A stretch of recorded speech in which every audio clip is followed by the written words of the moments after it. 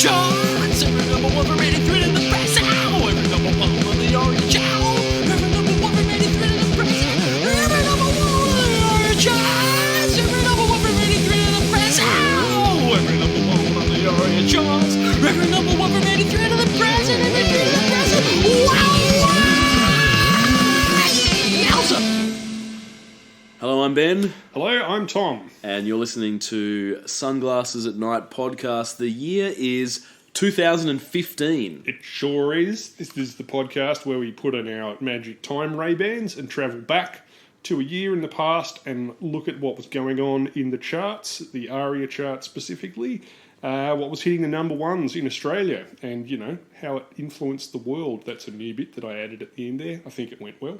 So, yeah, 2015 in this case. Absolutely, yeah. I think you're right, influencing the world, sort of, as we've seen with a lot of material. I'm talking, seminal hits such as Wheatus' Teenage Dirtbag. They hit number one in Australia first. Yeah.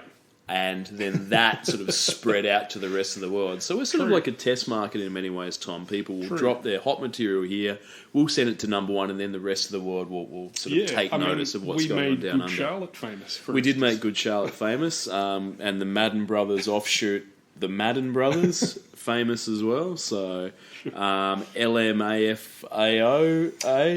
those guys, Red Foo, all sort of Sorry about hit that. big down here and then sort of. So yeah, I think you're right. We do influence the world, Tom. Cool. What was happening in 2015? We're getting closer to the current day, so it's sort of. I don't have to back it.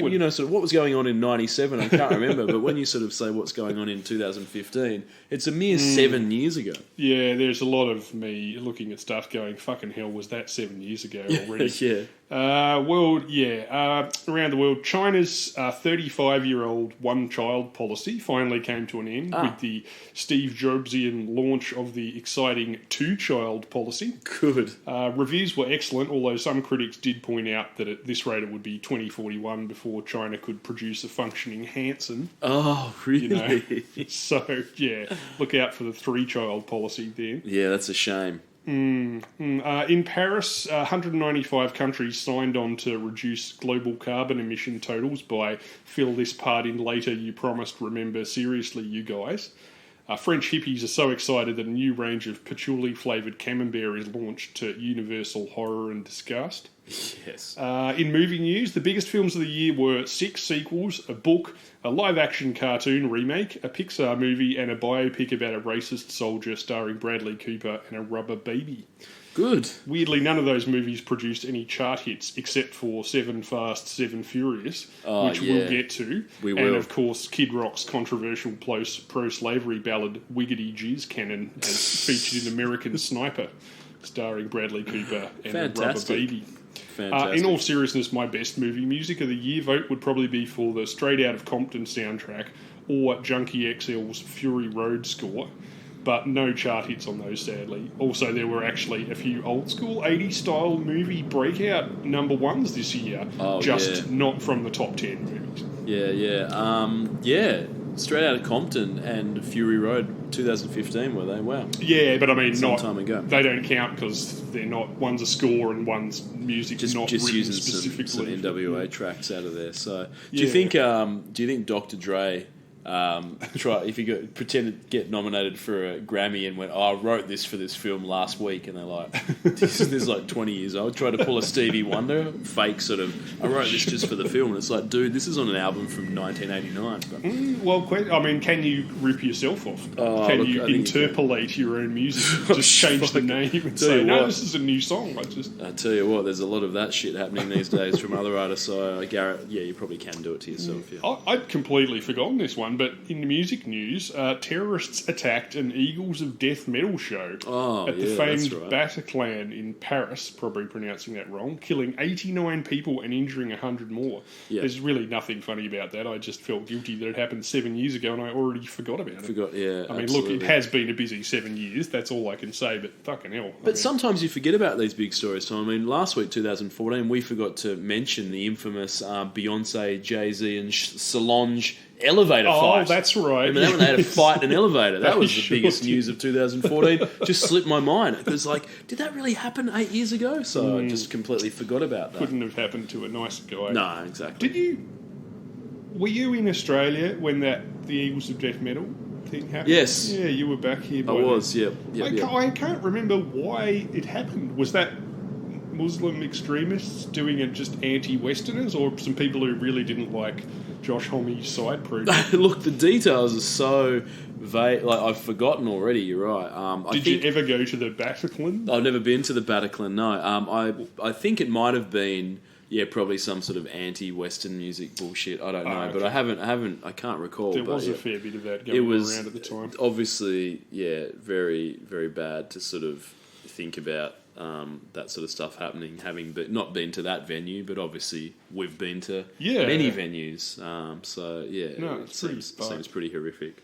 It's the worst one I'd heard of since that one where fucking Great White accidentally set the ceiling on fire in a bar with their own pyrotechnics and burnt 20 people to death or something in that small town. That happened in the 90s. I think that was the previous title holder for most horrible things that are gig thing. Definitely non-soccer related mass crowd death. Not including just Red Food concerts, Tom. No, true.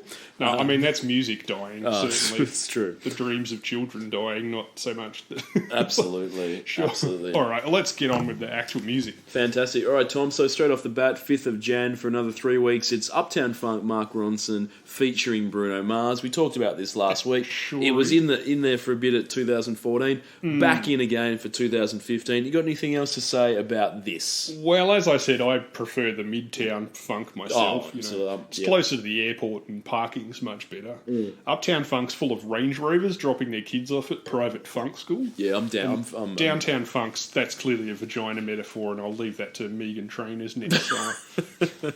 Yeah, absolutely. Megan Trainor's probably, you're right. She should cover that, really. I think she should, absolutely. So 3 weeks of that. So 26th of Jan, first new song of the year. Mm-hmm. It is Cheerleader, Felix Jan remix by Omi. Omi or OMI? OMI, yeah. I honestly don't know. Omi, yeah. Do you have any idea who the fuck Omi was?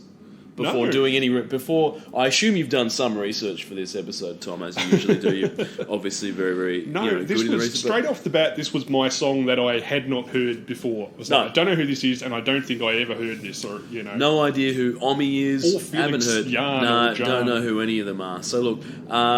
listening to this song, though, I can say that if you don't know who Omi is, the listener out there, that... He's an off-brand Shaggy. Is that a fair assessment? We seem to get one every couple of years. Yeah. Off-brand Shaggy seems to be a subgenre. It does. Sort of pop reggae unto itself. So this song was purportedly written in 2008.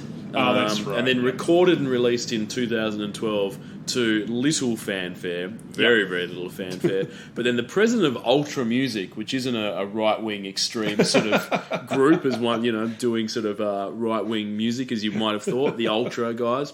It's a dance label, Tom. And they heard this song, the head of Ultra Music, and thought, if I can put one of the world's finest DJs on task of remixing this, then I think we have ourselves a hit. So enter Felix Jan. I still don't know Let's say it's Jan. Let's say Jan. So, and of course, everyone knows him from this. And I don't even know him from this. Absolutely. So they know him. You might know him from this. You probably don't. And apart from this, he also did a remix of the Phil Collins song "Another Day in Paradise." Oh, good. So you probably know him from that. That was if you don't know him from this. No, you don't know him from that. Oh, you'd know him from the song "Sicko," featuring Gashi and Fangs. You know that one? No? Gashi, sure. Oh, Gashi and Fangs? No. Yeah, I don't know him. No one knows this guy, let's face it. So, look, he released the album in 2015 that this song came from. A couple of singles since then, which haven't troubled the charts. And pretty much the same for Felix. He released an album in 2018 and another late last year, a few singles, but haven't heard of either of them since. No. But then, admittedly, I hadn't heard of them in the first place. No, I mean, it's always a good sign for a song when it takes 7 years for anyone to see that it has any value. Absolutely. And involves multiple remixes, to make it palatable for anybody. Oh, agreed. But hey, I mean, it is 3 weeks at number one, so somebody clearly liked it. Yeah, look, definitely. So we don't know much about Omi, we don't know much about Felix, but clearly the whole is greater than the sum of the parts on this one, Tom, because when the two come together, they're able to create the magic that is Cheerleader. Yeah, well, it did. I mean, it did get to number one in 20 countries. Did it? Including the United States, the UK, Australia, Canada, France, Mexico, Ireland, Sweden, and Germany. So it wasn't just one of those ones where Australia puts its hand up and goes, "Yeah, we'll take some of that action." Wasn't a hocus pocus. Here's Johnny. No. We loved so much. Sometimes that happens with the dance music. Like it just catches on in one place. Like or DJs pass it around in some clubs in a big city, and then it just it gets to the top. But clearly, Cheerleader had something going for it that other people did. I mean, I'm assuming you could isolate what it was, but Tom, I can isolate what it was. The song starts with a trumpet. It sure does, and then it goes steadily downhill from there. There's not a lot else to like about it. That's interesting, and then that's the last. Felix Yarn's work on this is, look, to put it kindly, minimal. Yeah. He adds the weak as shit beat. The trumpet's more prominent in the remix than the original, but is this even a dance track? I mean, the head of Ultra Music, they're a dance label, and they've got this guy on it. But I know. fucking hell. Apparently, the original was 100 BPMs, and Felix knocked this up to 118 BPMs. Yeah. That's what he's done. Now, Tom, we're Eurobeats, aficionados, and this needs to be at least 140. 150. Yeah. No, I mean 120 BPM minimum That's or GTFO. weak as fuck. I mean that's only 2 beats a second. That's weak. Yeah, which maybe that's why this was on the radio, because it's more of a sort of lazy house car sort of listen song than an actual dance song. But yeah, I mean, did you listen to the original version? I did.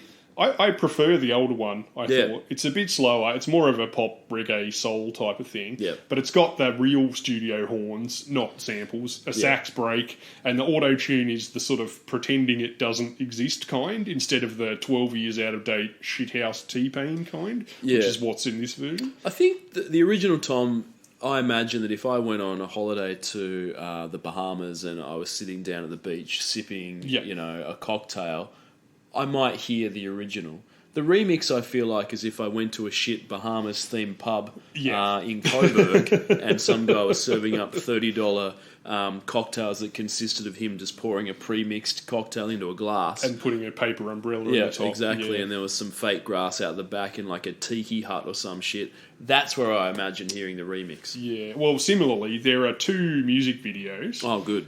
Weirdly, the new one doesn't look any fancier than the old one. In fact, the old one, even though the direction is a bit crappier, is way more ambitious and tells a searing Tarantino-esque tale of love, deception, and victory that ends with OMI throwing large sums of fake money out of a convertible BMW. Good. Whereas the new one's just some fucks dancing around at the beach, as far as I could see. Yeah, the last one, I think... Oh, and for what it's worth, neither video features any cheerleaders. Exactly. Not one. No, exactly right. It's bullshit, yeah. I mean, I know it's a metaphorical cheerleader, but still, I mean, talk about a wasted opportunity. I think, as we've learnt, Tom, even if something is metaphorical in song lyrics, those directors, the video clips, are quite happy to use it extremely literally. So, absolutely. Look, I think T-Pain would have co-signed on that earlier video clip with the money being... He would have enjoyed that. That's what it looks like. It looks like a sort of Derulo-ish type video. And if Derulo's on board, I'm on board. But I don't think either of them would have liked the latter. Yeah, now, the new one's just boring. You've probably got some lyrical highlights, Tom. But before we get to... I assume you do. You might not, because I can't say. Go for it. Go ahead, please. I did like that Omi rhymed, "She walks like a model," with "grants my wishes like a genie in a bottle." Sure. So he rhymed model with bottle there, which is good. The genie in the bottle, is this a Christina Aguilera reference? Oh, could be. Perhaps. What kind of wish is the genie in the bottle granting? If this was a Flow Rider track, we know that it would be a blowjob. That would sort of be where he would be going with that sort of grants my wish like a genie in a bottle. Has Flow Rider ever used his namesake for one of his patented blowjob metaphors, do you think? And the reason that I ask is because the most famous sort of, rider is Flow Rider. Sure. He's number one in terms of that, so, Flow Rider. Followed by Winona Rider. Yes. And Winona rhymes with boner. Sure. So I would have thought, and maybe, have you combed through all of Flow Rider's lyrics? Maybe you haven't. I know I haven't. As at any stage is sort of flow, I'm Flow Rider, another rider's Winona, I'm gonna boner something. They're not obviously not the actual lyrics I'm singing because T-Pain, sorry, not T-T's obviously as well, but Flow Rider's obviously a lyrical genius, and I'm sure that he could concoct the elements that I've given him into a sort of better type thing. But I was just wondering if he's ever sort of used anything like that. Not that I'm aware of. Well, I digress. I'm talking about Flow Rider now. In the song Cock Mobster, MC Paul Barnum does rhyme Winona Ryder with going inside her. Does he? Not to mention I would jizz early with inside of Liz Hurley. So, someone has drawn that conclusion. Ryder and inside, because I said Winona and boner, but Ryder and insider, so yeah. I was wondering, if Flow Rider hasn't used insider. I'm Flow Rider, I'm deep up inside it. Yeah, I imagine that he probably He would. also, I feel like his videos have yet to explore the famously well-known thing too, that the shape of Florida, obviously looks like a semi-flaccid penis. And given that he's used the Flow Rider iconography very heavily, I feel like he's kind of missing out on a trick there with, some sort of shape of Florida / Winona Ryder type video clip. Well, he might have that tattoo, Tom. We don't know. We know that he does have a lot of tattoos. So it's quite possible. Absolutely. Yeah. Look, all I know is that hopefully Flow Rider pops up again, and between now and the next time he pops up, I'll do a bit more research and see if I can dig deep in those lyrics. So absolutely. I'm sure he'll pop up again. I'm sure he's got more blowjob metaphors. I hope so. Absolutely. So what about the lyrics? Outside of bottle and model, rhyming that. Well, yeah, they do put 7 years in the making, Ben. 7 years, older than your first child. So Omi or OMI has had a lot of time to polish this gem. Yeah. I think that I found myself a cheerleader. She's always right here when I need her. She walks like a model. She grants my wishes like a genie in a bottle. Yeah, because I'm the wizard of love and I got the magic wand. The Wizard of Love, and I've got the magic wand. Yeah, I know. He's broken with his rhyme scheme there. Yes. I know we just got back from that feminist poetry convergence and Wiccan magic circle in Yimbin, so I won't bother underlining the awesome gender politics happening in this song from the title on down. But I will say that, sure, any man who grew up watching I Dream of Jeannie and or listening to Christina Aguilera, as you mentioned, has daydreamed about having a girlfriend who was like a genie in a bottle, Yep. But if you had a magical girlfriend, as he suggests in this song, then why would you need to be the Wizard of Love? Yeah, exactly. That leads to my question. Did he get the genie in the bottle, then wish for the title of Wizard of Love? Was that wish number one? Yeah. Make me Wizard of Love. Wish number two, magic wand. Yeah. Meaning my cock. I want a magical cock. Yeah. Wish number three, belated chart success with a remix version of a piss weak dance floor filler from some reggae guy no one's heard of. Look. Well, but you're looking at it from that angle, Tom. The other angle is that he was the Wizard of Love, and that's how he was able to get the genie in the bottle in the first place. So. And we haven't even touched on, so to speak, the fact that in the song Genie in a Bottle by Christina Aguilera, if this is referring to that, the genie in the bottle, as far as I can tell, is her vagina. Yeah, I think so. So there's quite a lot of... you got to rub me the right way. H.R. Geiger-style imagery going on in these two songs. A lot of biomechanical genital mutilations happening here, so, Yeah. I think, in hindsight, getting a child to sing "You Got to Rub Me the Right Way" is probably not what should have occurred. But look, I won't judge. Was that Max Martin? It's pro-foreplay, so that's a plus. Yeah, that's true. She wasn't giving it away easy, but yeah, there was a lot of not particularly well-veiled genital metaphors. There will never be another teenager involved in pop music again, Tom. I think they're safe for now. So she was very heavily clothed by today's standards. Certainly. Absolutely. What else you got for me on Omi? Nothing. That's all I've got. How's he doing on the old Oh, look, the thing about Omi is, Tom, and this is something that I think... Is it fucking OMI or OMI? I can't tell now. I've written it two different ways. It was written OMI on the thing I downloaded, but they might have got it wrong too. Yeah, so surprisingly, Tom, and I say surprisingly because I was very surprised at these figures, he has almost 6 million monthly listeners on Spotify. Maybe he's got a hometown, like, Jamaican following that we don't know about, sort of, you know. Yeah. Like other guy that we had, Sean, was it Sean Paul? Who was that dude? Sean Paul, yeah, maybe. Some of these guys, and they've got massive figures, and you're like, oh, they must have a, you know, like, in the Caribbean, they're well known. Absolutely. Look, I'd say that he must have a few other hits squirreled away somewhere. Yeah. Or, maybe he is just big in his homeland rather than here, I guess. But look, what about Bobo Yarn? Frederick Yarn, what was he? This is going to, and you can get this for $3, $3.10. That's as cheap as you're going to get it. So look, that's pretty cheap. Yeah, that is pretty cheap compared to the recent weeks, Tom, where some of these figures have been through the fucking roof. So that's actually pretty decent money in terms of you can get it and still afford a sandwich, whereas a lot of the other can't. Felix Yarn, Tom, he's got 16 million monthly listeners. I guess fucked. So I'm telling you, it's these dance guys. I reckon there's something to do with the way that the songs are tabulated that interfaces with the dance music genre that means that they appear more highly represented. Yeah. I think also Yarn appears to be one of those remix guys that just comes in and takes old songs and just like puts a new sheen on them. Yep. So he's probably got a lot of listeners from songs he didn't write. Just like that Phil Collins one, etc. So, I mean, 16 million. That's a lot. Yeah, definitely. So if you're a youngster out there, just get into being a DJ and throw some speed a song up 20%, and you could. That's all they did on this one. So, man, if you can start a dance craze based on a dance that you can't do and don't know what it looks like, then knock yourself out. Yeah, cool. All right, should we move on? Yes. All right. So up next, Tom, 16th of February for I think just the solitary week. It's 4 or 5 seconds, and this is by Rihanna, Kanye West, and Sir Paul McCartney. Fucking hell. I mean, it's 2015 at this point, Ben. These might be the 3 biggest musical artists in the world at this point. Absolutely. So I can only imagine that they've come together for some incredibly important global cause here. Well, that's what's interesting, Tom. I just assume that, this is when you see those big names together, you think, is this a charity single?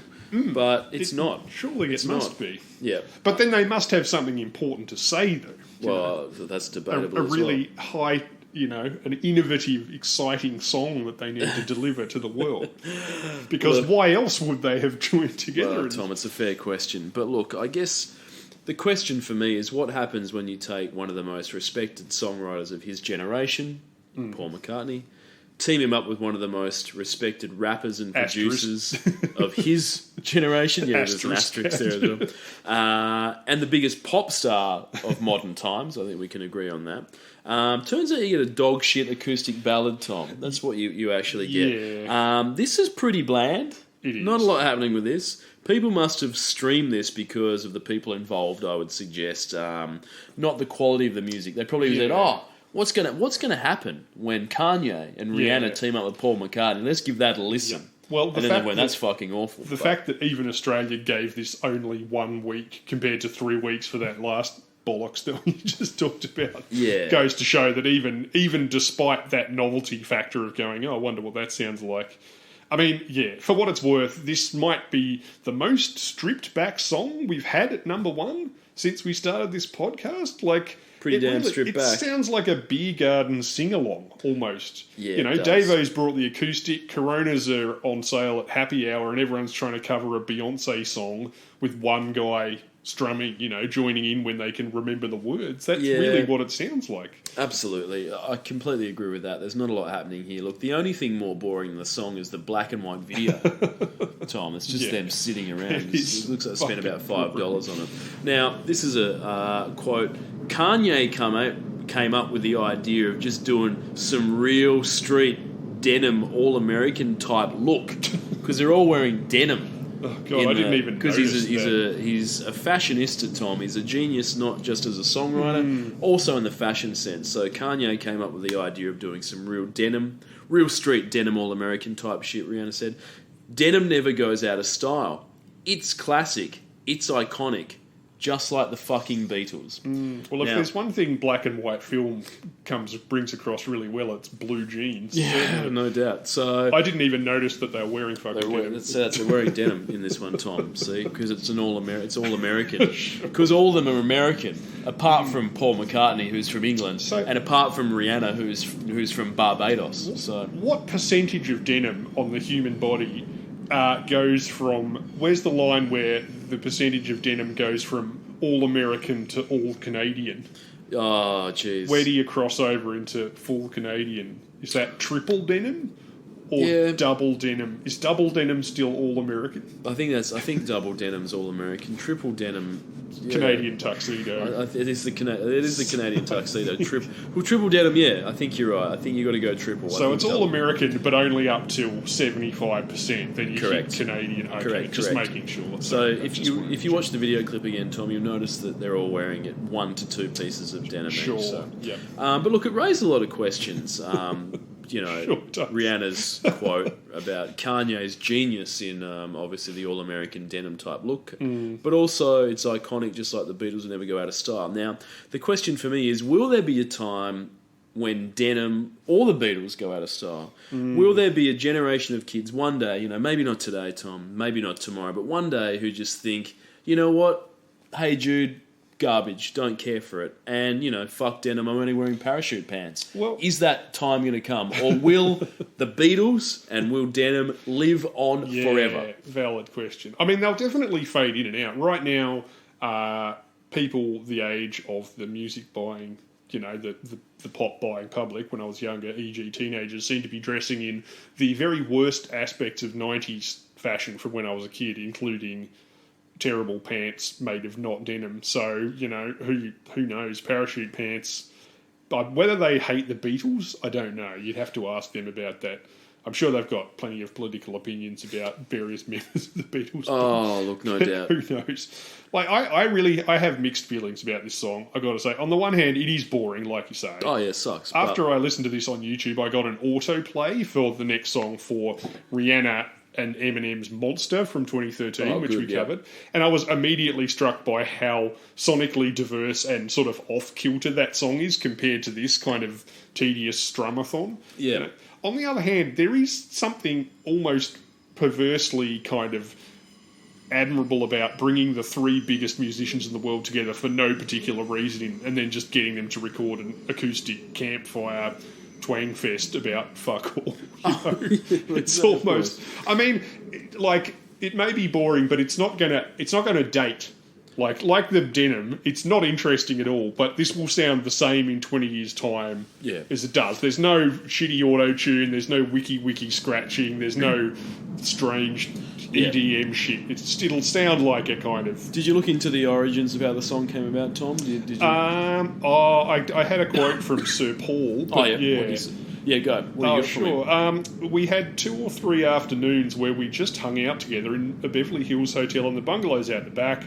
And he had his engineer and was set up with a couple of microphones in case anything happened. I think he's talking about Kanye. Yep. I was tootling around on guitar, and Kanye spent a lot of time just looking at pictures of Kim Kardashian on his computer. Preview of what's to come there. I'm thinking, are we ever going to get around to writing? But it turns out he was writing. That's his muse. He was listening to this riff I was doing, and he obviously knew in his mind that he could use that. So he took it, sped it up, and then somehow he got Rihanna to sing on it. I'm guessing by offering her fuckloads of money. Yeah. Pity Kim wasn't banging Pete Davidson at that point, or we might have got a song with some actual bollocks to it, What a great influence that woman has had on the Western psyche, Ben, I mean, people complain about Yoko Ono, but at least her career wasn't built on a sex tape pimped out by her own mother.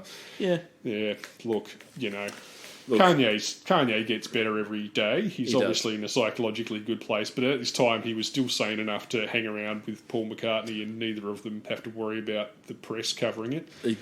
Indeed. Look, there's one interesting thing about this song. Probably the only interesting thing about this song. Sure, Tom. I couldn't find one. And that's that Kanye West enlisted Wilson Phillips to provide backing vocals for the track.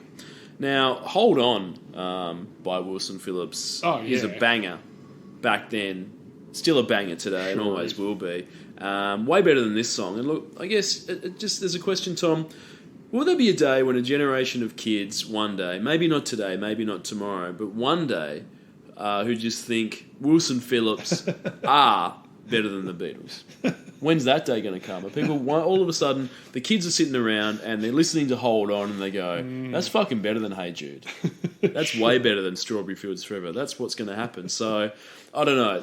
We'd have to draw that line of Beatles popularity, Wilson Phillips popularity, and, I assume that there's some people that can crunch the numbers, crunch the data, and see at which point the two figures will overlap and we'll get Wilson Phillips as the new Beatles. What do you think inspired Kanye to pick Wilson Phillips? Of all the backing vocalists he could pick, did he just watch Bridesmaids recently or something? That was the last time I saw Wilson Phillips, I think. Yeah.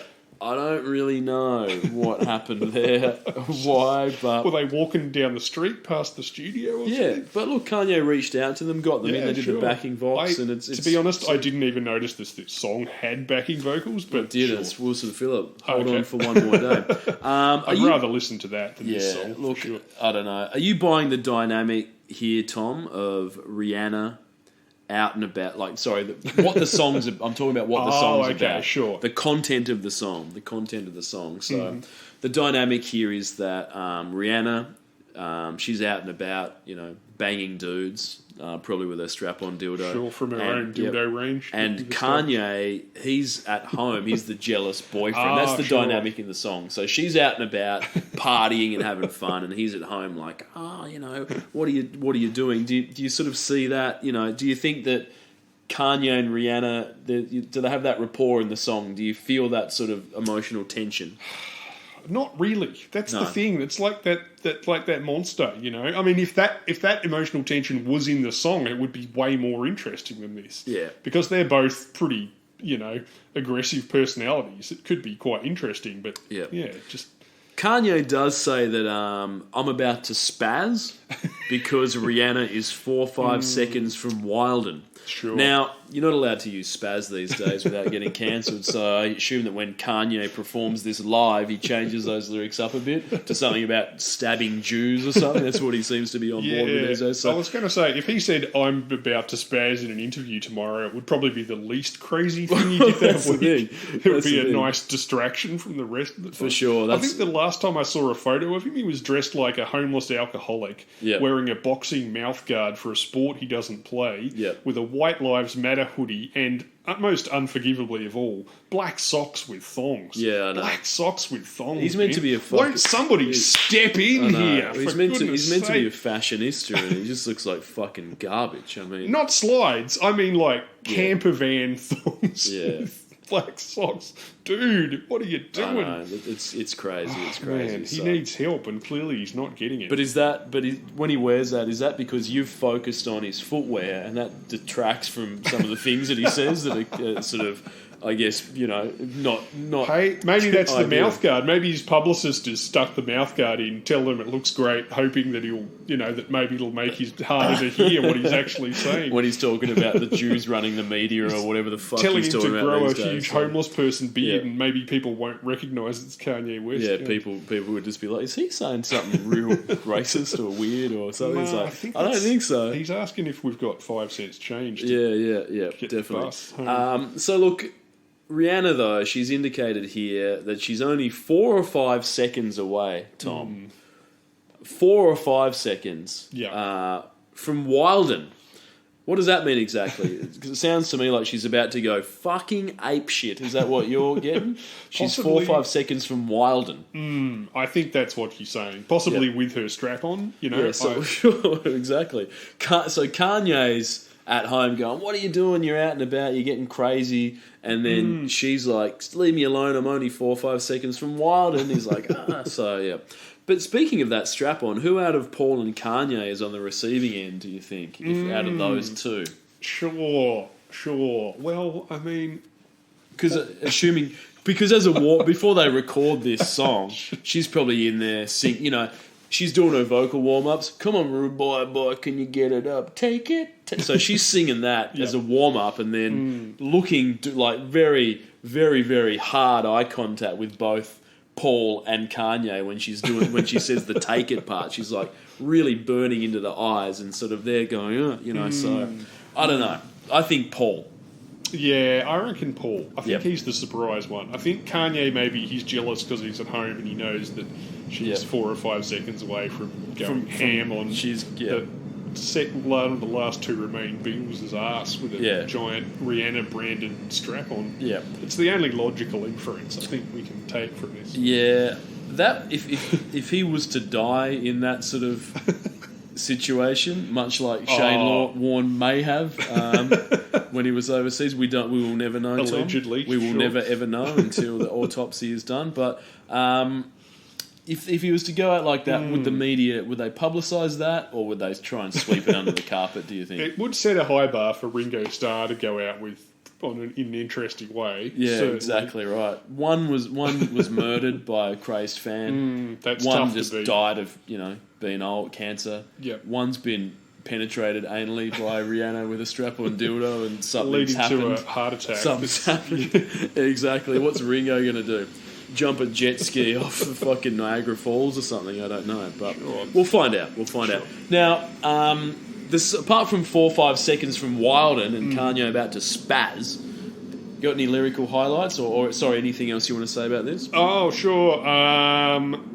I was just going to say the song peaked at number 4 on the Billboard Hot 100, becoming Rihanna's 26th top 10 song. Yeah. McCartney's 23rd. Oh, yeah. So she's above McCartney, but that doesn't count his 34 with the Beatles. Oh, fuck. But still, I mean, I didn't really think he would have had 23 on his own. And does that include Wings? It must be songs he's written or be co-written, because as a performer, it's not as part of be. Lennon and McCartney. No. and stuff. And West's 15th. So Rihanna's at the top, really, solo-wise. McCartney now holds the record for longest time between top 10 hits, with 29 years between 4 5 seconds and Spies Like Us, which charted on February 8th, 1986. But again, that's not counting the Beatles. Yep. If you include the Beatles, God knows what it'd be, fucking 50 years or something. So 29 years, okay. But that's just McCartney. So so his first top 10 was Spies Like Us, which I don't even remember, but that was in 86. Was it like from a shit Bond film or something like that? One of the ones. There's a movie called Spies Like Us, but I don't know Probably if it features that. Yeah. Well, I'm going to start a campaign in a year or two to try and get Scatman versus the Hat Man back into the top 10 so that Scatman John can have the longest period of time between his song. Or maybe, something to do with MC Scat Cat and the Stray Mob. Maybe we can get one of their songs into the top 10 so that big gap between that. So anyway, I digress, Tom. Lyrics, hit me. Oh, yeah, all right. 4 5 Seconds was written by West, McCartney, Kirby Lorien, Mike Dean, Sign, Dave Longstreth, Dallas Austin, Elon Rootberg, Noah Goldstein, and Rihanna. Somehow, despite the fact that, as we've stated, it just sounds like 3 people making shit up around a campfire, basically. That many people for this. I know. Jesus Christ. I know. Woke up an optimist, sun was shining, I'm positive, we can run, then I heard you was talking trash. Now, at this point, Kanye West levelling accusations of talking trash at people seems like he's standing in a giant Crystal Palace-sized glass house and is throwing rocks or using a giant catapult to throw boulders, perhaps. But so look, that's I think they're really, again, I mean, all that talent, and that's really the most interesting thing in the song is that Kanye West says, I'm about to spaz, which isn't even the nuttiest thing he said that week. No, look, pretty it's weak. Crazy that it's this dull. Yeah, it's weak shit. Shit, exactly right. It's like a Wings B-side from the least interesting part of Paul McCartney's 80s career and he's just hired 2 other people to sing along with it. Yeah, exactly. And then got Wilson Phillips to do backing vocals for a song they could do a better song than. Terrible. Yeah. Look at this talent, Tom. Rihanna, 55 million on Spotify. Yeah. Okay, 55 million. Kanye, 51 million. Mm-hmm. Put those together, we're talking over 100 million on Spotify already, just those 2. Paul McCartney, 10 million. Yeah, there you that's go. not many. I suppose the Beatles would have more. I'm sure the Beatles have a fuckload, but also the Beatles. Do people go on Spotify and listen to the Beatles? It's all old fucking people that have the CDs. Young people probably aren't doing that. Yeah, Paul McCartney, the solo artist, doesn't have a young fan base the way these. Wilson Phillips, 1.5 mil. I think they're underrated. That's a on crime. this. Yeah. So you add 55 and 51, you get 105. 10 more, 115. Wilson Phillips, 116.5 million Spotify listeners. Combined with these guys, and this is the best they can come up with. Feeble, hey? But I'm not blaming Wilson Phillips. They've just come in and Kanye said, do some backing vox on this. They probably didn't have a lot of creative control. Wilson Phillips have another hit? Not that I'm aware of. Sure. Okay. This is going to cost you on Discogs $35. So don't do that. Never pay for don't this. do that.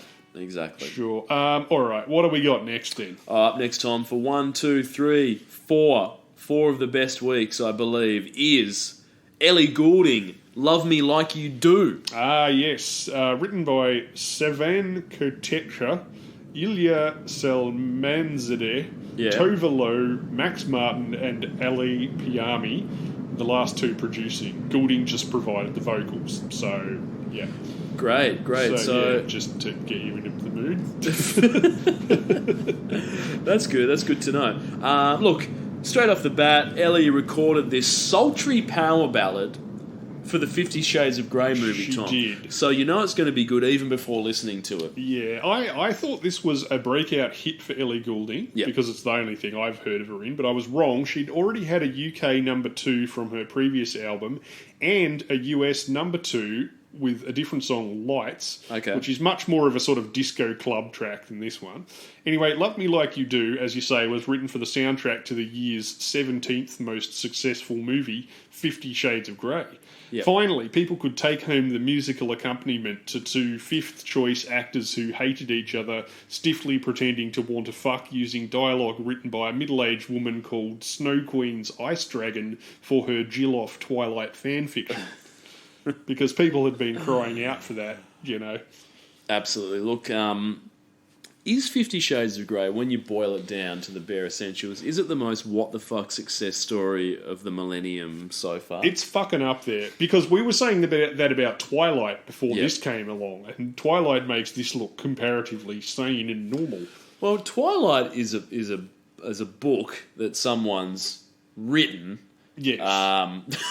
Which all books are about I don't want to use the term original concept because it's vampires. It's young adult. Yeah. But whereas this is fan fiction of that, which makes no fucking sense. With the names changed. Yeah, and then someone's went, you're never going to be able to get a fan fiction released of this. Not just fan change fiction. the name. Sorry, it's slash fiction. It's fucking erotic. Self-own fan fiction.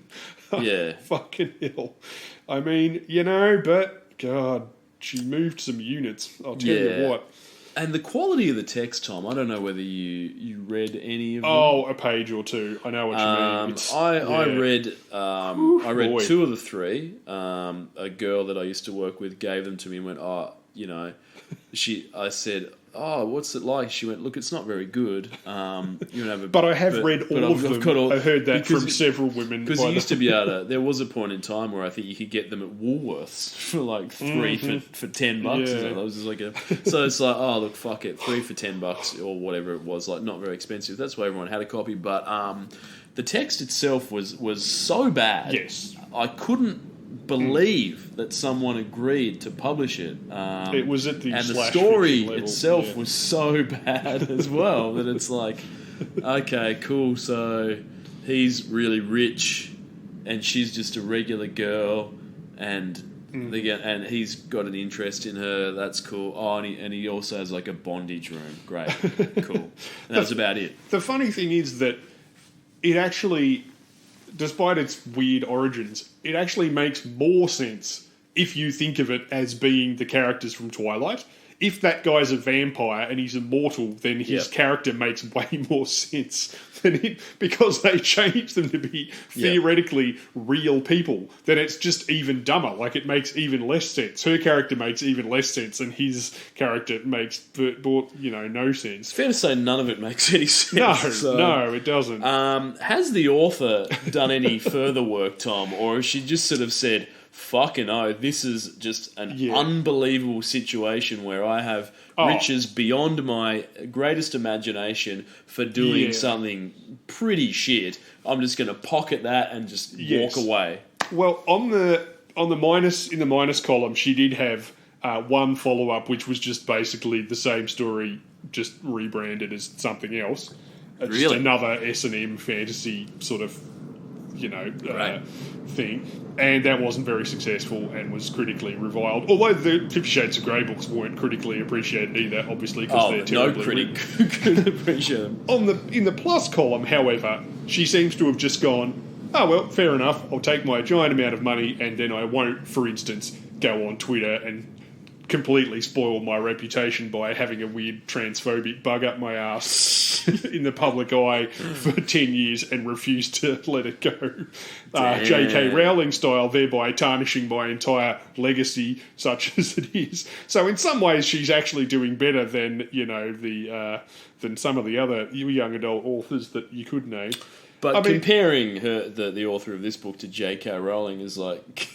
Oh, yeah. No, like, even as you say, like, Twilight's not very well written, but it makes this look, this makes Twilight look pretty great, because, Look, I don't know, anyway, but I guess the fact that this was a best-selling book says more about us as a society, Tom, than about 100%. Ellie Goulding's desire to write a song. Much like, as I used to say about Harry Potter, what it really tells you is that this is why nobody has yet figured out a computer simulation that can predict what the next big fad is going to be and make the person who programmed it, a billionaire. Is because it's impossible to predict, even in hindsight, to think, why would that suddenly be popular? You can't tell what's going to pique people's interest. Yeah, look, I think what is a surefire bet, Tom, is if you want something to be a best-selling, or if you want to be a best-selling, or you want your material to sort of sell as many copies as possible, you better make it as fucking stupid as possible so that morons can read it. The internet the Amazon Books is overflowing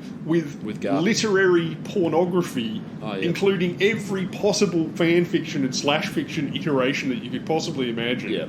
And, that's one of the things that Kindles and people reading books online has done, is repopularised written erotica, because women favour it more highly than visual erotica. Yep. And because now you can read things anonymously you can buy and read things without people looking at the cover of the book and seeing some tits that show that you're reading. Exactly, yeah. I mean, like, even the cover of 50 Shades of Grey was just like a tasteful picture of a necktie and stuff. If you didn't know what it was, you wouldn't think, oh, that's porn, Yeah. But, yeah. Absolutely. No, I completely agree. You can read all this stuff. But what I mean is, why this one thing? Out of that ocean of written smut, why this one badly written? Well, dare I say, Tom, that it's that sort of snowballing effect where it becomes such a pop culture phenomenon that then just people are like, oh, I wouldn't usually read this, but fucking, I'm out this. Look at that. They're 3 for $10. I can get the whole lot for $10, and then I can be part of the conversation by saying that was fucking garbage, wasn't it? As most people I've spoken to seem to say, but I guess that's it, isn't it? So, but that doesn't explain the popularity of the film, because if you get the books and then read those books and go, that was fucking terrible. Yeah, well, but there are obviously people that read the books and enjoyed them. The films were diminishing returns. Oh, no truly. doubt. I mean, this was the most successful. I think by the third one, people that's the problem with filming a book. By the time these books had come out, by the time the film made it to the screen, the fad for the books had been and gone. Oh, absolutely. And so and as I said, the actors were like, nobody wanted to play these roles because they're so dumb, and it's a pervy film that requires a lot of American unfashionable sex scene type stuff and nudity, and the actors didn't like each other at all. Yeah. Frustratingly, the film actually has a pretty good soundtrack. with Yes, obviously. Yeah, 50 Shades of Grey. With Beyonce's slowed down, sexy remix of Crazy in Love. That was what they used in the trailer. That was good. But it's also got Sia, Sinatra, Danny Elfman, The Weeknd, etc. Okay. Probably because it was the first film and not everyone had realised how much they were all obviously going to suck ass yet. Yeah. So they got the bigger names. I mean, things could have been so different, Ben. If only they'd taken my casting suggestion of Azalea Banks and Jake Busey, this film, it could have been the erotic masterpiece it was supposed to be. Absolutely right. Well, I wanted to see Chet Hanks in the lead role. So who playing opposite who?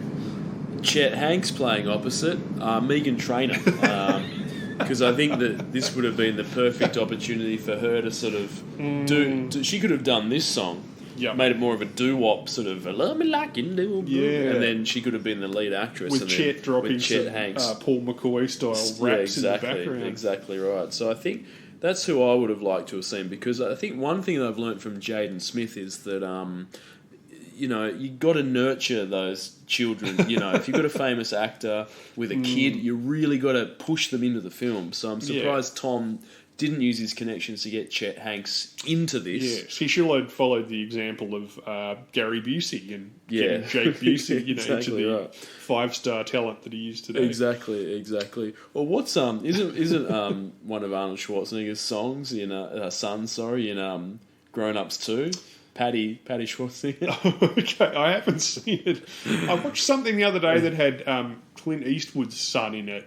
And he was okay. He's very, very handsome, but acting-wise, it was sort of like, not great. I don't know. Oh, no, he was all right. It's just, right, he wasn't a sort of, he didn't have that, screen presence that his dad had. Yeah. Look, dare I say, Tom, this song is the only good thing, and look, good is obviously a relative term here, that this is the only good thing to come out of the whole 50 Shades universe. Yeah. This song. Like I said, this soundtrack. Yeah, the soundtrack, exactly. I mean, assuming there is a 50 Shades universe. Is there a 50 Shades universe? Well, there's three fucking movies. I guess there is. Yeah. But if there is a 50 Shades universe, then it's less one-dimensional than just drawing a single straight line, I dare say, Tom. What's in the universe? Yeah, Sex, dungeon and a hardware store? Does she work at I can't even fucking remember. No, like you say, it's two-dimensional. It's a line between 2 points, the point being 1, a book, and 2, a giant bank account. Yes. That's true. They travelled along that line.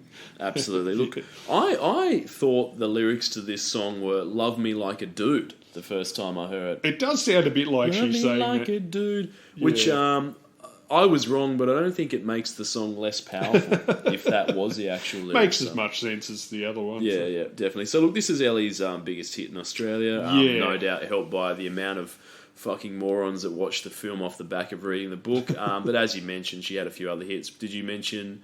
Was it Burn and On My Mind? I'm not sure whether you mentioned those ones, but there were some other songs that were top tens in Australia. Those Lights two. Was her American. Okay, yeah. That was her US hit, but she also had a UK thing. I think she's more of a UK phenomenon, but she was definitely around there before here. But so she had a couple of other top 10 hits in Australia. Those ones I mentioned, Burn and On My Mind. They're sort of like a bit of Rihanna light electro pop action. Like I said, they're more catchy. They're more dance clubby. Yeah, that Absolutely. Lights isn't terrible either. That's just, Look, I'd probably double back for Eggs in the supermarket if those came on, I guess. I've got to admit, I don't hate this. No. Like you say, It's fine. It's better. It's better than that movie deserves. It really is. It's absolutely. What they should have. It kind of sounds like a good Dawson's Creek song, like a good teenagers falling in love song. This could have been on an episode of Dawson's Creek, or like the OC or something. Yeah, like I can imagine Joey Potter rowing across the creek to see Dawson. High-end American TV pop type. I think stuff.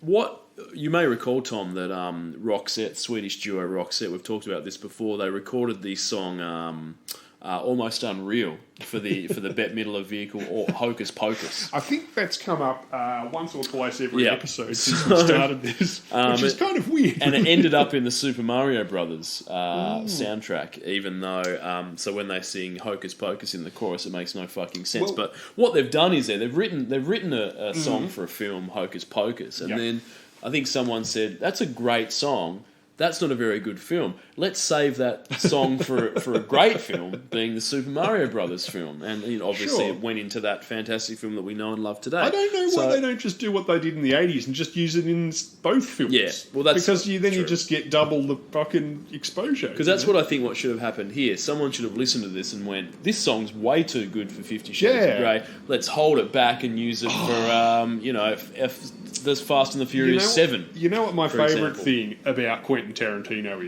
is that he thinks along these same lines because he came up through the nerd thing, through the Kevin Smith, talking shit about the pre-podcast era. Yep. And he did that in fucking Inglourious Bastards. Okay. That amazing Bowie song that plays when they finally are... she's putting on her makeup and stuff, getting ready for the Nazis to arrive at the cinema, and they've committed themselves to, we're both probably going to die now, but we have to go through this thing together. And it plays that amazing Bowie song that says, putting out fires with gasoline. That song was written for a film called Sleepwalkers. Oh. Which is a kind of B-grade Stephen King movie about, hang on, was it Sleepwalkers? Fuck, now that's going to... It's about cat people. It's got Natasha Kinski in it. Hang on. Okay. What's it called? So, and what era is that from? What era is that? Was the song That's written the in, 80s. So the song was written in the 80s? Yeah, it's Cat People. That was from 1982, and he wrote it specifically, that film. It says about how your eyes are green, because she's got, like, green cat eyes and stuff. Yeah. So he's written a song about cat people, and Quentin Tarantino, who's seen every film in the world, has just gone, that song is way too good to just get lost back in 1982 as a movie song for this thing. So he dug it out. I'm taking it, I'm using it in my World War II revisionist action movie. Fantastic. Despite the fact that it has nothing to do with it, and it fits perfectly in the film. But so that's it. He's just made a little note in the back of his head. He said, that's a great song. This is wasted in this dumbass And film. look, let's hope that there's some Hollywood directors out there today that go out, they watch 50 Shades of Grey, they see Love Me Like You Do, and they just make a little note in the back of their head and say, this song deserves a lot better than this dog shit film. And, we'll see it in maybe Top Gun 3 or something, Tom, coming up soon. I was confusing Cat People with Sleepwalkers because they're both 80s films about people that turn into cats and kill people. Good, that's good. That's, it's a genre of its own. Cat People's got Natasha Kinski in it, which is a plus, but Sleepwalkers does feature incest, so it depends what you're into more there. Yeah, definitely. Yeah. Anyway, what have we got? Speaking of incest... Ellie, she hasn't just lent her recording talents to 50 Shades of Grey, though, Tom. She's also had a song featured on the critically acclaimed Teen Wolf television series. Have you seen that? Is that the one with Colin Farrell? Or is there another... Because there was a modern Teen Wolf remake. Was there? And then... Did they do a TV show as well? This is from the TV show. Okay. I don't think I've seen the remake. What's the better film in hindsight, Tom? Teen Wolf or Teen Wolf 2? I've only seen Teen Wolf 1, but I've heard that the remake with Colin Farrell is actually quite good. And that Colin Farrell plays a very good sleazy... He plays the sleazy next-door neighbour. So he's not the Teen Wolf? No. He doesn't become a wolf. He's the guy, the handsome next-door neighbour guy who's the wolf, I guess. But I like the original Teen Wolf. Yeah, definitely. If you're playing basketball, Tom, you're out there with your mates playing basketball in a high school basketball fixture. I've done it again. In the opposition. Yeah. And then you're playing that game, and then you look over and one of the guys you're playing against, the point guard, he's just morphed into a werewolf.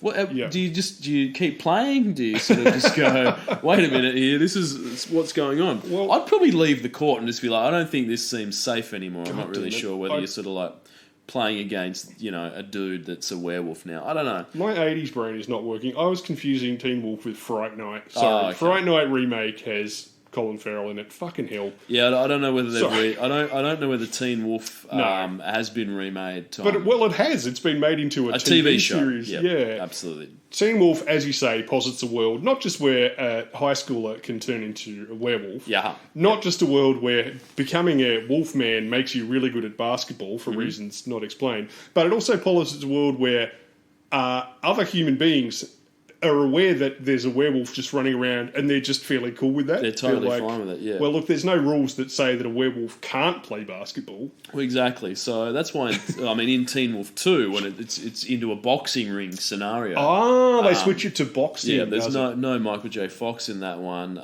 Who's the teenage wolf then? The teenage wolf is played by who's the guy from Arrested Development?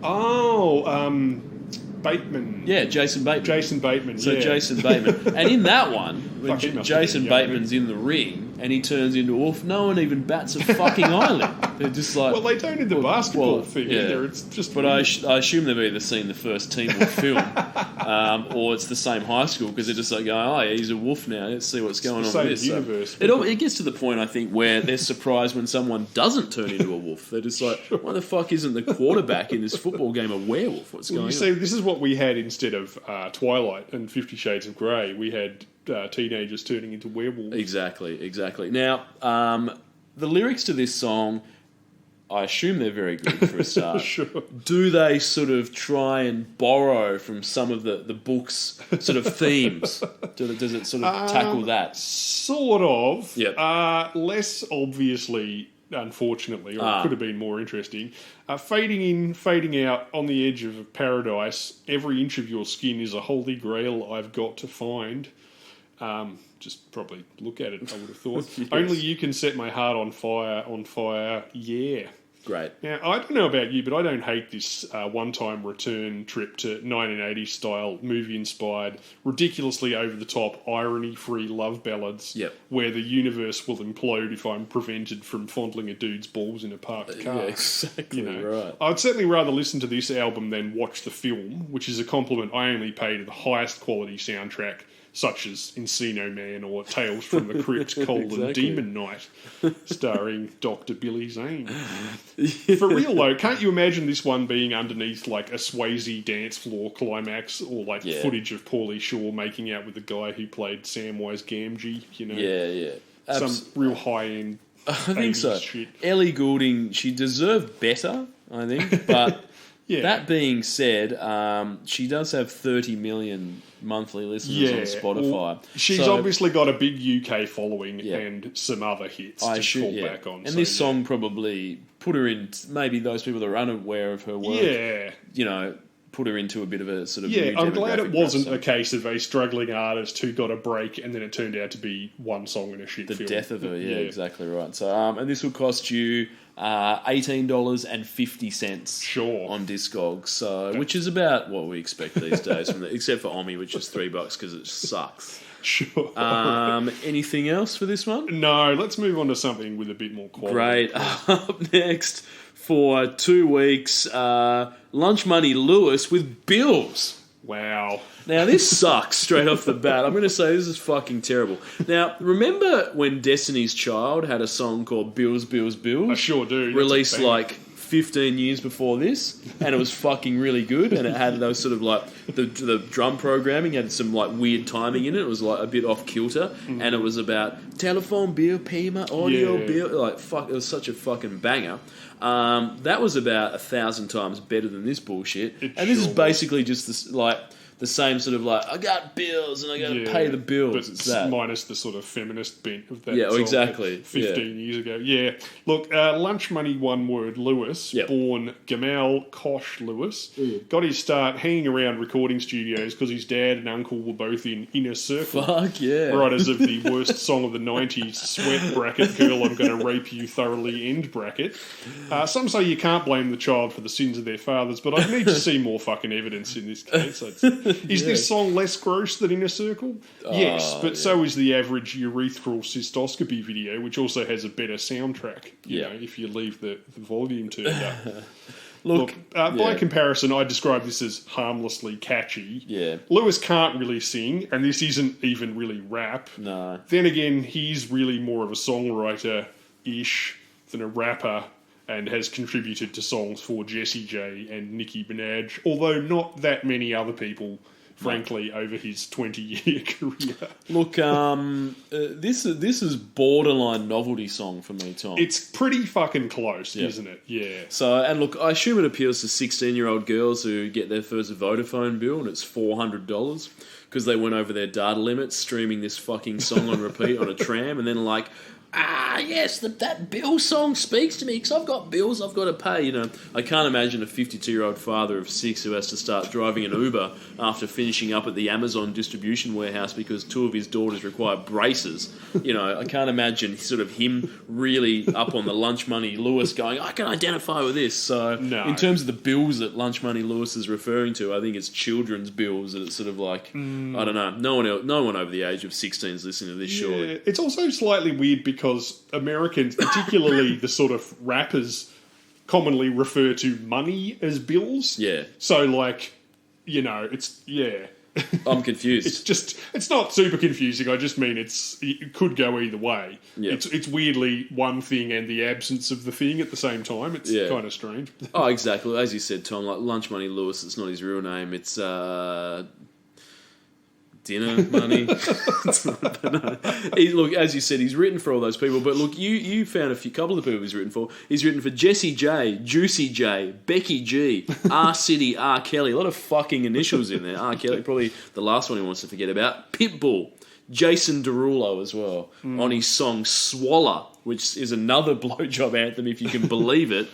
This time Nicki Minaj features on that one, as you mentioned before. Sounds like, I think doing something on a Nicki Minaj song was how he got started, but it is worth noticing that most of those things were collaborations. It's not like he was writing all of those songs for people. I think a lot of them were like collaborations and stuff like that. But look, I think this might be one of those cases where it's a singer-songwriter who normally does their own thing, but they come up with something that's so catchy that they sort of think, hey, maybe I could do this. I can get in on it, you know, exactly. Yeah, and then they get one thing and then nothing else pans out, so they go back to writing, but Oh, look, I think the fact that his dad did write the lyrics, girl, I'm going to make you sweat till you can't sweat no more, and if you cry out, I'm going to push it some more.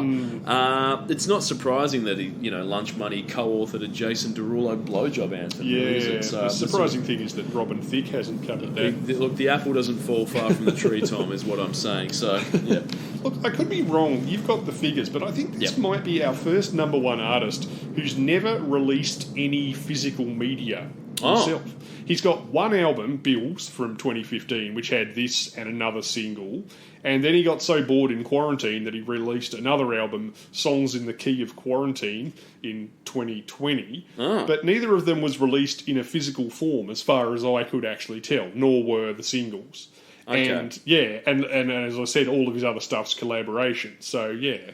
Look, probably, to me, the most interesting thing about Lunch Money is that he sleeps standing up, as depicted in the music video, which is a grimy slice of life featuring a lot of 8 Mile social realism, like, slapstick comedy, dog poo, and hot chicks' asses. Yeah. It was directed by Emil Nava, who you might recognise from his work on Sing with Ed Sheeran and Pharrell Williams last year, or Say It by Booty Love. Great. I think those are his 2 main hits. Absolutely. So, what's he doing these days? Yeah, what is he doing these days? Oh, look, I think he drops the odd single, as you said, Tom. Don't really trouble the charts, but he's doing some co-writing, some collabs. He actually co-wrote the Nicki Minaj track "Super Freaky Girl," which samples "Super Freak." I don't think that's ever been done before, to the best of my recollection. By her doing Anaconda. And that went to number 1 in 2022. So we will have to talk about that at some stage in the future. But yeah, Lunch Money's still producing the hits to some degree by sampling Super Freak and then getting Nicki Minaj to rap on it, I guess. God almighty, this kind of lazy, nepotistic shit makes me jealous, Ben. Why can't my dad have written a rape anthem in 1994 that I could just live off for the rest of my life? No, absolutely. Look, Lewis discussed the song's conception. Ricky Reed played the beat, and that just started the idea. I sang "I Got Bills," and he just popped up off his chair. It was like a chain reaction. Fairly short chain reaction with two things in it. Ricky doesn't really get excited about much. I don't either, because we write so much, so it's hard to gauge, but there was a good feeling. We were writing about things people can relate to, which is fun. It's all truthful. Yeah. Now, do you find this truthful, Ben? I mean, I certainly do got bills. Yeah.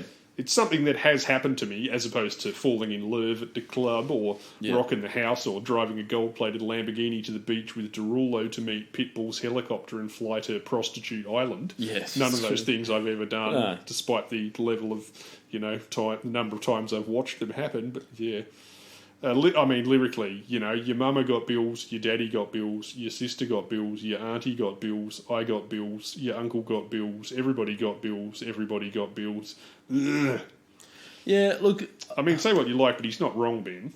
He's not wrong, unless you're living off-grid, and then you might not have any bills, but then you also don't have any electricity or a phone or anything. Yeah.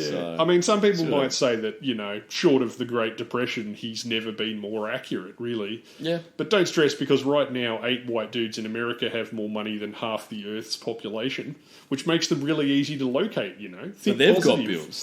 Think positive, and if you're struggling, probably reach out to those 8 guys, I reckon. They'd probably help you out. So. Oh, no doubt. I think that's what I've learned. If you do have some problems paying your bills, just send Elon a tweet. It'll drop you some money. Yeah. Generally speaking, the more money people have, the more likely they are to give it away. Yeah, exactly, that's how it works. So who's next? Just real quick, you want to check on 1 million listeners. Lunch money, I imagine this song has made some sort of shitty fucking, worst of the 90s. That'd be counting all the other shit he was, listed. Yeah. Oh, but then he wouldn't be listed.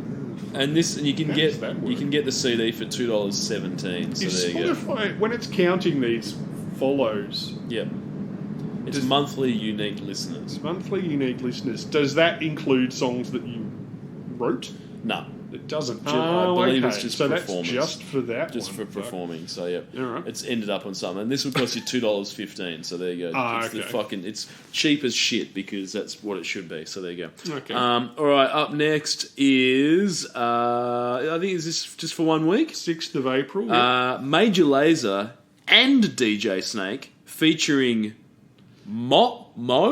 It's either Mo or M0. I honestly don't know. It's a M and then an O with a line through it because she's from Denmark. So anyway, Major Lazer, DJ Snake, Mo, Lean On. Is this one? Major Lazer is an American electronic dance music DJ trio made up of producer Diplo and DJs Walshy Fire and Ape Drums. Cool. It originates from Kingston, Jamaica, and was founded in 2008 by Diplo and Switch, with Switch leaving after 3 years in 2011. He was then replaced by both Gillionaire and Walshy Fire. Gillionaire? And then Gillionaire was replaced by Ape Drums, which is starting to sound like that Monty Python sketch where Toad the Wet Sprocket got their name from. Have you heard that one? It's a good sketch if you haven't heard it. It's off one of their records. It's just some guy with a monotonous voice reading out the music press of bands getting together and breaking apart, and their names get stupider and stupider, and it gets to Toad the Wet Sprocket, which is, Okay, but look. DJ Snake. DJ Snake is one of the sickest DJ names around. It's pretty great, isn't it? I think Major Lazer's a pretty good name too. Oh, absolutely. But DJ Snake, that's quality. I think whenever it doesn't happen that often, but occasionally it will. You'll have a look in the liner notes of an album or something, and you'll see that one of the guitarists is calling himself Snake. It doesn't matter how many times I read it, it's like, that's fucking so sick. I think it's as good as it gets, so definitely. If you're calling yourself, what's your name? Snake, it's fucking gnarly. So, in terms of reptile-based DJ names, it's definitely better than DJ Komodo Dragon. Absolutely. DJ Giant Cricket that only grows on Lord Howe Island. Sure, that's exactly. Way too hard to say. It is too hard. So look, DJ Snake, Major Lazer, all over this. DJ Snake's other classic is...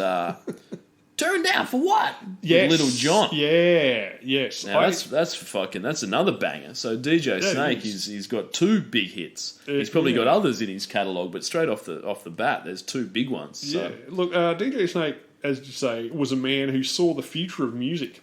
And that future was 2 words, Ben, dub and step. Fuck, yes. In 2013, he produced Turned Down for What, as you said. In 2014, he toured with Skrillex. And here he is jumping aboard the Major Lazer hydro-powered spaceship and steering it straight into the dubstep wormhole. This song is still on the event horizon. I would say that the production reminds me a lot of some of the Sia and Derulo stuff that we covered in the last few years. Yep. But Major Lazer certainly learned a lesson from DJ Snake and got more and more dubsteppy as their next, songs went on. What did you think? Did The Art of Seduction ever experiment with dubstep, aka, as my friend Ben Reason once described it, the sound of Optimus Prime taking a shit? Yeah, look, I've never, certainly haven't experimented with either producing or listening to dubstep, so I can't say I know a great deal about it, but look, it's good to know that the kids are experimenting with new forms of electronic music. I that's think for sure. maybe in 10 or 20 years, the kids who were listening to dubstep when they were teenagers are going to have a sort of nostalgic view of it the same way we feel about Eurodance these days, in that it was just way too much fun, but also kind of a bit silly. Yeah, it's not serious like, say, here's Johnny or something like that. But look, what I will say is Diplo from Major Lazer wins the Bullshit Quote of the Year award on this one. So, and that's only, and look, to Diplo's defence, it's a high bar. It's only because there's no Black Eyed Peas songs this year, or there have been for a while, fucking fortunately, because usually it's Will.i.am coming out and saying some total horse shit about some fucking garbage, but not this year. So Diplo, he told The Time that he initially sent the song to both Rihanna and Nicki Minaj's camp as a slower reggae track. Okay. So he sent the song to those guys as a reggae track. The rejection, he said, was a blessing in disguise. Mo sounds better than anybody was going to sound on this record. All we wanted to do was make the record that feels like a classic, even though they're feeling progressive and strange to a normal ear. Now, he went on to say, I think what made Lean On special was that it was raw, uncut, and it just took patience to get the sound right, but the first idea never changed. Now, Diplo, the original idea was a slow reggae track, and nobody, and I mean nobody, wanted fucking anything to do with it. So then you changed it into this by speeding it up, not making it a reggae track. The first idea, this song is nothing like the first idea. You got Snake, DJ Snake involved, you got Mo on it, you've got all those guys involved, you've made it into this sort of dancing type thing. So straight off the bat, the first idea never changed, you're full of shit. And second of all, Mo sounds better than anyone was going to sound on that record. Why in the living shit did you send it to Rihanna and Nicki Minaj in the first place? It's like, this true. Mo chick, she's going to be the very best of this, but I better see what Rihanna has to say just in case. Yeah. So Diplo, you're full of shit, fuck off. You might also ask, if you spent a year on it and the first idea never changed, then what the fuck were you doing for a year? Exactly. Let's do this reggae thing. No one wants to do it. Yeah. So. Well, I've got to admit, speaking of Major Lazer, I've got to admit that I'd heard of Major Lazer. We used to listen to them back, earlier than this even, because they were sort of a clubbing kind of a thing. Yep. And I've got to admit that I thought Walshy Fire was actually just a guy called Major Lazer, possibly armed forces personnel. And I had no idea that Diplo or Ape Drums or Gillionaire were involved. Walshy certainly seems to be the mascot for the group, frequently appearing as a cartoon character version of himself in the videos, including in an animated TV show named after the band. Really? Have you seen it? I haven't, no. It's actually pretty rad. I'm not sure if I'd actually call it good per se, but it's probably my favourite short-form animated TV series based on the anthropomorphised mascot of an EDM trio who lives in a neon sci-fi future Ibiza with a schoolgirl and fights primarily dubstep-based crime starring J.K. Simmons and Andy Samberg. Oh, J.K. Simmons on that, is he? Yeah, no, it's okay. You can watch them all on YouTube. They're only like 10-minute long episodes. Yep. And I recommend having a look, especially if you thought the main problem with Captain Planet was the lack of dank buds and bass drops. Definitely. Those two things. So what I'm taking away from that, Tom, is you're effectively saying that Major Lazer is MC Scat Cat and the Stray Mob. Is that what's going on? They're just an animated group. I'm saying they're more like a sort of heavily stoned gorillas. Okay. Which is pretty heavily stoned given that gorillas are already working with Shaun Ryder. Yeah, that's true. By comparison to that, this video is pretty tame. The song, their song Titans, has a much better one, and plenty of their other videos are fucking bonkers as well. Yep. This is sort of a lot of animated typography and questionable Swedish Bollywood dancing. Although it's a lot less boring than some of the shit this year. I mean, it's way more interesting to watch than fucking Rihanna, Paul McCartney, and Kanye West standing around in their jeans, you know. But, yeah, I think this is another one where maybe Diplo or one of the other major lasers, I think, just went to India for a holiday or something and was I just got a bit of a feel for it, so I wanted to incorporate that into a music video. Yeah, well, what was interesting about Major Lazer was that they were sort of trippy and inventive and a sort of weirdly effective mishmash of European EDM, hip-hop, bass-heavy reggae house, and sort of hippie-ish, world-traveler-y Jamaican musical styles that I'm too white to know about in detail. Plus, he's got a cyber arm that shoots lasers. But I mean, that's what this sort of video gets. It's got that kind of, we just got back from Guam, on holidays, and, Absolutely. Yeah. So there's the three guys in Major Lazer at this point in time. Guam, it's I'm not okay. thinking of That's Guam. fine. What's on the coast of India? Sri Lanka. Yeah, the holiday place where all the hippies go. It starts with G. It's got 4 letters. Fuck it, I can't. My brain's not working tonight. It's where all the Israelis go on holiday. It's their Thailand.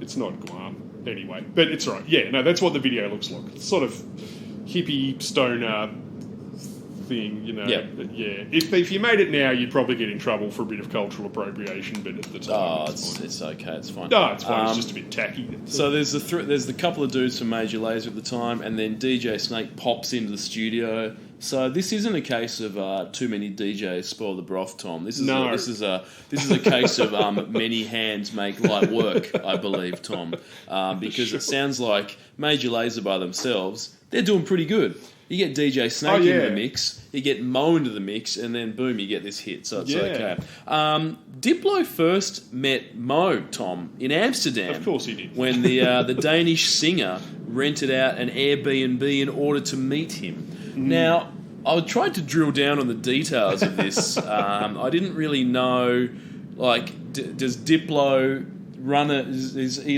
he has an Airbnb in, and is this what he does? So he's in Major Lazer, but that's sort of like a part-time thing. He also has a few Airbnbs in Amsterdam and rents them out. Sure. Mo got onto this and went, I want to meet that Diplo guy. Oh, well, he has a few Amsterdam Airbnbs. So rent one of his Airbnbs, and then you drop in, and then, when you get to Amsterdam, you go around to the place, and you got to get the keys off Diplo. So, he's like, I've got the keys for you, and then you get to meet him, and Mo's like, I'm a singer as well, and she sings a few stuff, and then, I don't know, the whole sort of her first meeting him through an Airbnb in Amsterdam, I don't really know. I want to know more about that story. So it does seem a bit weird, seeing as that neither of them are from Amsterdam and Major Lazer are not located in there. So no idea, but that's where they met. You know what they do have in Amsterdam, though, Ben? What's that? Lots of drugs. They do, absolutely. And lots of drugs is really, I think, what appears in Wikipedia when you type in Major Lazer. Yeah. Top line, lots of drugs. So maybe that's it. Anyway. As a teenager, Mo became interested in punk music. Anti-fascist movement. She listened to Black Flag, Nirvana, the Smashing Pumpkins, Yeah Yeah Yeahs, Sonic Youth, saying that she looked up to Kim Gordon as a big hero and role model. Okay. Did the punk vibe come through on this?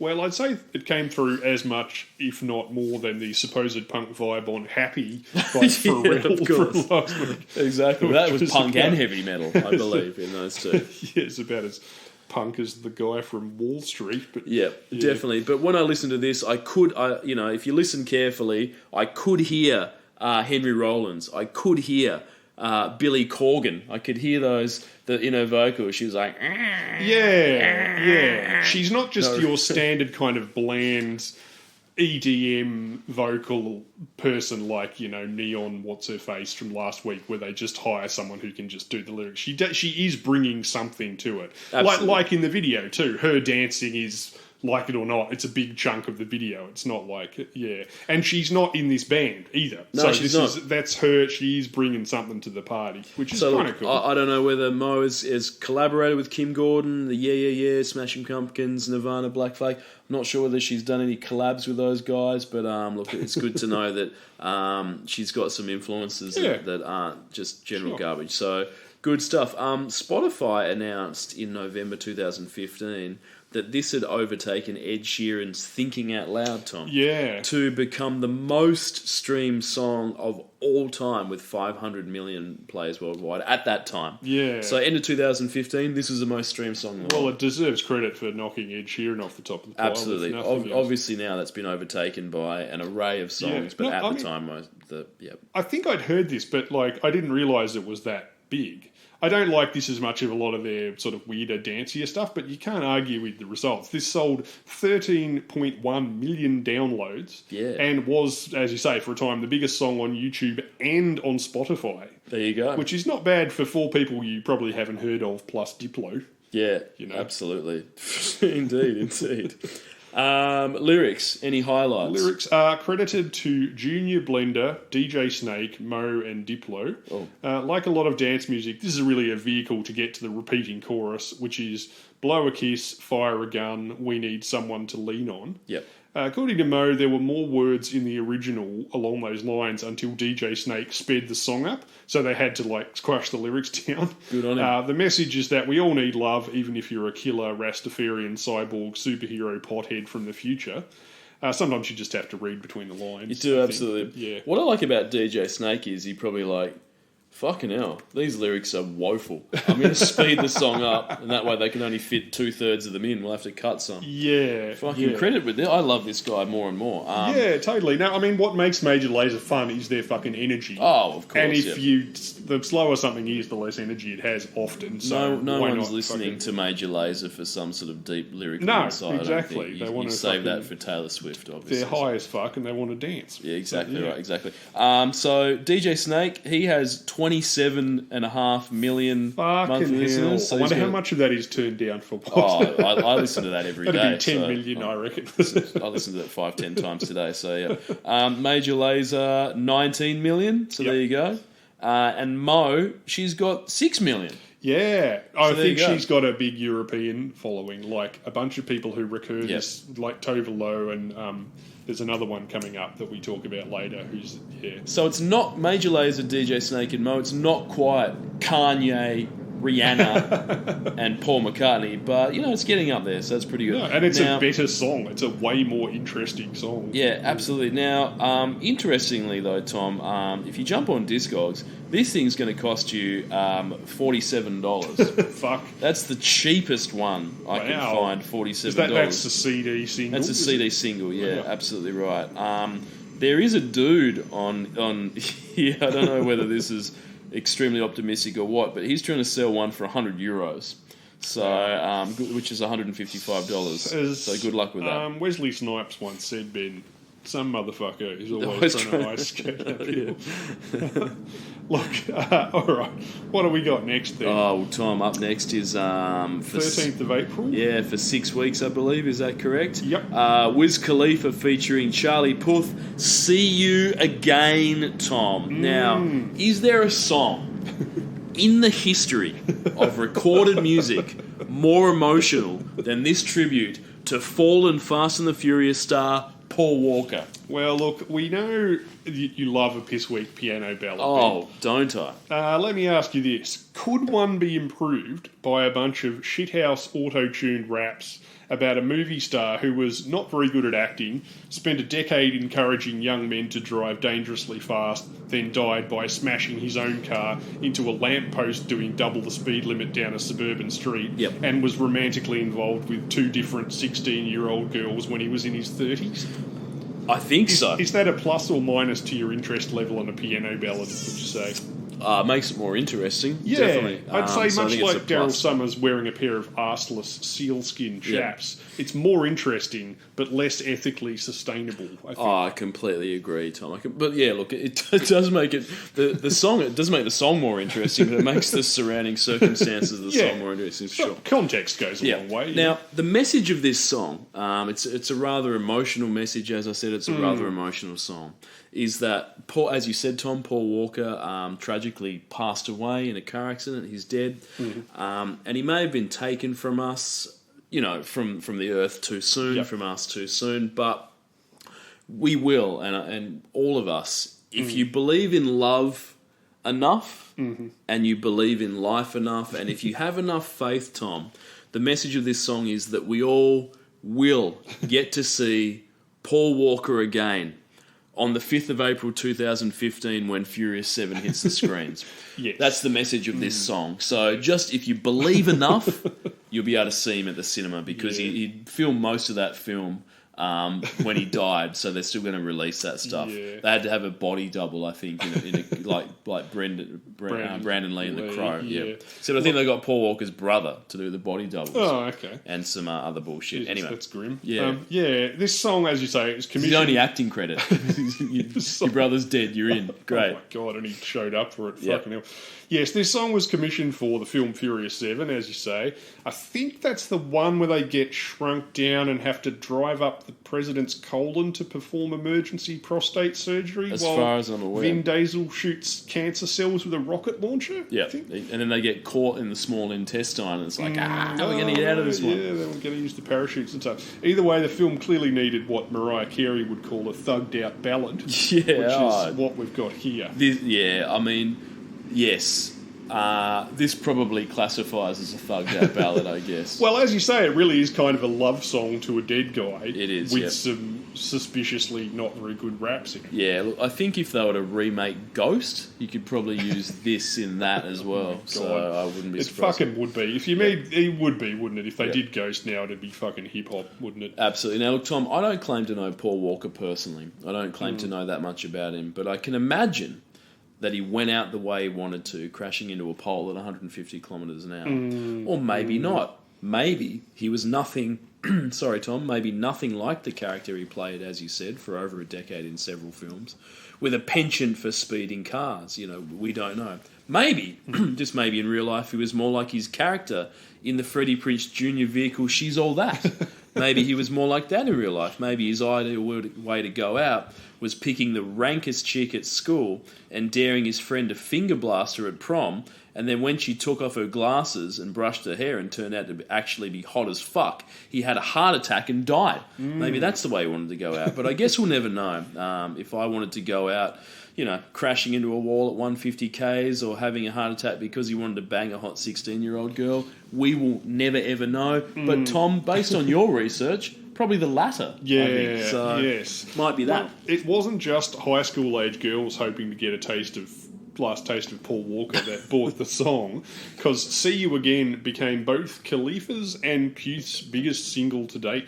Oh, yeah. It spent 12 non-consecutive weeks atop the Billboard Hot 100, tying Eminem's Lose Yourself for the second longest-running rap #1 single in the country, behind Lil Nas X's Old Town Road. Does this prove that if you want to make it to the top of hip-hop, you need to get a white person involved?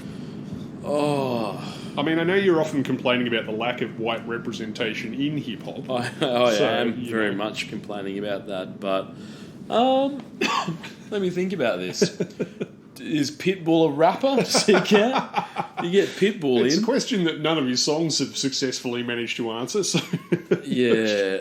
I don't know. I think you don't always need a white guy in there. I mean, look, Flo Rida teams up often with some other people. But he gets Kesha in, doesn't he, from time to time? Well, this song maybe you're right. Doesn't really feature white people musically, but it is a love song about a white guy. So, it is, yeah. Do we know much about was Wiz? Was he friends with Paul? Do we know how these people got roped in to sort of? I've got no idea. I'm afraid to say. Maybe they were just fans of his work. I mean, who isn't a fan of the Fast and the Furious, whatever film they're up to now. Americans and the Chinese market, by extension, seem to absolutely fucking love these films. They do. To me, they seem only slightly less stupid than the Transformers movies, which is fucking saying something, but hey. Yeah, look, power to fucking Vin Diesel, though, because I think he gets like $20 million for each of these. So he shows up, crashes a few cars, says stuff like, I live my life a quarter mile at a time. And then he just, fucks off home for 2 years. That's right. 20 million checks in the mail, comes back 2 years later and does another one. And I think that's all he does these days. Right. He doesn't have to make any other films. I don't even think he spends time in makeup and wardrobe. He just shows up wearing a white tank top and a pair of tracky dacks and they put him in a car. I think he does. I think he just wears his street clothes and he's good to go. Now, look, interestingly though, Paul Walker's daughter sued Porsche.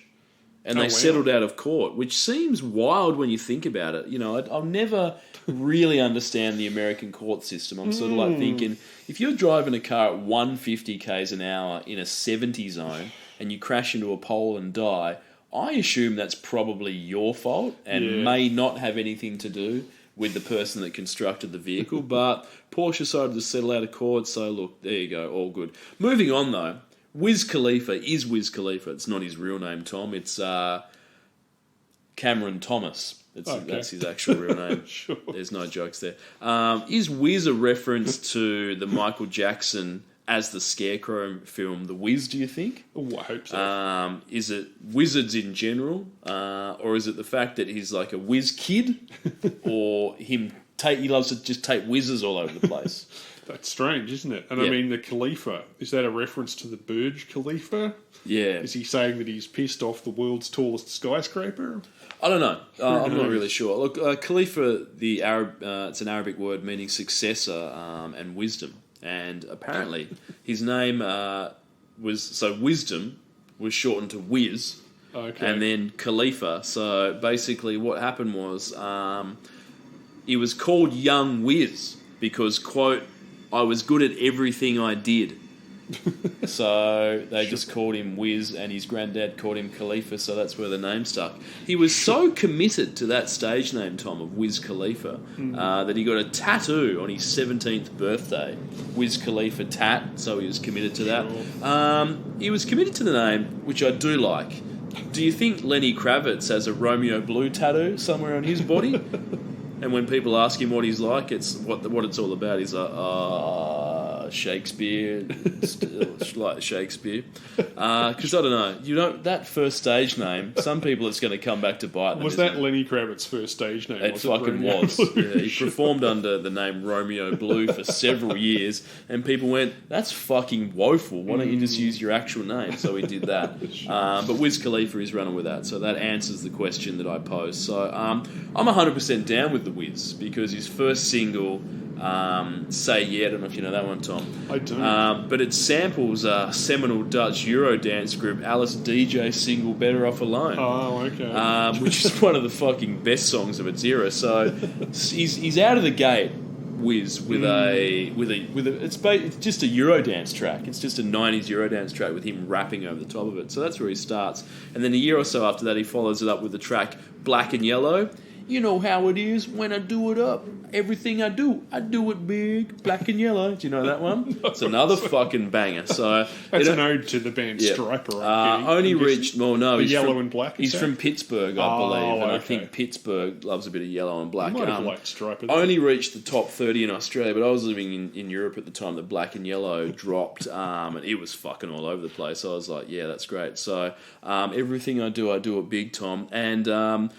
I'm going to bring this guy up for the second time on the podcast. I remember reading that Chet Hanks did a cover of that song for like his high school or something and changed black and yellow to whatever the fucking name of his high school was, so which is fantastic. So that's all I know about the Wiz, where he got his name from. He had a couple of songs. What about you, Tom? Any Wiz? No. What's the person? I mean, I've heard of Wiz Khalifa. The person I haven't heard of is Charlie Puth or Puth.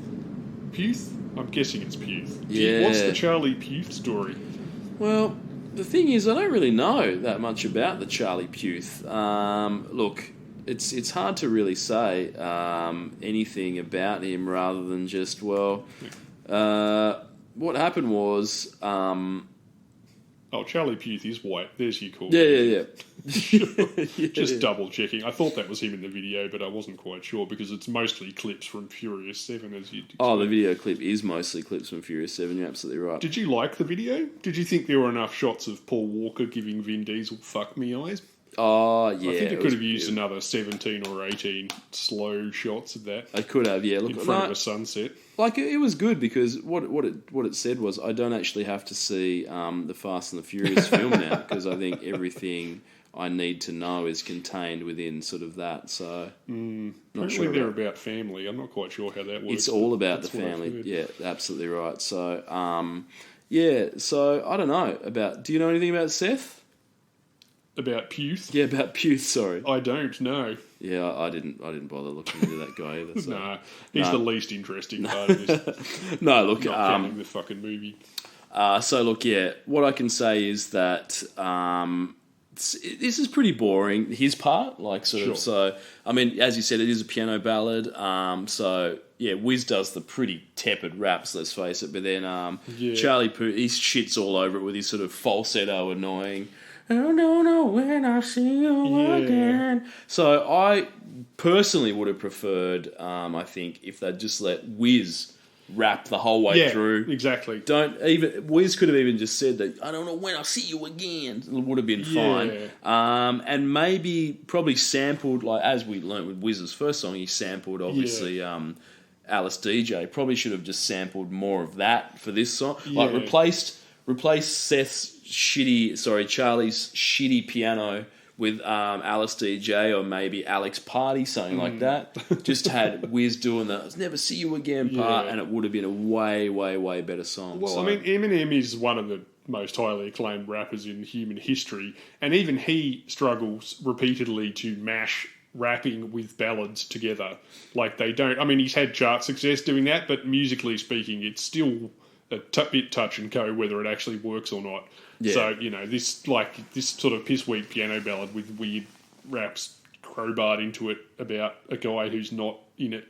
I mean, it's just odd. Yeah, look, I don't know. I didn't bother doing any more research to find out. It's not offensively bad. It's just really... pretty shit. Yeah, it's just going to... Yeah, the crowbarring in of the chorus is no good, but I think you're right. Kitschy. It's kind of kitschy too. People heard the Eminem and Rihanna thing and just went, we can do that again, but let's get Charlie Puth in. He's no fucking Rihanna, I'll tell you that. Right. But yeah, look, I don't know whether this dude had any more hits. This is all I could find about this guy. I didn't really do a lot of research, to be honest, because I was just super bored with this song. But for me, it is 2 strikes. For me, Tom, for Seth. For Charlie Puth. So I don't know why I keep calling him Seth. For Charlie. And the reason is that it's 2. Like, obviously, we've got this song. He shits up this song. It would be a lot better without him, as I said. On his debut single, as a solo artist, Tom, he teams up with fucking Meghan Trainor on a song called Marvin Gaye. Now, have you heard this song? Do you know of this song? No, I haven't. It's fucking garbage. For a start, it sounds like it came out in 1955, which is, sort of, I guess, basically, for Meghan Trainor, that's just, par for the course, really. That's exactly what she does. That's something that sounds like it came out 60 years ago. And the chorus in the song is basically Charlie Puth just going, let's Marvin Gaye and get it on. In his wacky falsetto songs, let's Marvin Gaye and get it on. And then Meghan Trainor does the same. Now, Marvin Gaye is not and never will be a verb, Tom. No. So the fact that he's tried to somehow turn Marvin Gaye into a verb, not down with it, Seth. So, Charlie. Also, as we've discussed many, many times before, it's always a risky move name-dropping a song in your song which is 1,000 times better than the song. Exactly. Because really it just serves to remind people they could be watching a better thing. In the same way that movie writers will try and lampshade the fact that they've ripped off the plot of an earlier, better film by going, hey, this is like that film... when really you just think, I could be watching Tremors instead of this Tremors knockoff. I could be watching Tremors. Paul Walker from the Fast and Furious movie. Paul Walker's probably been in the Tremors knockoff. I mean, if we look at it, he probably would have been. He might have been in Tremors 4 or something like that. I'm not quite sure.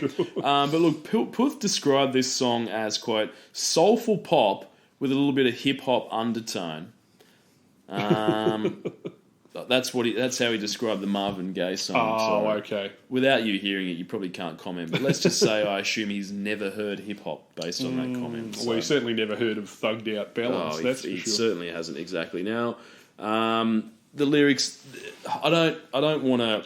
Are you going to be okay to talk about this, Tom? I don't want to strike a nerve because I know it is very emotional. The lyrics are emotional. You're a big Paul Walker fan, so if it's too hard to talk about, don't feel like you have to. But Tom, if you could please put those emotions aside to let me know about the lyrical content of this number. Well, look, I just want to say, I just want to apologise to any of our listeners who are Fast and the Furious fans. I like plenty of daggy films as well. I like plenty of dodgy stuff. I just think the love for Paul Walker is probably isolated to the Fast and the Furious community and the 16-year-old girl community and less to the outside movie-going public. But yeah, look, lyrics-wise, as we've discussed with Taylor Swift, sometimes a lyricist can write a song that's both specific and yet universal. Yeah. And that's what I like about the lyrics that Wiz has come up with here. For instance, these lyrics can apply equally to the specific instance, for instance, honouring the memory of a wealthy deceased pedophile who starred in a series of movies written by 6-year-olds going brum brum with matchbox cars, and yet be multicultural, indeed, sort of international in its appeal.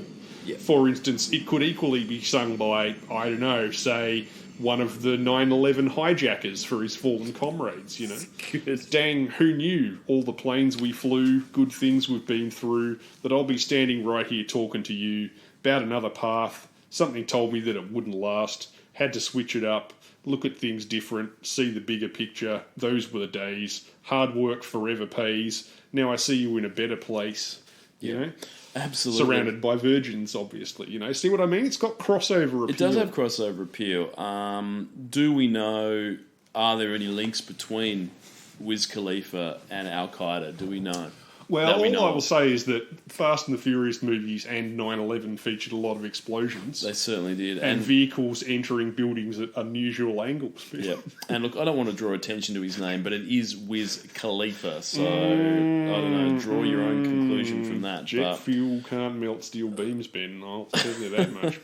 Ask Wiz about it on his website. Absolutely, I certainly will. We've just spent about 45 minutes talking about that one fucking song, so let's move on. Yeah, so Charlie Puth has got 42 million monthly listeners on Spotify, so I don't fucking know what's going on with that. But he's got way more. Clearly got a non-Australian audience. Yeah, he must be doing some horse shit somewhere, because if it's anything like this, it's fucking terrible.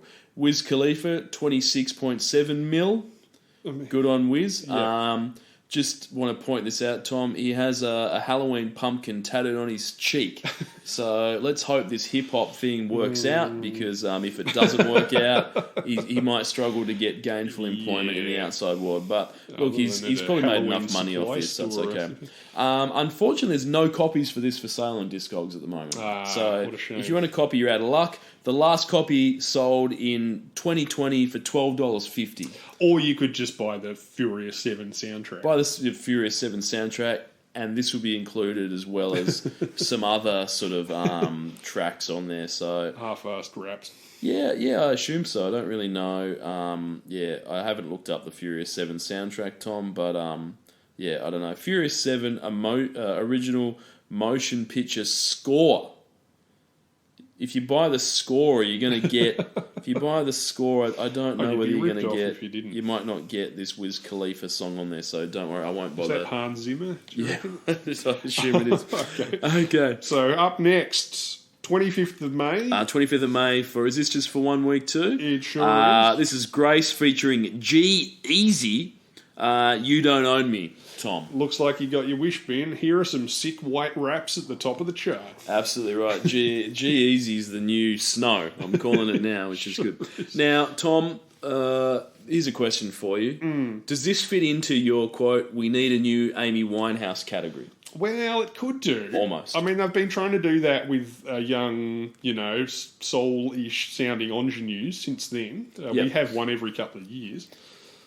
Yeah, I mean, this is more blue-eyed soul. Is that what you'd say? I'd fit into that category, kind of. But unlike Charlie Puth, this does have a hip-hop element. namely G-Eazy, whoever the fuck that is, doing a rap part. I mean G-Eazy's contribution and the contemporary choppy production. Yeah. It sort of chops a bit like sort of makes this different to the original. And as we know, the cover is always better than the original, so I guess I have to give G-Eazy credit for that, as he's the one that's taken the original and he's pushed it in an exciting new direction by chopping up the production, adding a rap in there, so... Well, actually, I would give the credit... Well, yes. I mean, Australian singer Grace Sewell teamed up with legendary producer Quincy Jones. Yeah.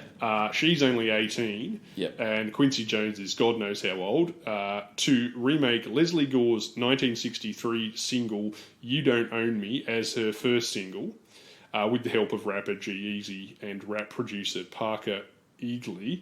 Yep. Quincy Jones recorded the original. The 1963 original. So, and he's popped back up to do this. Yes. Grace released You Don't Own Me in March 2015 as a tribute to the original singer, Leslie Gore, who had recently died at the time.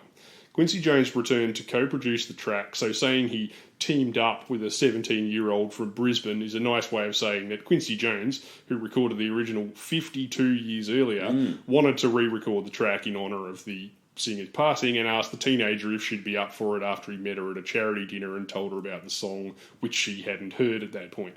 Which is fair enough, she's fucking 17. Yeah. So, yeah. Nice one. Yeah, Grace has only had one full album to date, but she is still putting out music.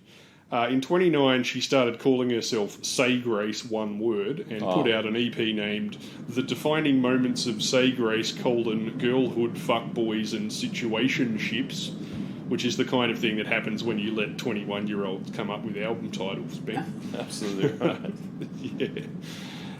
Yeah. Look, did you have anything to say about Grace or Say Grace? Oh, so much, Tom, so much. Look, look, she's done sweet fuck all since this, I guess, as you said, apart from the name change. As you said, she's gone the rebrand, a masturbator style rebrand. Sure. But yeah, Say Grace is fucking worse than Grace. Yeah, it is. It's way worse. It's slightly more memorable, but it's still dumb as fuck. Yeah. I mean, it doesn't even have... There's no Christian component to her music. No. It's pushing it at the best Say Grace, times. terrible. Yep, great. No, I would have changed it to Grease or Greased Up, something like that. So that's more memorable. What's your name? Greased Up. Fuck, okay. I remember that. Say Grace. I've forgotten it already, Tom. So look, can't really tell you a fucking thing about G-Eazy either. I don't really know. On September 13, 2021, he was arrested and charged with assault in New York City. It was reported that he assaulted two men at the Boom Boom Room, Tom. Wow. Now, that raises one question for me. Is the Boom Boom Room named in honour of Paul Lukakus or the Venga Boys? Do we know which room? So G-Eazy's assaulted someone. He's probably, he's gone to the Boom Boom Room. Paul Lukakus is playing in there. Boom, boom, boom. Let's go back to my room. He's got a bit excited and he's gone outside and he's punched someone in the face. So we've all gotten that excited listening to the Lukakus sound. But absolutely. Yeah. Look, he's released 73 singles. Wow, that's a lot. So he's nothing if not prolific. I don't know if he's teamed up with Flow Rider, though, which is why I don't know much about him. If he'd done a duet with Flow Rider, I'd be all over the G-Eazy. But yeah, so him and Grace teamed up on this. As you said, that sort of song is... What did you say? 50? Was it 55 years after the original? 52. 52, so yeah. So, Quincy Jones has had an amazing career. Yeah, definitely. Yeah. G-Eazy, one other thing I found out about him is he had a problem with his ex-girlfriend, Halsey. Dating the old Halsey. Yeah, she was another white. Yep. Now, he's a Golden State Warrior fan, Tom, in the NBA. And she's a Cleveland Cavs fan. So they support different teams when they were dating. Yeah. So, and these two teams came up against each other in the NBA Finals a couple of years ago. And she tweeted this. If the Cavs win, G-Eazy breaking up so he doesn't have to hear me run my mouth. And if the Warriors win, I'm breaking up with him so I don't have to see his smug face. Fuck you. So... Nice. I like that. I like these sort of, it just shows that these people, they're just like you and me, Tom.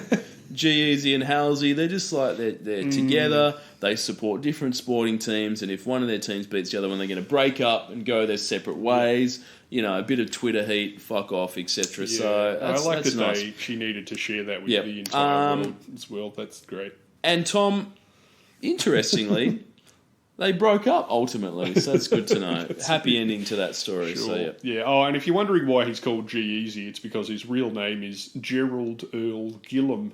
That makes sense. Which I think was the original name of that little pasty white guy from Lord of the Rings before he fell down a mine shaft and turned into a monster.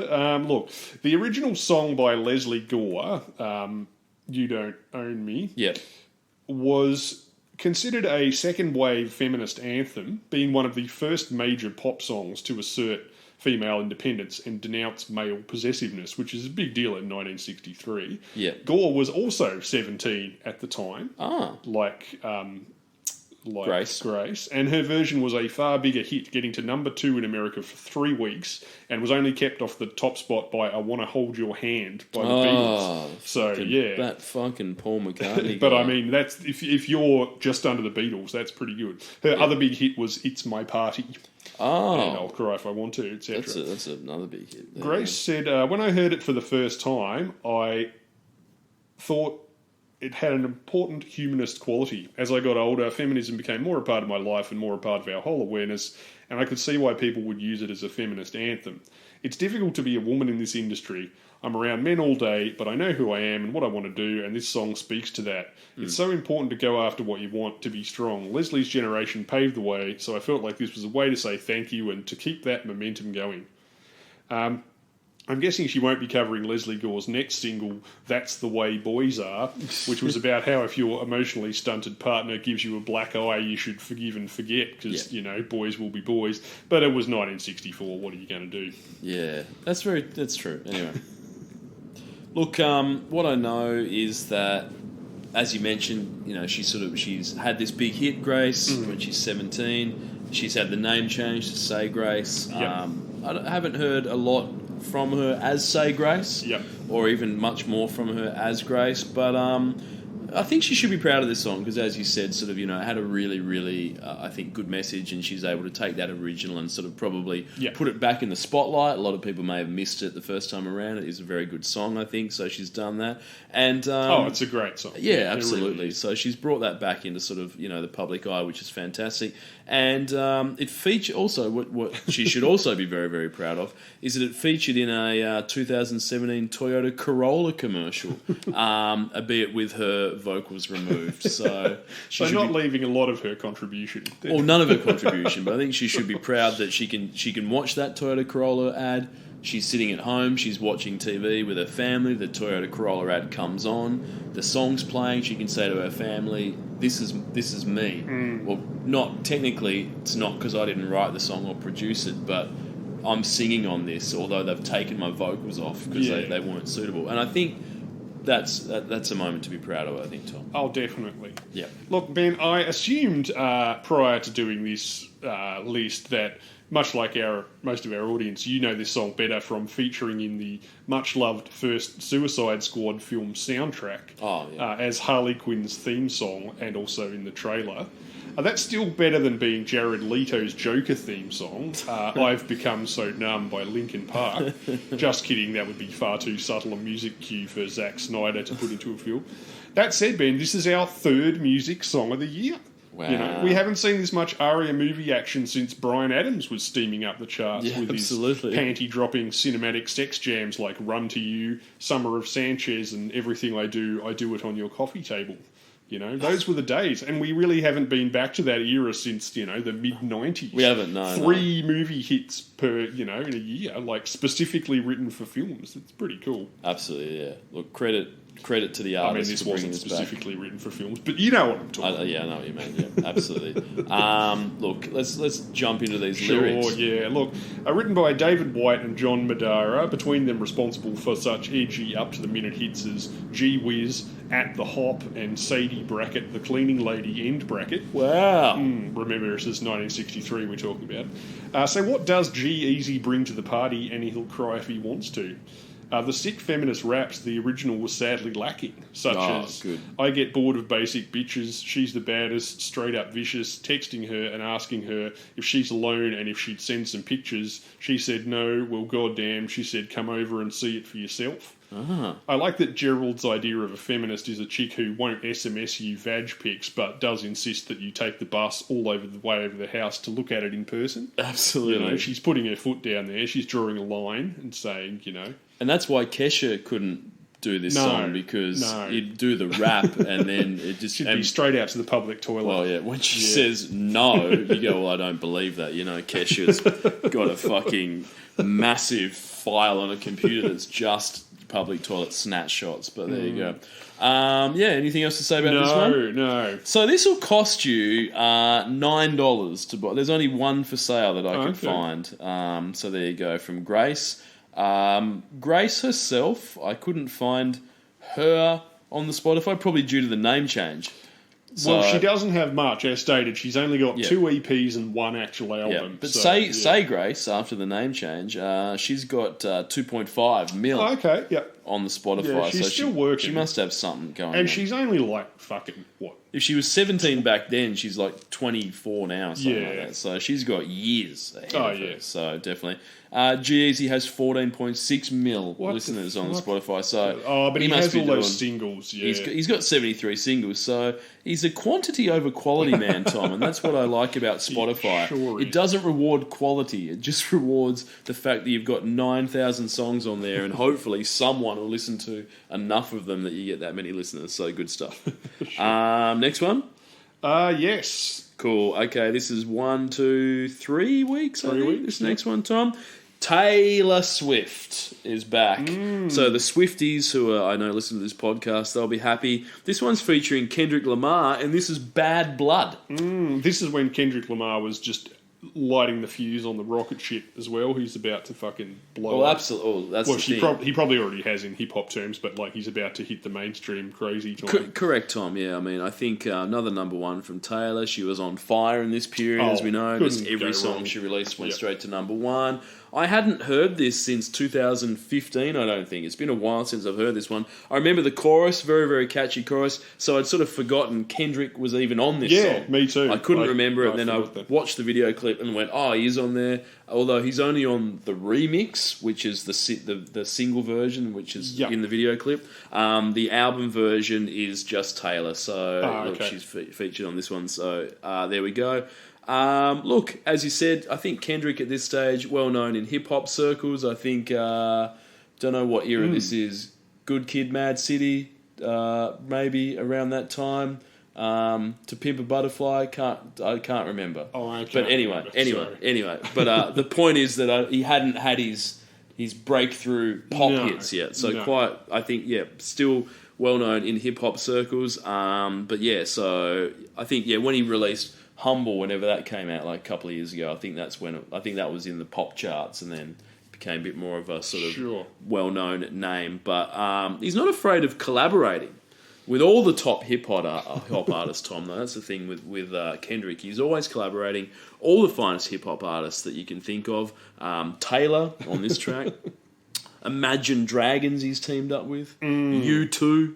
Maroon 5, all the big hip-hop names, Tom, all the big hip-hop names, he teams up with all of them. So he's got I'm just going to spoil this for you, though. He's got 37 million Spotify listeners, so he's not quite in the Eminem territory, but he's not that far behind. No. So I think... Certainly not for someone who has legit hip-hop credibility and is not sort of a flash in the pan. Absolutely. So he's certainly one of the biggest names in hip-hop these days. And he has beef with Drake, which makes me respect him more, because Drake's pretty garbage, to be honest. He's fucking dog shit. Every song of his I've heard is terrible. As you said, this is actually a remix technically. Her original song, Bad Blood, is widely recognised as a public note about her falling out with Katy Perry. Oh, yeah. In that context, Kendrick's verses could be seen as a take on his thoughts concerning his own haters. Oh, yeah. And a popular Kendrick fan theory concerns his alleged beef with Drake that you mentioned, for instance. And Drake seems like an absolute douchebag, so who could blame him? As you say, I couldn't agree more. Oh, he just sucks seems shit. like a massive cocknob. Yep. He's also got a suspicious interest in young girls, but, who knows? Certainly does. Nothing's been proven. And all of his songs are terrible, so that's another thing. He does feature in a lot of dank memes, though, Ben. Oh, so, he does, definitely. Look, yeah. In grand urban Taylor mode, the Joseph Kahn video for this is very expensive looking, tries way too hard, and was weirdly dated even in 2015. It looks exactly like one of those Millennium-era rap videos where every person alive wanted to do a 5-minute Matrix fan fiction, starring them in a vinyl trench coat doing shithouse kung fu. It also features Lena Dunham smoking a cigar for no obvious reason. Yes. Like, some of these Rihanna, Gaga, Taylor videos are like those international Coke or McDonald's campaigns, where the inescapable first thought is, you had unlimited funds and creative talent access, and this cringe-inducing bullshit is the best you ended up with.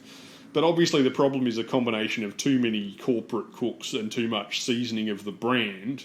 The brand in this case is a nominal human being called Taylor Swift. Yep. Like, for instance, you could make this video twice as good on the same budget simply by pulling the camera back and letting the rad sets and stunts and effects that they could afford do the work. Yep. Except the label would never let you because we need at least 50% of the video to be mid to close shots on Taylor's face, preferably front on, just in case the 12-year-olds make up the bulk of the audience, glance down at their phones, forget who they're watching, and click next on YouTube Music.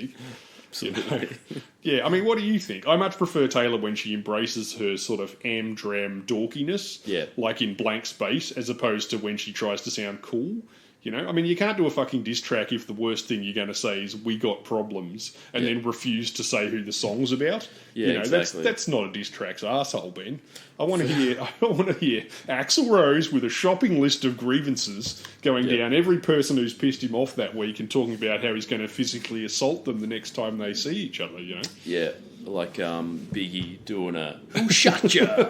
like 2 weeks That's after right. fucking, legitimate threats of violence that name people specifically. Yeah, exactly right. So I mean that's a sort of diss track, isn't it? Where you sort of like someone's got shot, 2-pack, and then you're writing a song about who shot you. You know, because you're a dickhead or something. Did he really do that? I didn't know.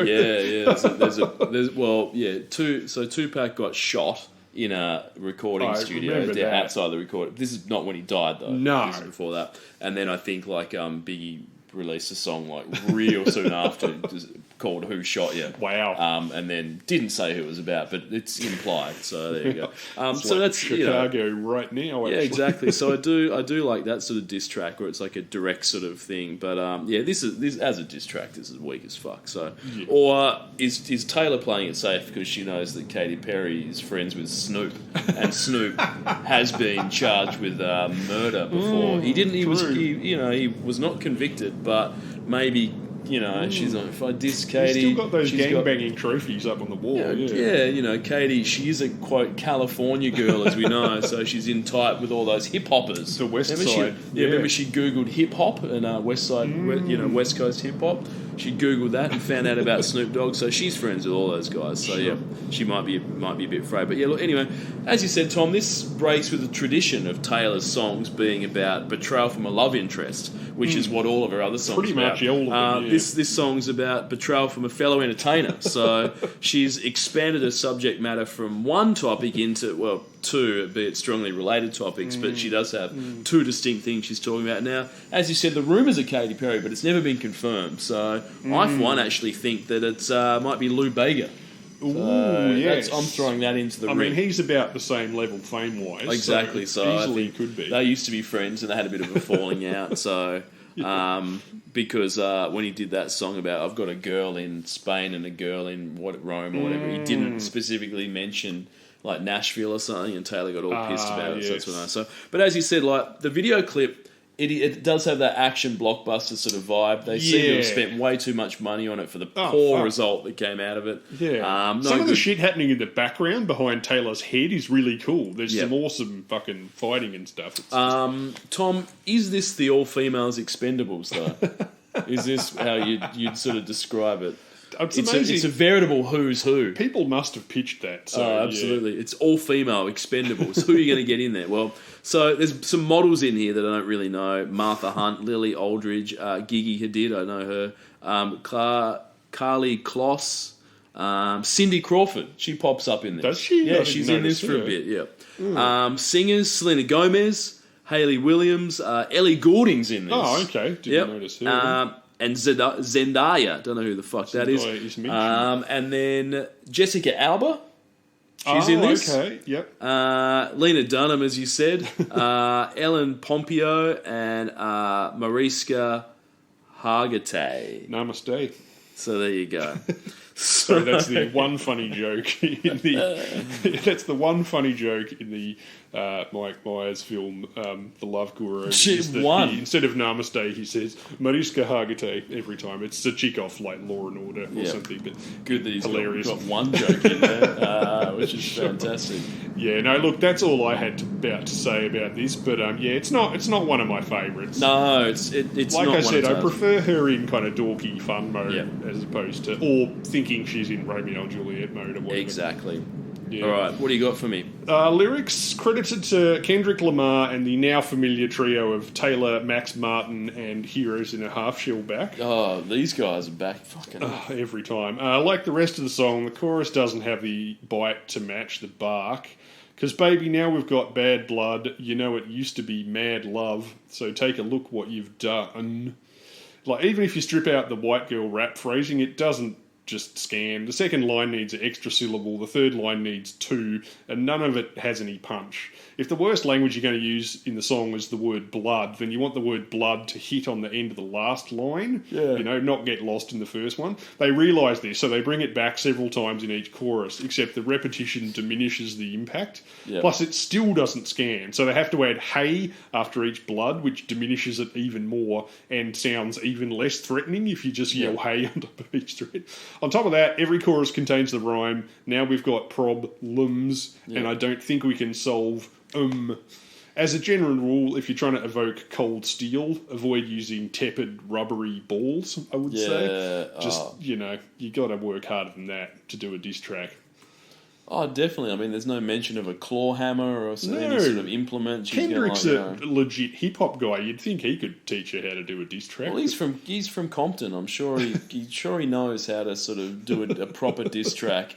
But he knows how to do a diss track, but also without getting shot. He knows, he knows there's a line. I think because you don't want to diss people too hard and end up dead. So maybe you don't get as many hip hop shootings these days. Though Kendrick's, that's true. He's in a good era. That's I think true. Back in the day, a lot more people were getting shot. So maybe he was just intimidated by Taylor's super authentic Black Twitter phrasing that she persists in dropping half the time. Exactly. Sure. So this will cost you $20. Okay. Probably a bit too much to pay for that. That's for the remix version with Kendrick. I'm not sure. There might be another one of just the original one, but who the fuck wants that? Probably no one. Taylor Swift has 58 million listeners per month on Spotify. Wow. We know that. She's got an absolute fuck ton. And as I mentioned, Kendrick's got 37 mil. So there you go. Million. I reckon that's the second highest we've had after fucking Ed Sheeran. Yeah, absolutely. That's a horrible thought. It is a horrible thought, but he's got way too many. It's crazy talk. All right, who have we got next? Up next is Conrad Sewell with Start Again. Yes. For 1 week, I think. Now, who the fuck is this guy? Turns out his sister is Grace from 2 songs ago. I know, yes. The weird thing about this, other than people buying lots of copies of it, as you say, is that Conrad Sewell is Grace Sewell's brother, making them the very first Australian siblings to hit #1 as separate acts. Now, really? I mean, that's never happened. I mean, I think there have been brothers and sisters in bands before who've had more than one song. But, and the fact that it happens, like, a few months apart, how weird is that? Yeah. From new artists too, like not established artists. It's really strange. I know you love a piano ballad, Ben. We've established that several times this year alone. This style of thing is what we get instead of power ballads for the last decades. Your Passengers, your Fun, your fucking Mumfords and Sons. Well, this is the low end of the spectrum, but, look, I don't know. The best thing I could say about this, for me, was that I thought the production was pretty good. They've managed to multi-track background vocals in order to give the chorus a lot of weight and disguise his sort of vocal shortcomings, which, without resorting to obvious auto-tune. And then you take that, plus a bit of organ, gives the chorus a sort of choral, gospel-y weight that it doesn't really deserve.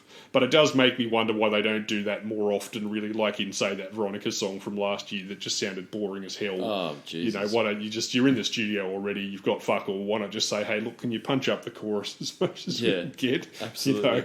Because I sound like a second-string X Factor finalist, so, yeah. Indeed. Look, in 2004, Tom, Conrad auditioned for season 2 of Australian Idol, but he wasn't. I was going to ask you a question, Tom. But he didn't pass the initial audition stage, so he wasn't good enough to get past that. So he had to fly to a different state because they do the auditions in each state. So he flew to a different state, tried again. And he snuck into the top 100, Tom. But that's it. So, do you still get an Axel, give me some reggae, if you weren't actually good enough to make it through to the finals? I think you get an honorary for spending at least 3 separate plane fares failing to get into it on 2 separate occasions, I reckon. Yeah, that's sort of like what you show up to your hometown, you do the song, they're like, nah, mate, that's not good enough. So then you fly to another state and do it again. And they're like, oh, did he have a fake moustache? I assume he did. Yeah, call himself I don't know Pablo Sewell. Haven't we seen you before? It's like, yes, I auditioned in a different state, but you guys thought I was dog shit, but I'm back now and I've practiced and it's all great. So yeah, excellent stuff. So that's what happened with him there. Look. So, this hit number 1. Sure did. And like his sister, he's done sweet fuck all since. Yeah. Now, he's also fairly young, although I think he's older than her. Yeah. But yeah. So, I don't know whether he's, to the best of my knowledge, he hasn't had a name change. He's not known as, Great Say Conrad or some bullshit like that. He's okay. But he has done some good stuff, though, Tom. Coca-Cola released a song and video for their new campaign, Taste the Feeling. Which great. Conrad was involved with, which is fantastic. So I don't know how one tastes a feeling, but I mean, taste. It's not a feeling per se, but that's okay. Features Sel's his vocals and production from Avicii on that Coca-Cola ad. So it's Avicii, who we had a few weeks ago, R.I.P., plus Conrad doing Taste the Feeling. It's all good. Taste the Feeling in the wrong hands could, say Flow Rider's hands, for example, probably could come across as a bit of a blowjob anthem, Taste the Feeling. Yep. But Conrad handles this track with poise and respect, and we end up with one of the best tracks written to sell a product that hastens diabetes since Michael Jackson teamed up with Pepsi, I think. So good on Conrad for that. Credit where credit's due. It's definitely my favourite use of an Australian pop hit to sell Coca-Cola to people with onset diabetes. Yeah. Since Ben Lee's song, We're All In This Together, was used for a Coke ad that featured a whole bunch of people swimming around inside a giant amorphous blob of Coca-Cola on a beach. Oh, yeah. Which was just nauseating for about 17 different reasons simultaneously. Absolutely. Yeah. So, look, I don't know what else to say. Conrad is still working a little bit. This year he released a new single called God Save the Queen, which was disappointingly neither a Sex Pistols cover nor a gay club anthem, but rather the answer to the oft-asked question, what if the Jackson 5 only had one member and he was a failed Idol contestant? So if you've wanted that, like so many of us have at 3 a.m, unable to return to restful slumber, then get online and figure it out. That's what I say. Now, Tom, interestingly, the song that he released, God Save the Queen, he released that the day after the Queen died. Now, let's think about that for a second. Scratch his chin thoughtfully. Conrad has a track called God Save the Queen, written and recorded and ready to go. Okay, we know that. He's got that in the bank. Okay, he's ready. The best way to promote that single, I would assume, is if something happens to the Queen. You know, there's lots of news about her death, obviously. It's been, publicised 24 hours a day. Coverage on every channel all over the place. And Conrad, he can say, oh, I'm so sad that the Queen's died. Isn't it really emotional? Look at this new track I've just dropped. So he can sort of talk about the brand new track that he's released, and he can get some free publicity for the song off the back of the Queen's passing. Seems a bit too much of a coincidence to me. He's released Start Again back in 2015. Since then, he's done Sweet Fuck All. How can he get back into the public eye with a very well-timed God Save the Queen? Yeah, so he had it ready to go. Yeah. In the chamber, you might say. Exactly right. Now, has anyone looked into where Conrad was at the time of the Queen's death? I'm not saying he killed her, but, he's got the most to gain, I would have thought, from the Queen's death, maybe excluding, Prince Charles, who's now the king. But, look, I think the Queen dies, he gets all the publicity in the world for free, maybe he's even asked to perform at the funeral, gets his sort of shit career the kickstart that it needs. Now, I'm definitely not saying that he killed the Queen, but he definitely did. So, as far as I'm aware, I don't think... The police have no suspects at this point in time. I've been watching the news. It's been on 24 hours a day. They've talked about the Queen's death.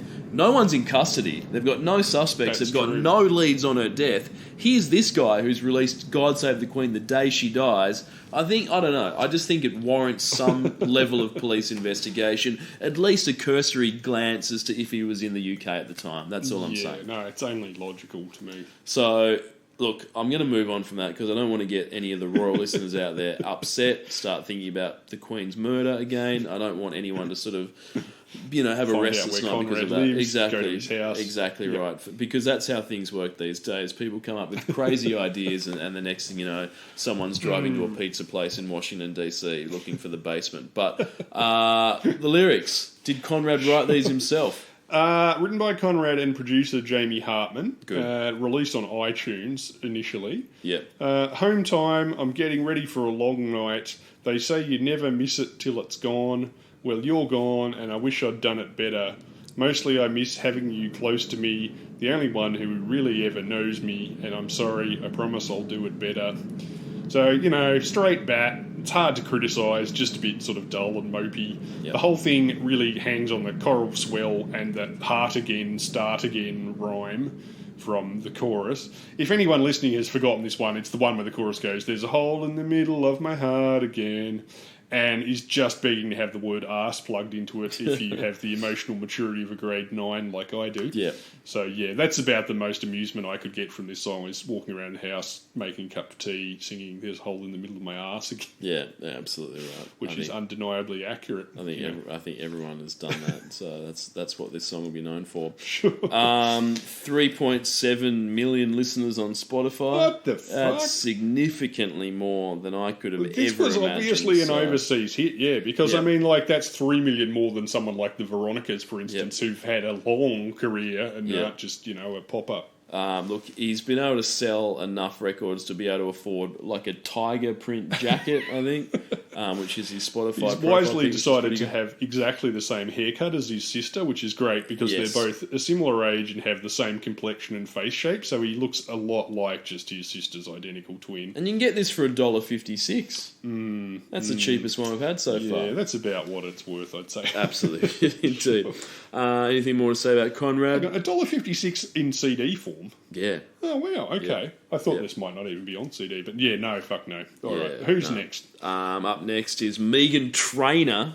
4 weeks. Featuring John Legend, Like I'm Gonna Lose You. Now, could have anticipated this would be fucking boring. You're not a big fan of either of these artists. No, they're boring, terrible. So, look, Megan and John continuing to mine the past, I think, quite heavily. They both typically do it in different ways. Yeah, look, I'm not sure what it was with the sort of 2014-15 period. We had a bit last year and some this year as well. But, the Australian public had a massive fucking boner for songs that sound like they were recorded in the 60s. Even the Madden brothers from punk band Good Charlotte got in on the act last week with their sort of blast from the past action. So what did you make of this one?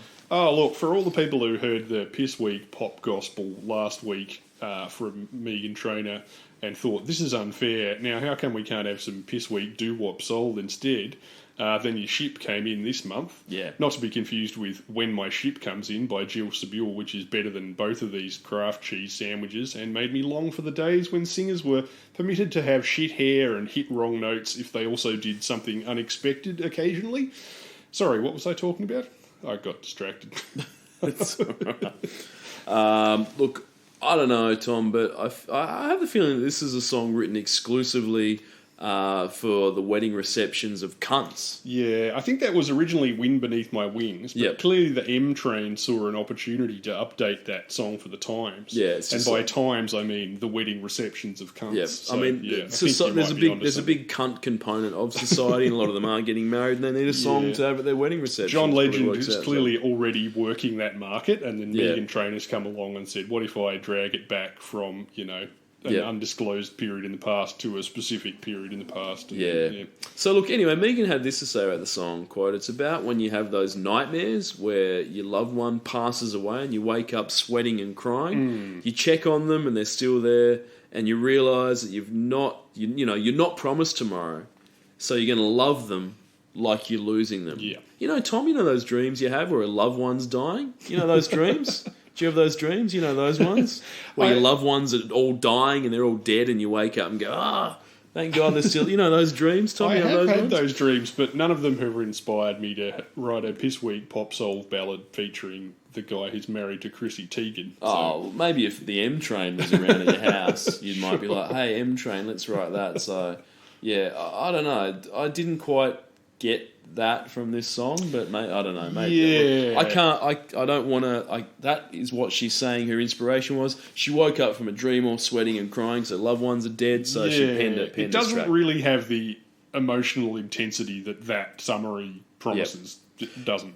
But look, Tom, we almost didn't have this. We almost didn't have the pleasure of listening to this song. It almost didn't happen. That would have been a shame.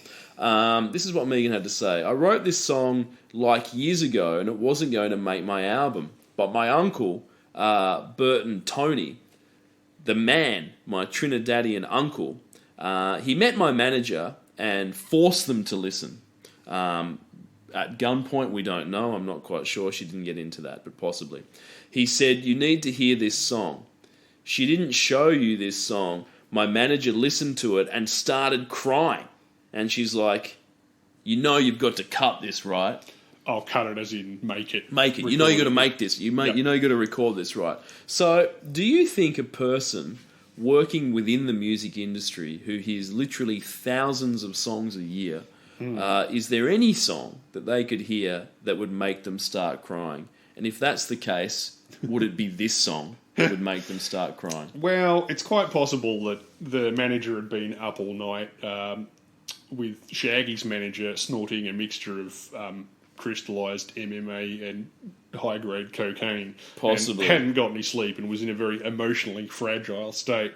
No doubt. Listened to this song and started crying. It's happened to me watching, ShamWow commercials at 4 a.m. So, we've all been there. But, yeah, I don't believe that story. It doesn't seem. I think adding the crying bit is a bit like...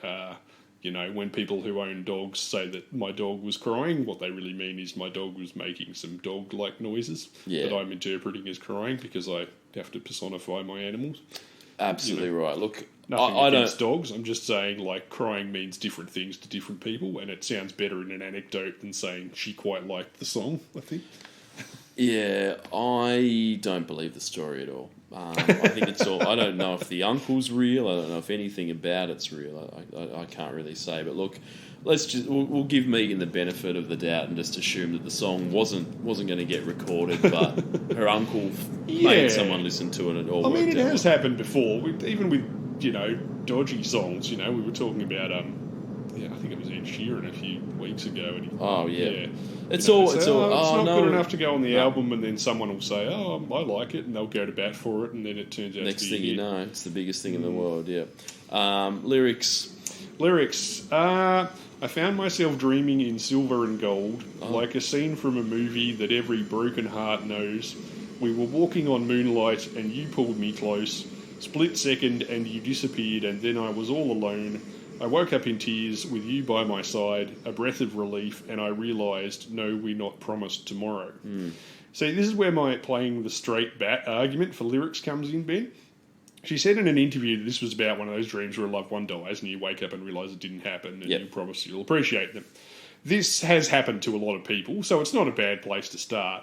And we're not promised tomorrow isn't a terrible line, but otherwise the poetic license just sort of gets in the way of the truth of the moment that she's trying to convey. Like, I found myself dreaming in silver and gold, like a scene from a movie that every broken heart knows.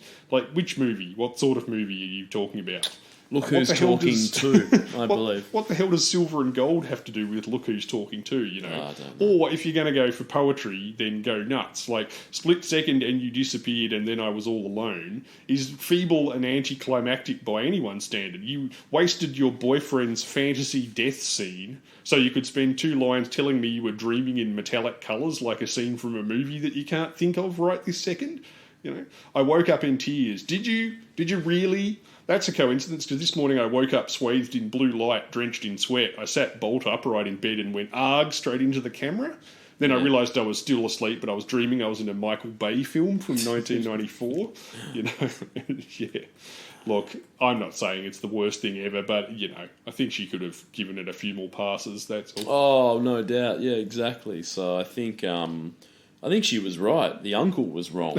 she was like, this is trash. I don't want to record it. So I blame the fucking I blame a fictional uncle who's probably not real because the story's made up. But look. So look, how's the M Train doing? Look, for John Legend, he's got 22 mil on the old Spotify, which is a lot. Megan Trainor's got 16 mil on the Spotify. She's got a lot. I mean, she's had more hits than I remembered. Well, I only remembered that 1.5 that we talked about, but she keeps popping up. She does keep popping up. Yeah. And look, got some bad news for physical media fans. This is going to cost you $26.80. So maybe spend that money on something better. I'm going broke buying all these songs. I know. Tell me about it. Hopefully a cheap one will pop up soon, Tom. Should we hit to the next one? Yeah, please. All right, up next is Lost Frequencies, Are You With Me?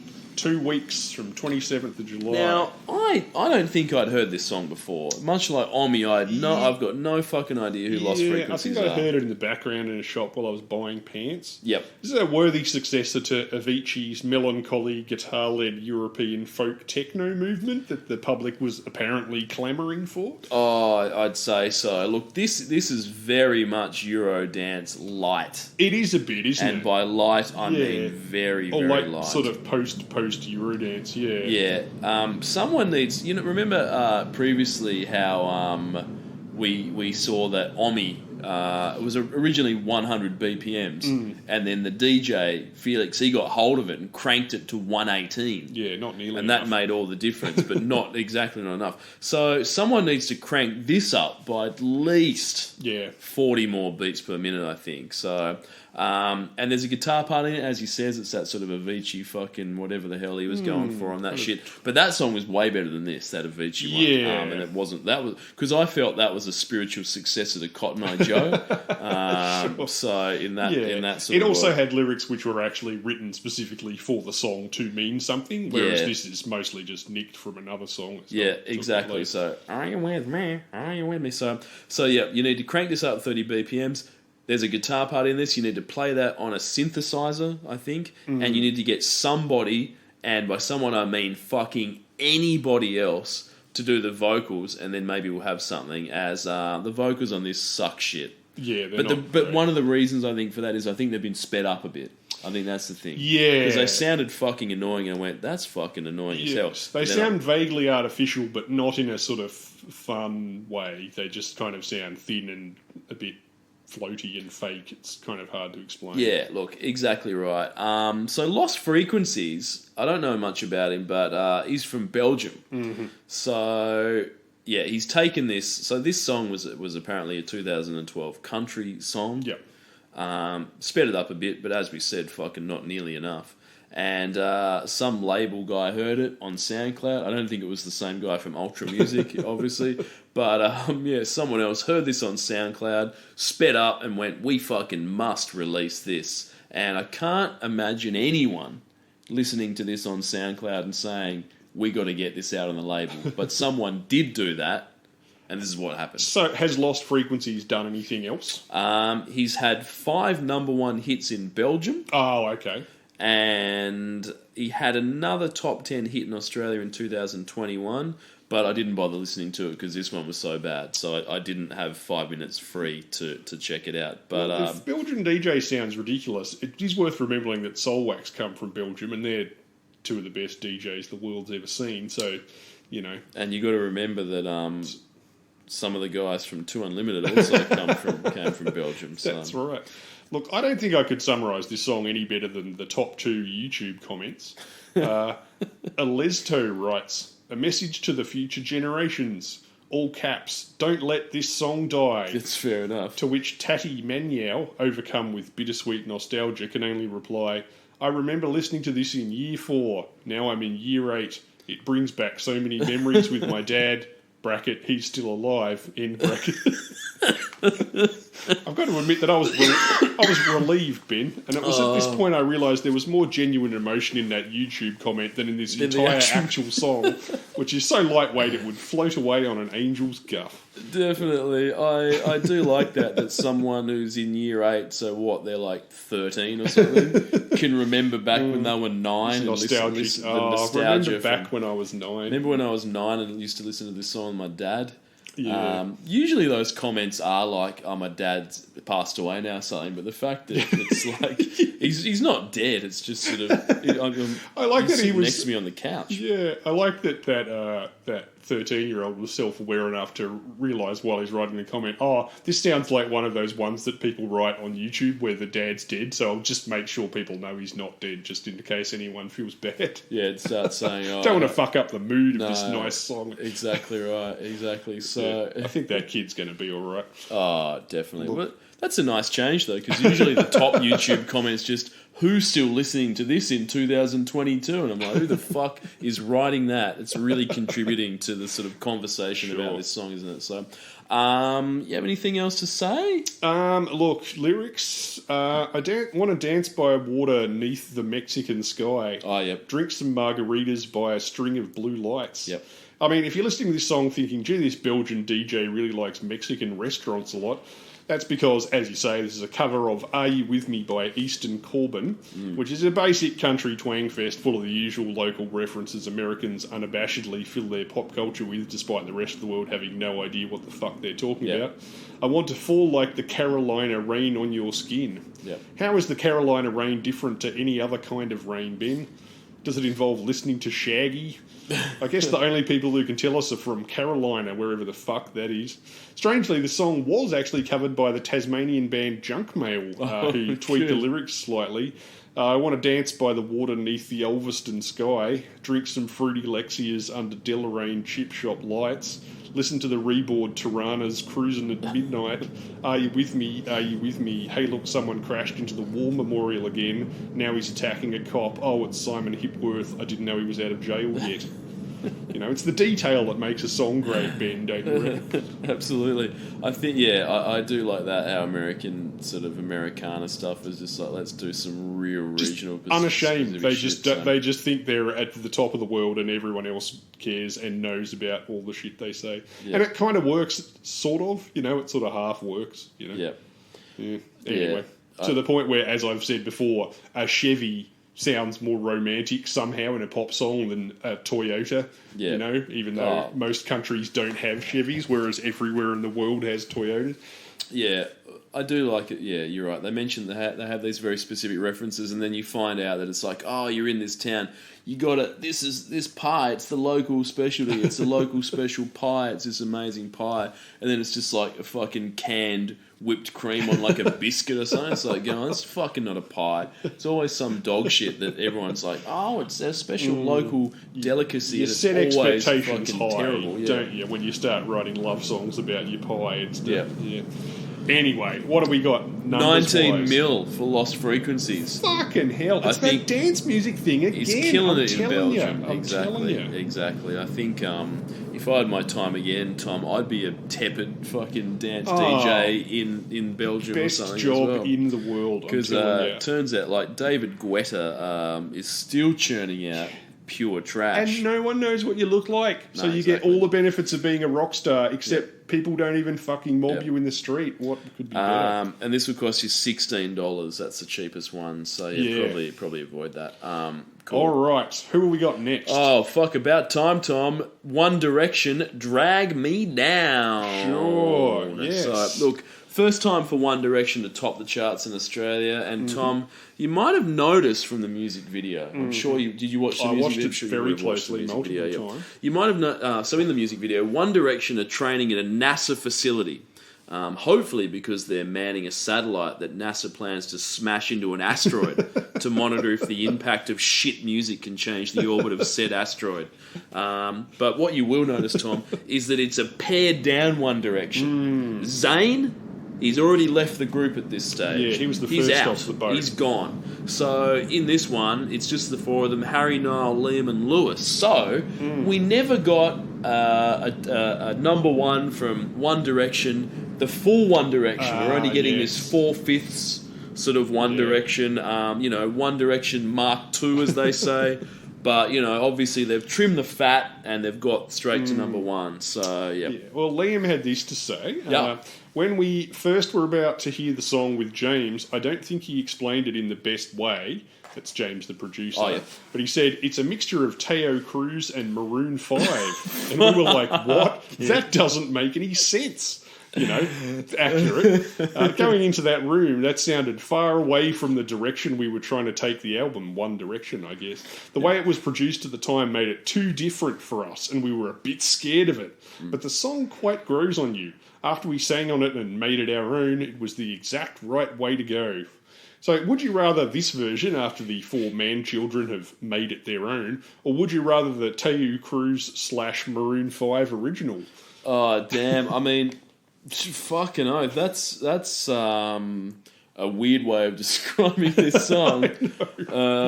Teo Cruz. Look, I think I'm a huge fan of Teo Cruz. As you know, I mentioned previously that some of his earlier singles that we discussed are some of the finest music of this millennium thus far. So.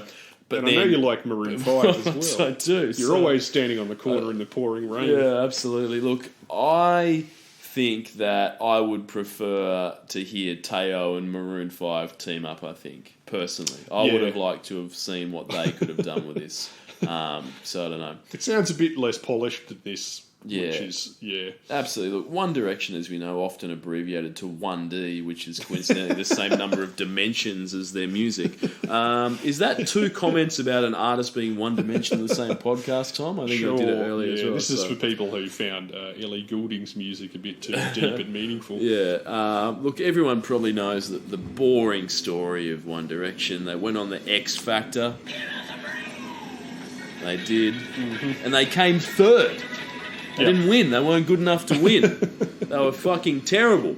But Simon Cowell, he seeks out those diamonds in the rough, doesn't he, Tom? That's what he does. He's got a lot of children he keeps his eye on. He does. He keeps his eye on a lot of kids, diamonds in the rough. He recorded them to his record label. I think it's called Psycho, his record label. And they've sold like 1 trillion records since then. But here's one thing you might not have known, Tom. Yeah. Did you know that they obviously signed up with Simon, released that album back in 2010 or whatever it was, but they also signed a book deal and released One Direction Forever Young, Tom, in 2011, a full 12 months after they met, and signed this deal when they were still children. I wonder what nuggets of wisdom that tome contains. I really want to hear the struggle, hear about those years where they had to really fight to make it from the ages of 14 to 16 when they just never thought they were 14, they thought we're never going to make it, but then by the time they were 16 they'd made it, which is really good. Yeah. Look, as someone who's written several books and has resigned themselves to the fact that I will almost certainly die without any of them being published, it's always nice to hear how any dickhead who's done 2 weeks on Ready Steady Cook or released a number 14 piss week single on the UK pop charts can instantly get a book published, without, even if it's 10 pages long and features mostly pictures which they didn't draw. Yep. But yeah, it's good that happens. Absolutely, yeah. I completely agree. Because as you say, what the world needs is another story about how a pop group got made famous by some impresario who owns a sex blimp and spends all this time ferrying money out to his offshore tax haven in the fucking Cocos Islands or whatever. Oh, look, it is about that sort of grassroots... I might be slightly bitter, Ben. Sorry, that might not have come through in the answer to that. No, it's just about sort of organically finding your way as a musician through a highly publicised television quiz, a sort of game show, not quiz show, game show. Yeah. So look, it's all good. Look, I'm happy that they did make it though, Tom, because the thing is that they almost didn't make it. But if, they didn't make it, then as a society we would never have had such great product tie-ins as the One Direction face of Pokemon Black. We wouldn't have had that. We wouldn't have had One Direction launching the Nokia C3 and Nokia C202 phones. We wouldn't have had them do that. That's a shame. To promote the launch of Nokia, they made a series of photos of the band members using the phones to take photos of themselves. That's how they sort of promoted it by doing that. So it was very clever of them. We would never have had, the Colgate, One Direction, Colgate, Max Fresh power toothbrush. We wouldn't have had that. True. The One Direction Colgate Max Fresh manual toothbrush or the One Direction Colgate Max Fresh toothpaste. We wouldn't have had that. We wouldn't have had their Pepsi tie-in that they did in 2012. We wouldn't have had them teaming up with Shazam, Tom. We wouldn't have had that. We wouldn't have had the One Direction dolls that they released. We wouldn't have had that. We wouldn't have had their fashion line from Filipino clothing brand Pen Shop, a household name. I love that, those One Direction Pen Shop clothes. We wouldn't have had the pop-ups in Brisbane, Toronto, Chicago, New York, Tokyo, Stockholm, selling exclusive merch. We wouldn't have had One Direction as the new faces of the Toyota Vios. We wouldn't have had that. We wouldn't have had their debut fragrance, Our Moment. We wouldn't have had that one. Wearing it right now. Best-selling fragrance, Christmas 2013. Tom, you want to know that?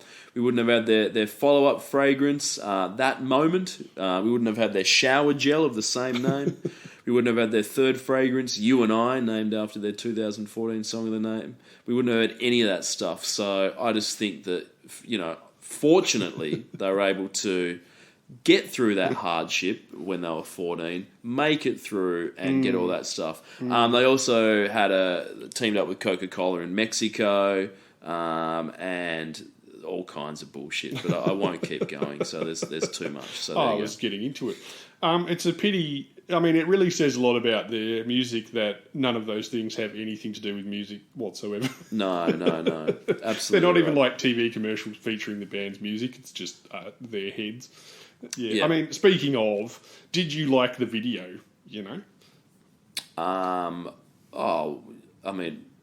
I guess. I was hoping at the end, because it's sort of, as you say, a lot of it is filmed around NASA headquarters, and it sort of builds up to them getting onto a rocket, but then it just kind of ends. You know? I was hoping at the end they would maybe get to that Martian colony where Britney Spears hung out with all those chicks in red latex. Yeah, that would have been cool. Oops, I did it again. Yeah, exactly. You're right. We were promised so much with them travelling out to space. Yeah, it builds up. The whole thing's a build up, and then it just ends. Yeah, definitely, for sure. Unlike their appearance in a Honda Civic ad, Tom, which showed them testing out the car's stereo.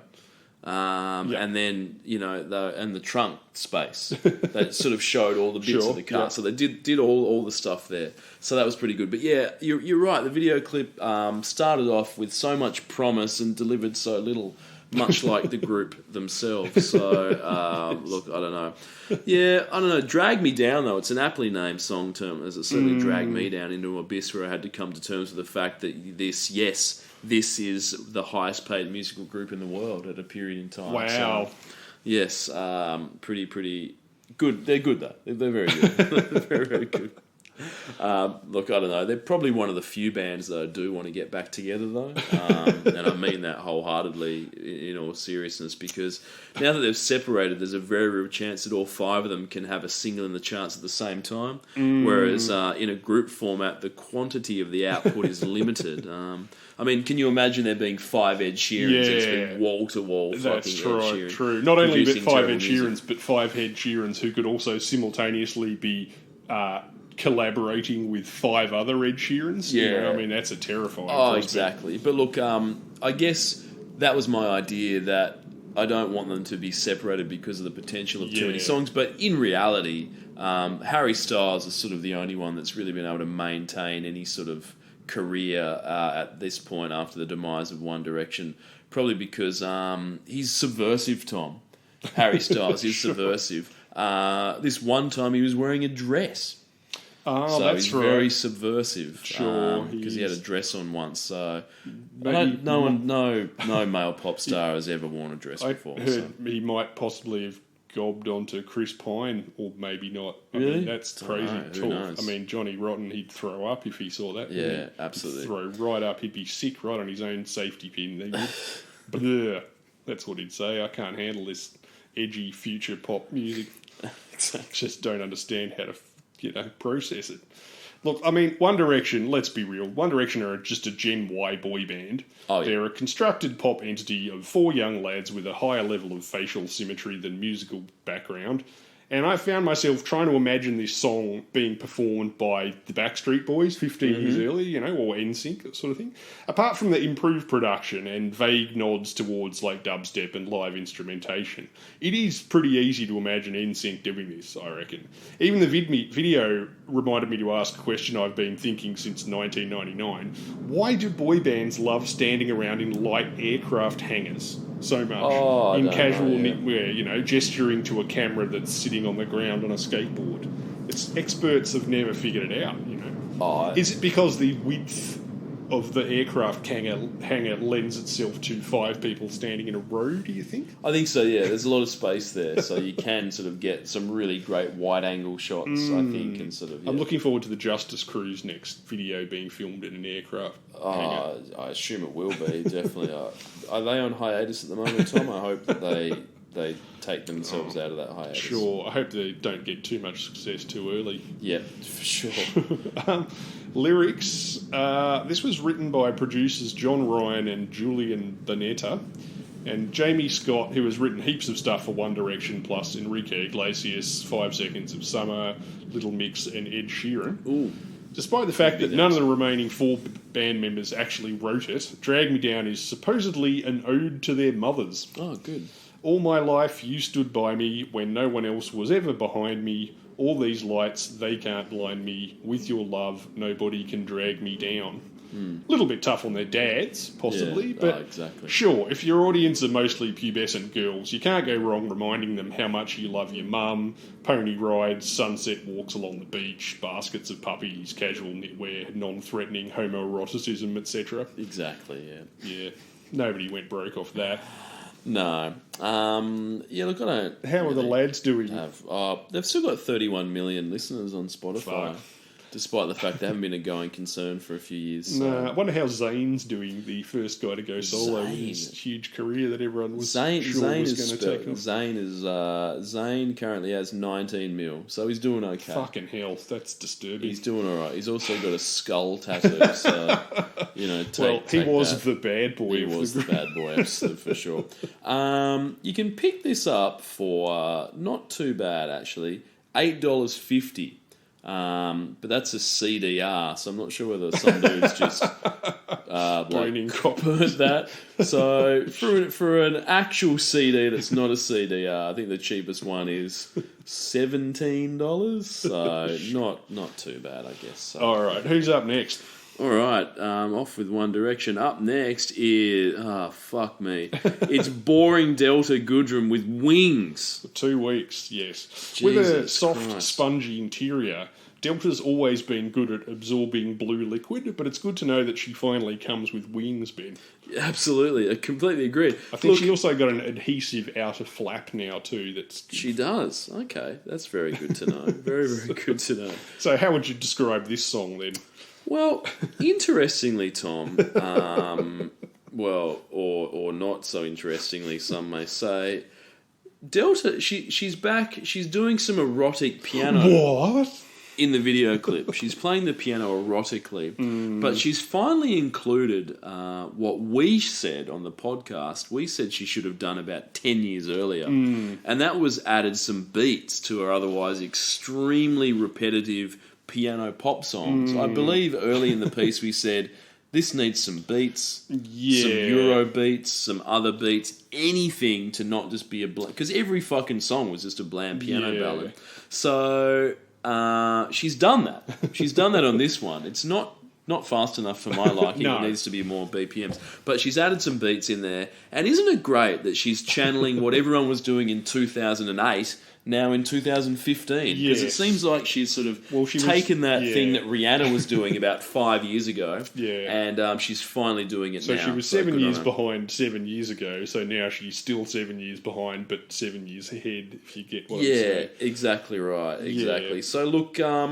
she's holding a guitar in the video clip as well, but I listened to this twice just to make sure there's no fucking guitar in this song whatsoever. So not sure why she's doing that, but look, what did you make of it, Tom? Well, look, it's always good to see Delta back again, throwing down a new video featuring her in a series of white outfits against a blank white background, using a white instrument to bang out the whitest music humanly possible. Yeah. Now, the Kraft Mayonnaise production board would turn this down for a lack of visual diversity, I think, but that's Delta for you, you know? No doubt. She can't walk past a white piano in a white singlet without banging out some white pop tunes, you know. For sure. It's not possible for her. Sure. But look, I'm glad she's sticking with the erotic piano approach in the video clips. It's sort of like playing it like, ooh, it's a bit sort of sassy. Occasionally standing up, sure. Yeah, absolutely. Look, so the song's titled Wings, as we know. It's called Wings. Title.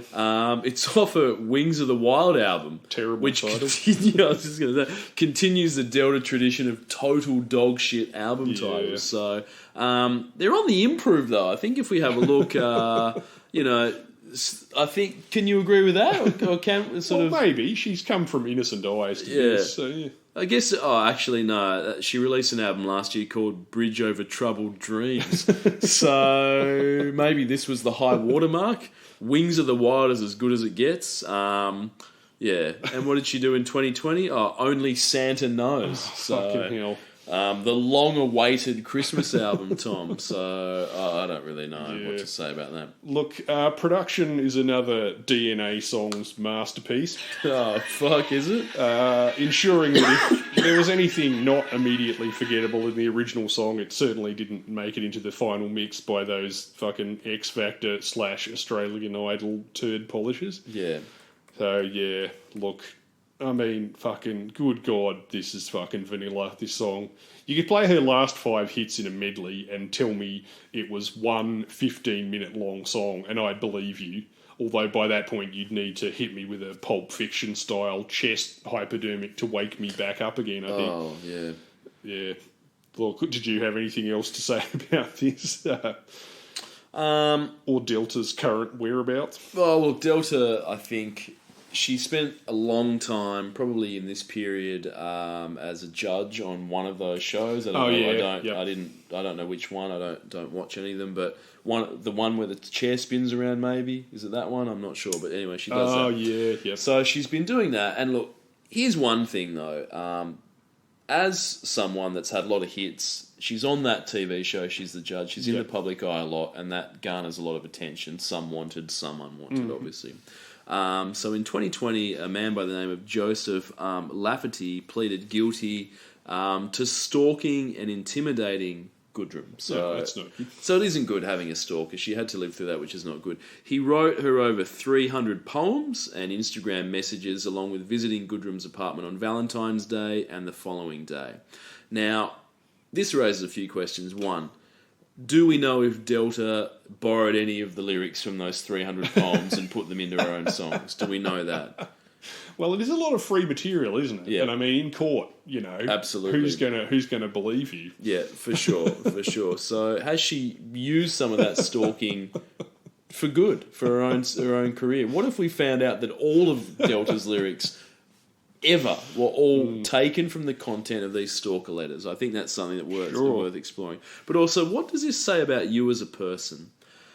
As a stalker, I mean, I think we need to look at that and say, this is one of the worst things that you can do. As a person, what does it say about you as a person to stalk someone But not only that, the person that you choose to stalk is Delta Goodrem.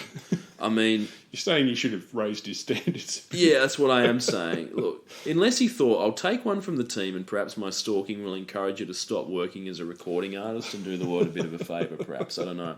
But maybe stalk someone more interesting. I don't know. I don't know what goes on in the mind of a stalker, but yeah. According to Clive James, who's sort of had minor celebrity in the UK and Australia, most male celebrities, to some degree or other, and pretty much every female celebrity of any degree, from Weather Girl up, has a creepy, potentially dangerous fan. It's just that most of them don't talk about it because it is considered psychologically bad to encourage them by giving them any oxygen. Yeah. So usually the only time you hear about it is when the tabloids get hold of it or it goes to court. Yeah. You know, so I'm saying there's probably plenty of pop stars who haven't even achieved Delta's level of fandom who have stalkers, you know. Yeah, which is highly disturbing. In a way, it's kind of romantic, you know. Out there's a stalker for all of us, Ben, just waiting on the horizon with a pair of high-powered binoculars looking into your bedroom window. You know? And if you're very lucky, they'll give you enough material for you to use in your albums. So 300 poems, sure. Exactly. No one's written any poems about me at all, so, you know. Now, I will say this, Tom, this is her last number one. So we won't Are we going to get in trouble for making fun of stalkers? We shouldn't. I mean, I was making jokes about I'm making jokes about the stalkers. I'm saying it's about the stalkers. So sorry, I interrupted you. What we don't have to talk about Delta anymore. This is her last number one. So crikey. I look forward in the years, but... Fuck, I mean, I say that, but then who knows whether only Santa knows whether one of those songs from 2020 is going to pop up. She might hook up with another ex-member of fucking Westlife or something like that. Exactly. Jesus. Now, here's the interesting thing, Tom. We're getting to the Spotify numbers and the Discogs. Sure. This is going to cost you $20, which is a bad investment in these recessionary times. Don't do that. That's not a good idea. No, that's... But here's what I find super interesting. Delta has 700,000 monthly listeners. Fucking hell. Which is fucking nothing when you think about the fact that Conrad Seal has like 3 million. His fucking sister had like 3 million. These are people that have one hit single and then they do nothing. It's because Delta never made it outside of Australia. She just didn't. She had one half hit in the UK 10 years ago and that's it. If you don't get outside of Australia, you just struggle to hit a million. But is it also because the general public at large have realised that all these songs are fucking terrible and no one listens to them now? Well, that may be true, but I mean, she did have the biggest album of the decade. Yeah, she did. You know, like it... Yeah, it's just... I know what you mean. It just didn't sort of translate into any kind of lasting appeal. Well, she keeps popping up on the fucking pop charts. Yeah. Although, albeit briefly, this is only 2 weeks, but yeah. Yeah. When I'm in the supermarket, I just drop the basket. When this comes on, just drop the basket to the ground and just leave. Yeah. And then just say to my wife, they didn't have any of the stuff in stock that we needed. I'll go back later. Yeah, so, if you want to hear Delta at the supermarket, you just press your ear up against a copy of New Idea and rustle it. Exactly. Up next, 31st of August. Oh, sorry, got no lyrics, please. Look, this is barely even worth it. Why am I talking about Deltas?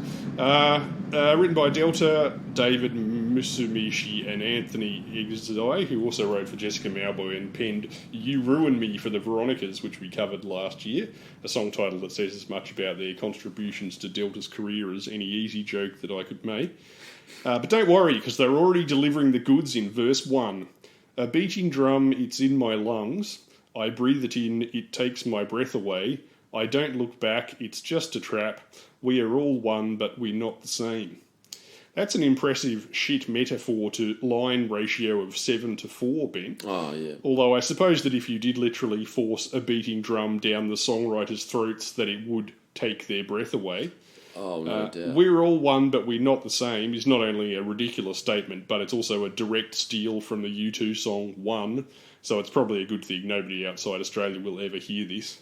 So they won't get troubled by U2's lawyers who've probably got better things to do these days. Oh, I'm sure they do. Other than that, I've got nothing to say. Quickly, let's move on. Oh, Absolutely. You want to say? No, nothing. I've already done the You have. Discogs. All right, what do we got then? Up next, Calvin Harris and Disciples. How deep is your love? 1 week. How deep is your love, Ben? It's pretty deep. Is that a dick metaphor? Yeah, I think so. I think it definitely is. In the bridge, someone doing a shit Daft Punk impression does ask, how deep is your love? Can it go deeper? Yeah.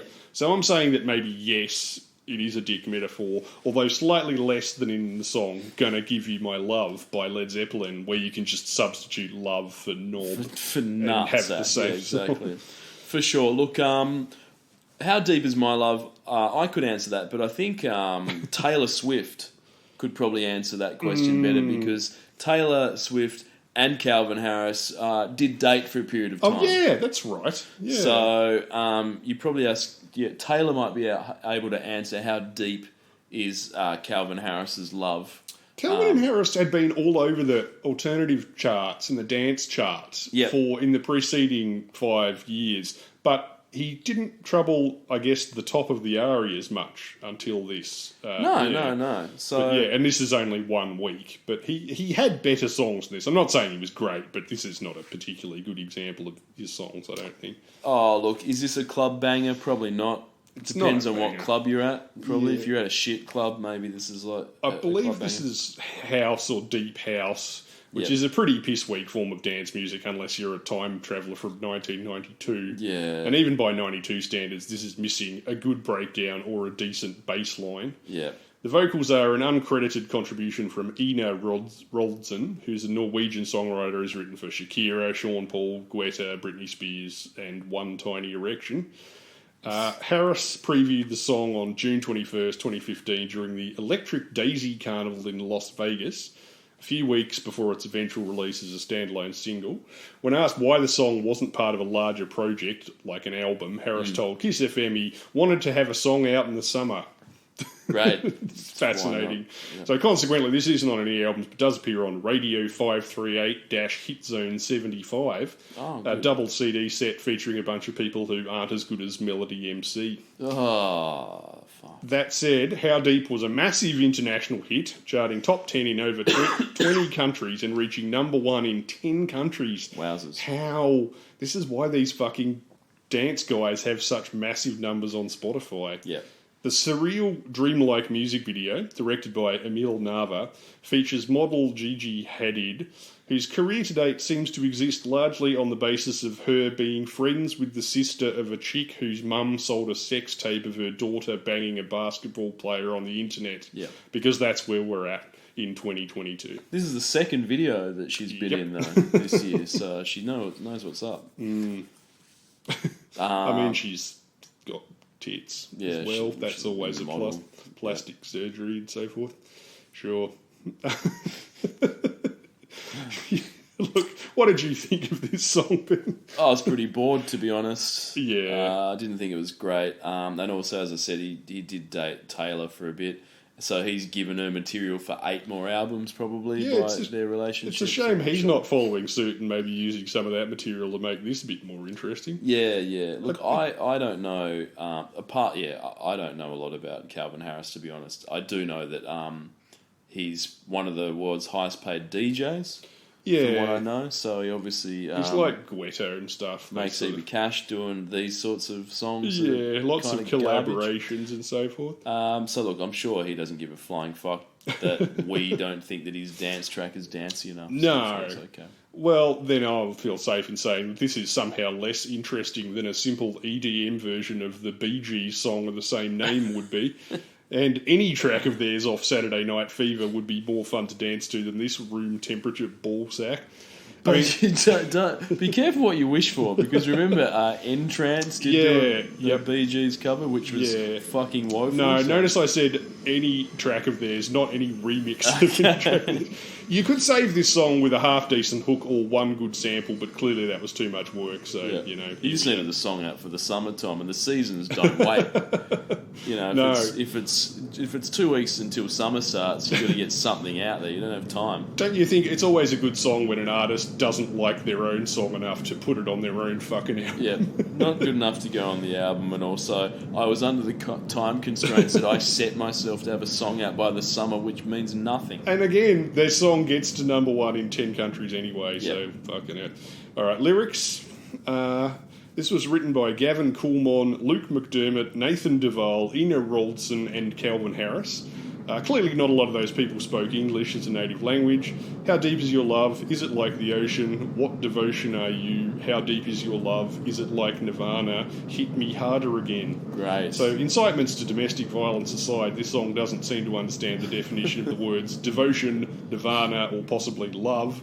If she's actually deep, talking about honest, banging, or deep, or ocean, particularly. But yeah, look, there really is hard to find anything interesting to say about that song. Absolutely. Discogs, cheapest one, $26. So what? probably, once again, save your money on that. This features Disciples. Calvin Harrison Disciples. No it says idea on my thing. who they were. I mean, they're probably the other people named in that, but I don't know if they're a band or what they contribute. They've got Disciples 1.4 million. Whoever the fuck they are, didn't bother. Cal Howell, he's got 50 million. Fucking, I tell you, it's that dance music thing. Yep. I'm calling him that. Cal Hal. 50. He's got 50 mil, so there you go, which is good. Fantastic. So, all right, moving on. Yes. Up next, thank fuck, about time again. Justin Bieber, what do you mean? 4 weeks. Wowzers. Finally some Bieber. I think this must be the start of the Bieber Renaissance. If we think about the Bieber career, he was doing, that kids shit for a while when he was like 12 himself or something. Aaron Carter type stuff. Doing some kids bullshit, and then pop music for 14-year-old girls basically for a while, and then I think he sort of fell off. Like, I don't think he was as popular, fell off the wayside for a bit. But then there was the Bieber beginning re-emergence, a renaissance, a more mature sound. Much like Christina Aguilera, he wanted to get dirty. Exactly. So this is the more mature sound that Bieber's brought out. As that Tom? would suggest, this was his first number one hit in the US and Australia. Great. It debuted at number one in the charts after he drip-fed the lyrics out on Twitter in the most 2015 way possible. Oh, great. Via his celebrity friends. Just sort of dropped the lyrics on Twitter. Yeah, hashtag Belieber, etc. Okay. So yeah, look, but it is good because you think about his his early work as kids music. Yeah. So kids, super kids. In what way does this represent maturity for his sound? Well, Tom, as I mentioned, it's a much more mature sound for my mind. Very, very mature sound, Tom. This sort of new Bieber, getting rid of the kid stuff, doing the mature sound, and what's more mature about it, Tom?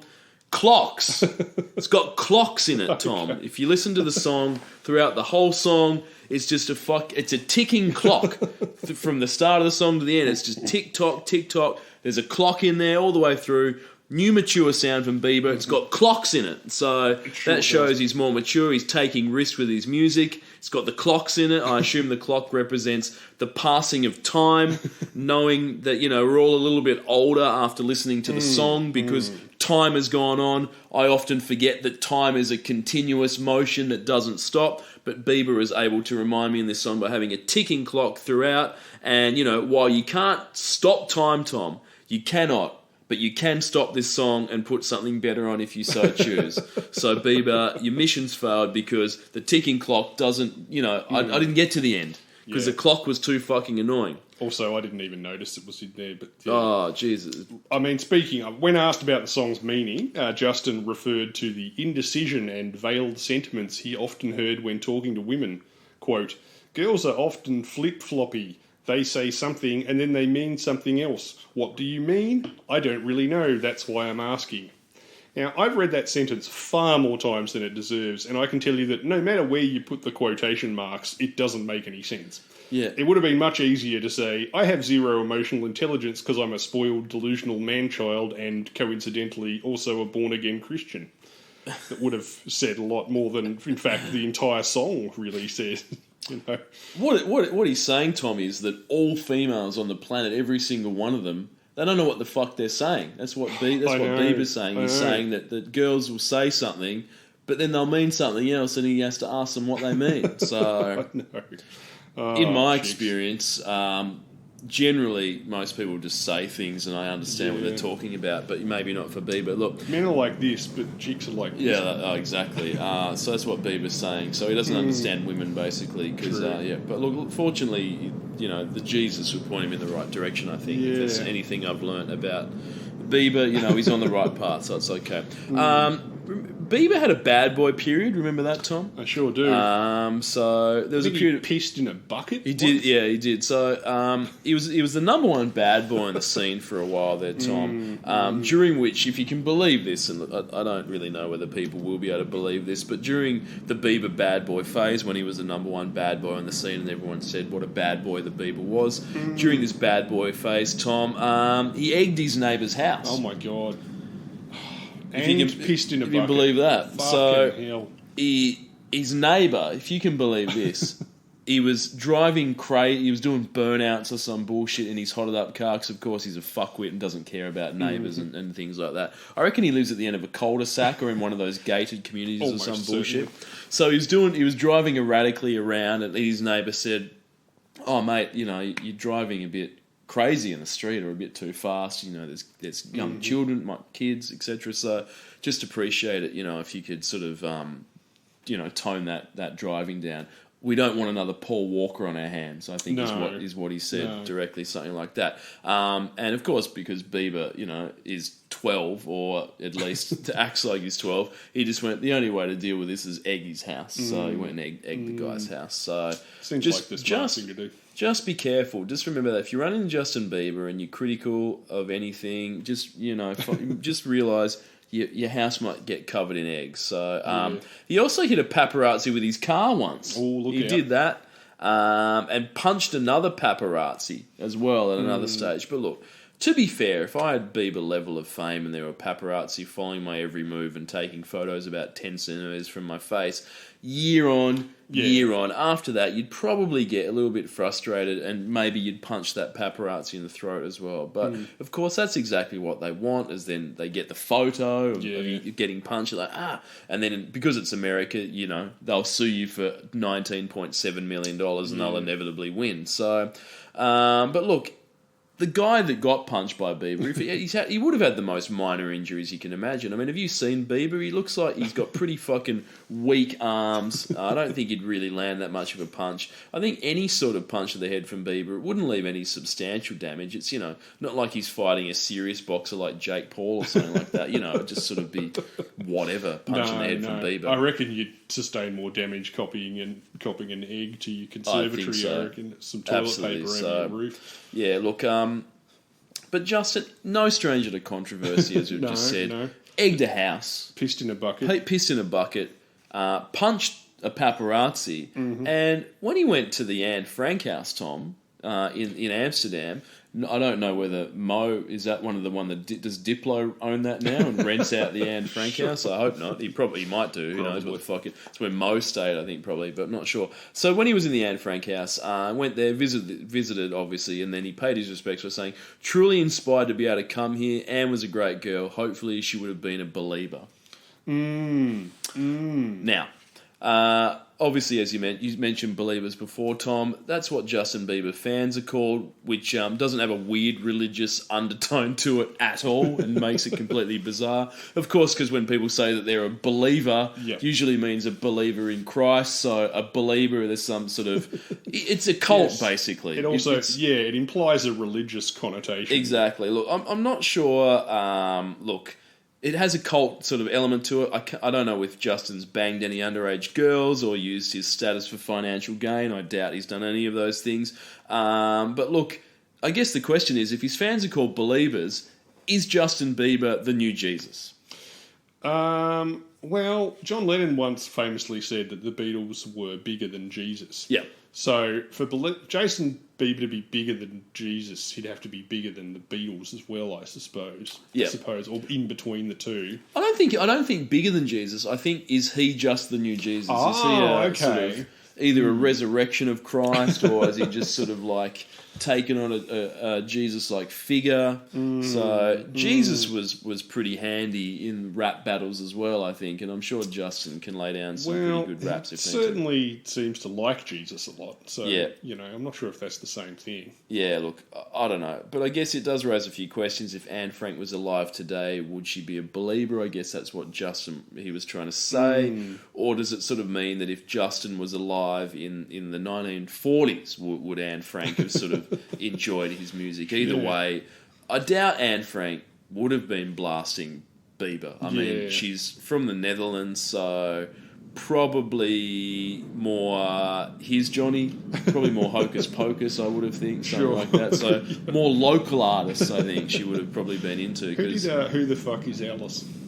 Don't know. I think they were like from that. the Netherlands. Yeah, she would have been doubt. into some Gabba, I reckon. Would definitely big on the Gabba, I think. So yeah, so I think for Justin to suggest that Anne Frank would have enjoyed it, it's a bit tasteless. it's and very presumptive. tasteless. They had better things to do. Very in 1940 presumptuous. than listen to this ass. Exactly right. Exactly. The video features John Leguizamo in his best role since Fish and Chips, the movie.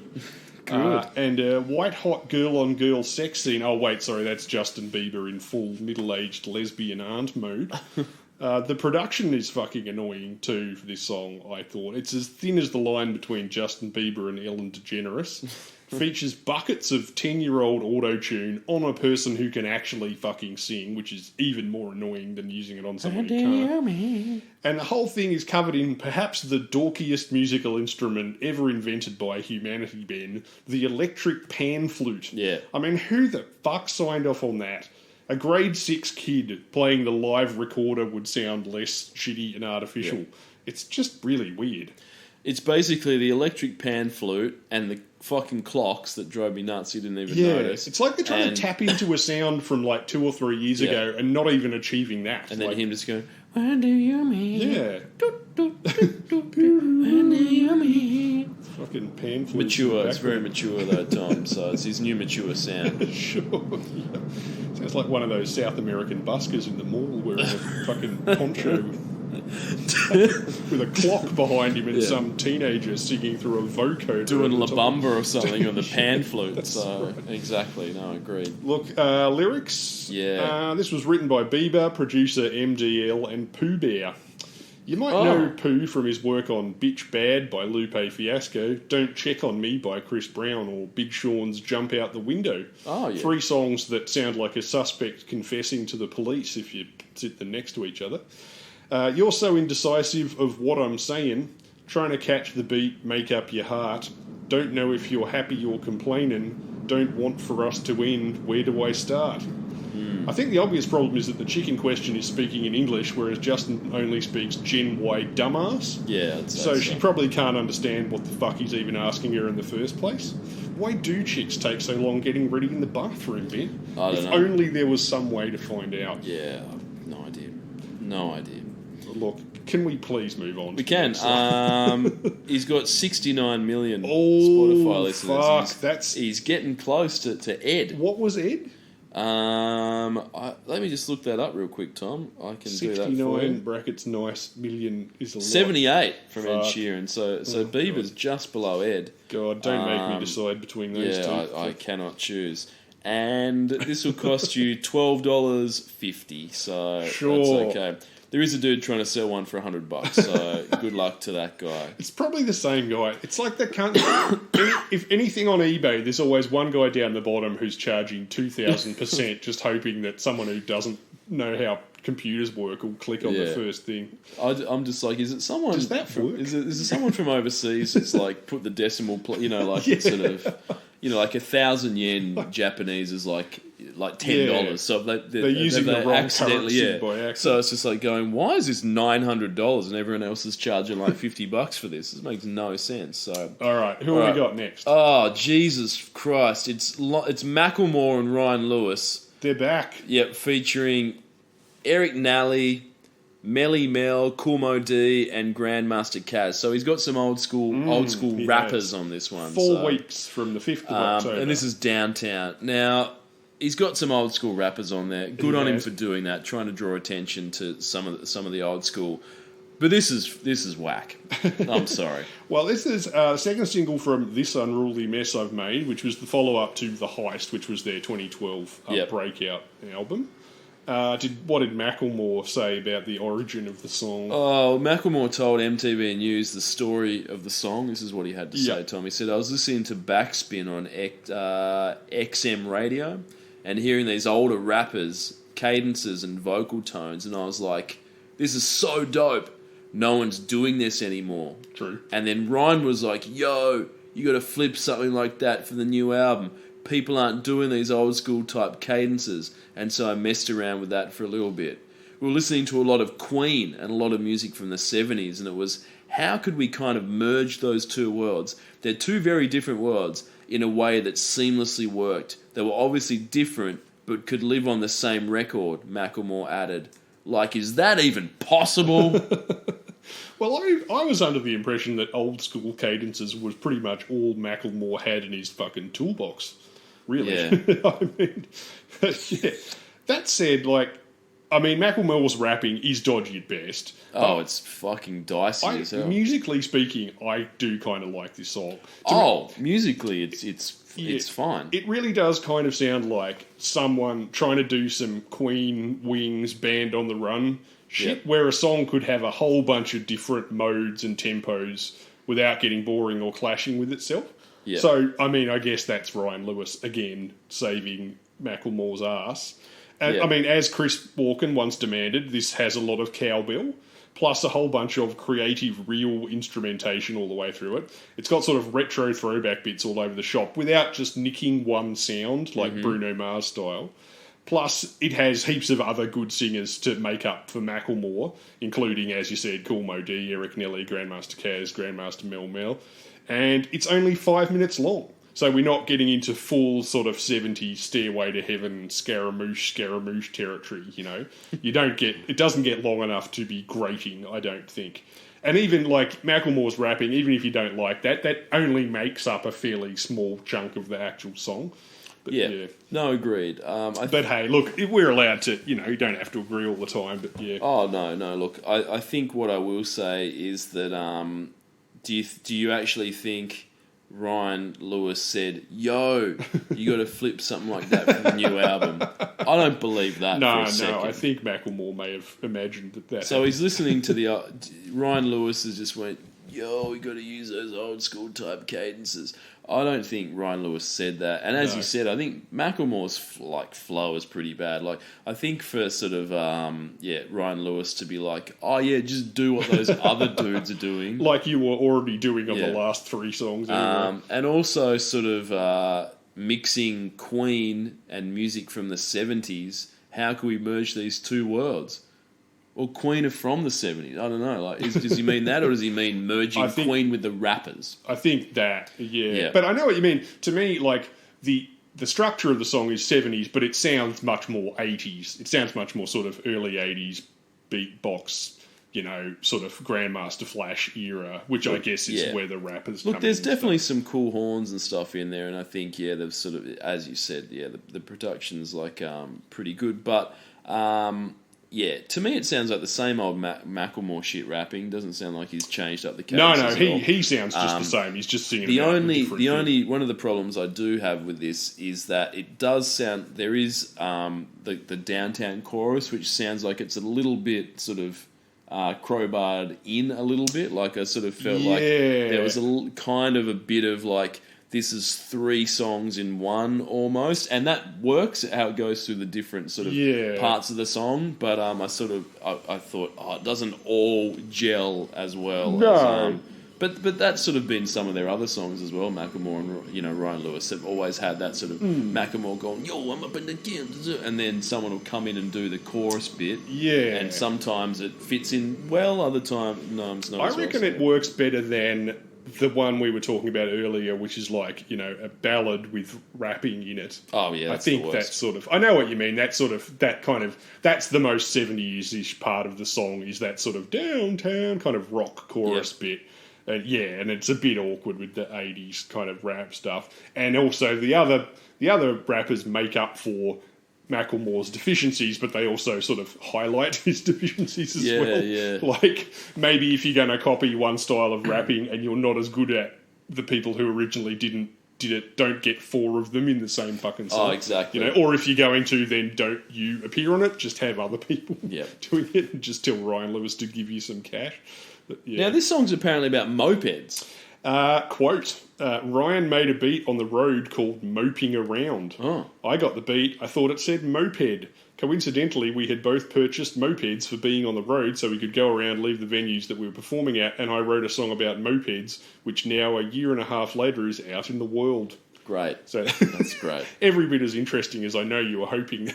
Yeah, cool. I thought it was about going downtown. I thought this was the antithesis of the sort of Bruno Mars's Uptown Funk. I thought this was his response track. I did find myself wondering if that was the same thing, particularly as Bruno Mars and Mark Ronson do seem to be playing a very similar game to Macklemore and Ryan Lewis. Oh, absolutely. E.g., where you've got an average, sort of half-decent rapper being buoyed up by someone who's very good at production but isn't very cool and, looking in videos. Yeah. Exactly right, exactly. So, I mean, the video does feature a lot of mopeds. You can't argue with quantity. Well, they're dropping cash on these videos. Oh, this looks like another one where they've shut down an entire fucking city or something to make this one. It's like a fucking street parade. It was shot in Spokane, Washington, directed by Ryan Lewis again, plus Jason Koenig and Ben Haggerty. Macklemore's still shopping at St Vincent de Paul because he looks ridiculous, but there's definitely some quality scooter, bike, moped action and some quality afros. There just aren't enough afros in music these days. Not at all. Yeah, lyrics written by Josh Rawlings, Ryan Lewis, Darian Ashbland, Tim Haggerty, Evan Flory Barnes, Jay Dutton, Budo, Eric Nelly and Macklemore. With pedigree like that, you're guaranteed this level of quality. I'm so low that my scrotum's almost dragging up on the concrete. My seat's leather, alright, I'm lying, it's pleather. But girl, we could still ride together. You don't need an Uber, you don't need a cab. Fuck a bus pass, you got a moped, man. She got 1988 Mariah Carey hair, very rare, mum jeans on her derriere. Great. To be fair to Macklemore, in 1988, Mariah Carey was a crimp-haired teenage sex bomb hooking up with the Fresh Prince of Bel-Air. So I can't really blame Macklemore for that one. Yeah. And she was still older than your average Paul Walker date, so, It's all good. Absolutely right. I don't know, maybe it's because when I grew up, but I do have a thing for that kind of centre-parted, mushroom-shaped crimp hair thing. It just does something for me. Definitely. Well, you were, in 90210, you were always more of an Andrea Zuckerman man, I know, than a Tory spelling man. Definitely. So. Why definitely. the long face, Tori? That's what the bartender said to her when she came in the bar. All right, let's move on. They've got 16 million people listening to Macklemore and Ryan Lewis. Remember, Macklemore and Ryan Lewis are separate entities as well on Spotify, but when they team up, they get 16 million listeners. This will cost you $17.80. And that one's got a generic cover, so I think the dude's lost the cover. It's just the disc. So it's if you that want fucking CD so if you want a cover, you got to pay $46.70.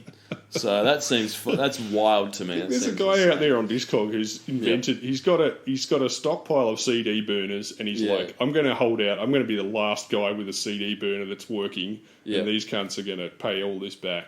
Yeah, absolutely. It's gonna, if you want to cover, it's gonna cost you $40. Interesting though, Macklemore released this on K-Single as well, which is pretty rad. Oh so wow! You get a K-Single of this. That's authentic throwback. Which cost you $26. So it's cheaper than the CD. So good stuff. Who's up next? Up next, it is Adele. She's back. 6 weeks. It's another boring piano ballad. I'm sorry, Adele. It's Hello. This one's called Hello, which was a huge. I remember this not that many years ago now, but this seemed to be all over the fucking place. It was everywhere, wasn't it? Yep. Look, I guess this song there was a little bit of. Who's Adele saying hello to? Like, sort of, I know that we talked about her last album. I think she had some hits off that, Rolling in the Deep. That was sort of like a whole album about, I think, a relationship breakdown. Yeah. Where I think someone had broken up with her. I think on this time it was sort of like maybe a different type of. Was this when she was getting divorced? I can't even remember, or maybe that's. I'm not sure, but I think it was sort of like so.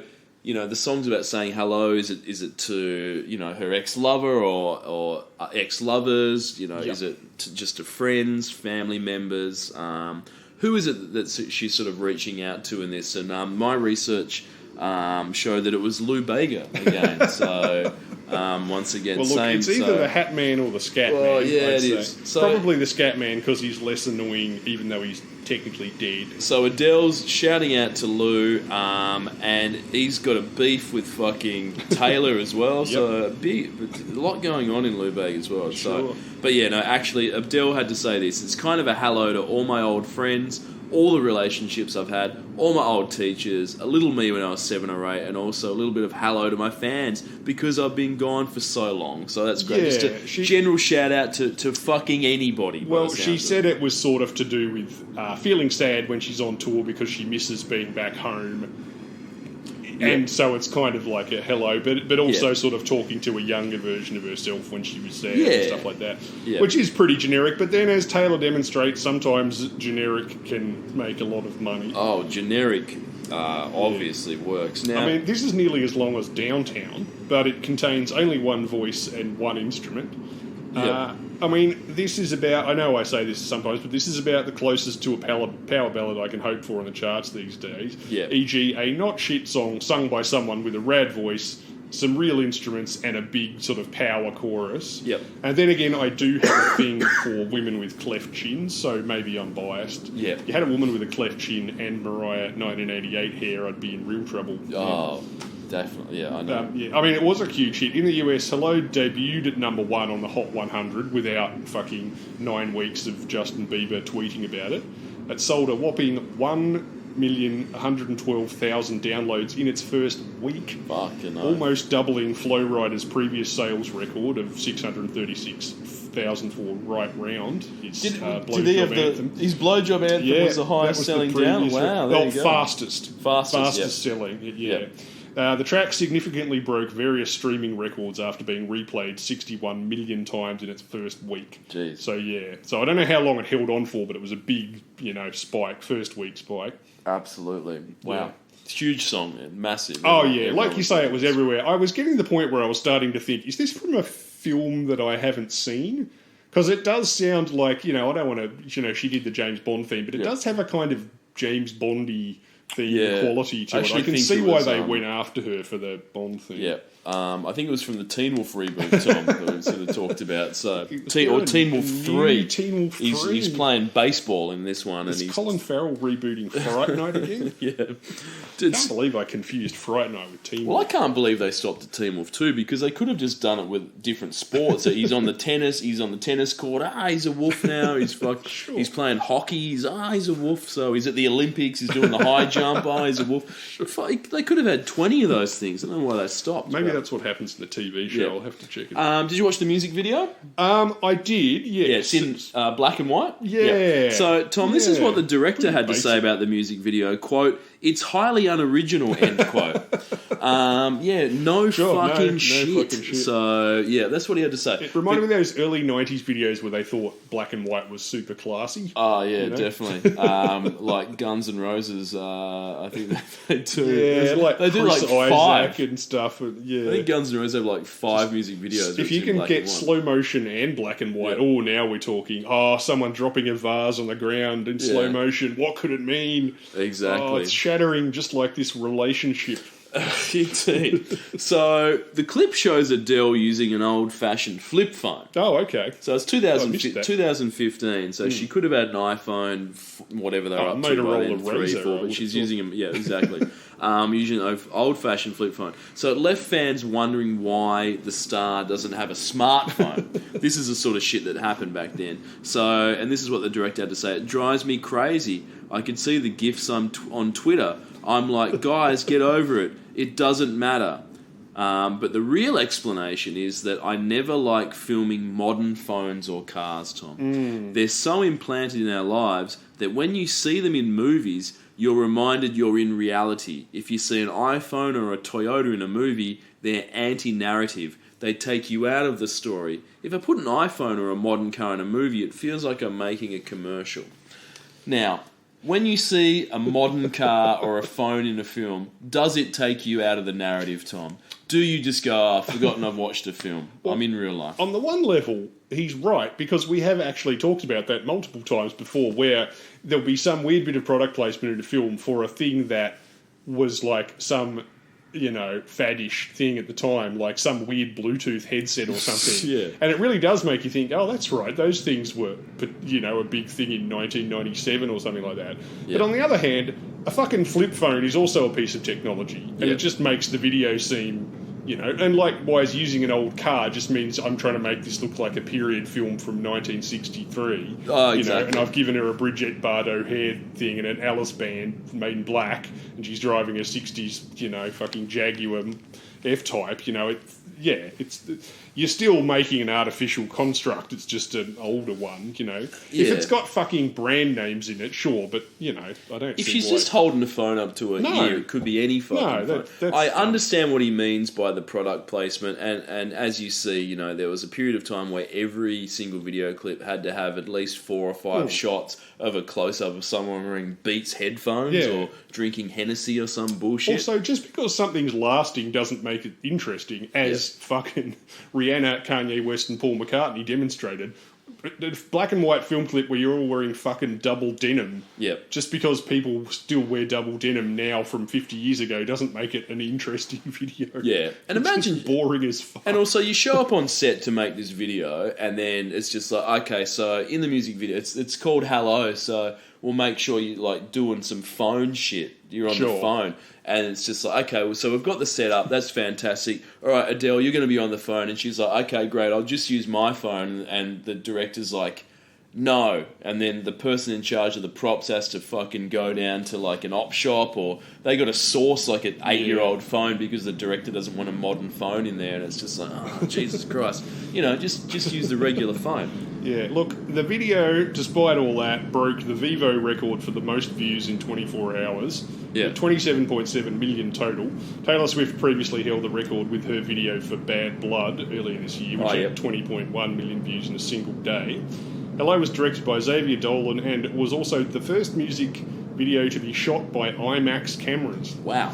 Once again, the sage words of the guy from Oasis come back to me. Exactly. Every director thinks they're making fucking Apocalypse Now. Absolutely. Whereas I know this is supposed to look like 5 minutes of some classy French film from 1965, but in fact it looks like a fucking chocolate commercial that got carried away with itself, or one of those perfume commercials where Scarlett Johansson and a hot guy with beard stubble just look into the camera and say things like, indescribable, or some shit like that, and then Paris is in the background, and you're like, this doesn't mean fucking jack shit, and how much did this cost, for Christ's sake? Yeah. Anyway.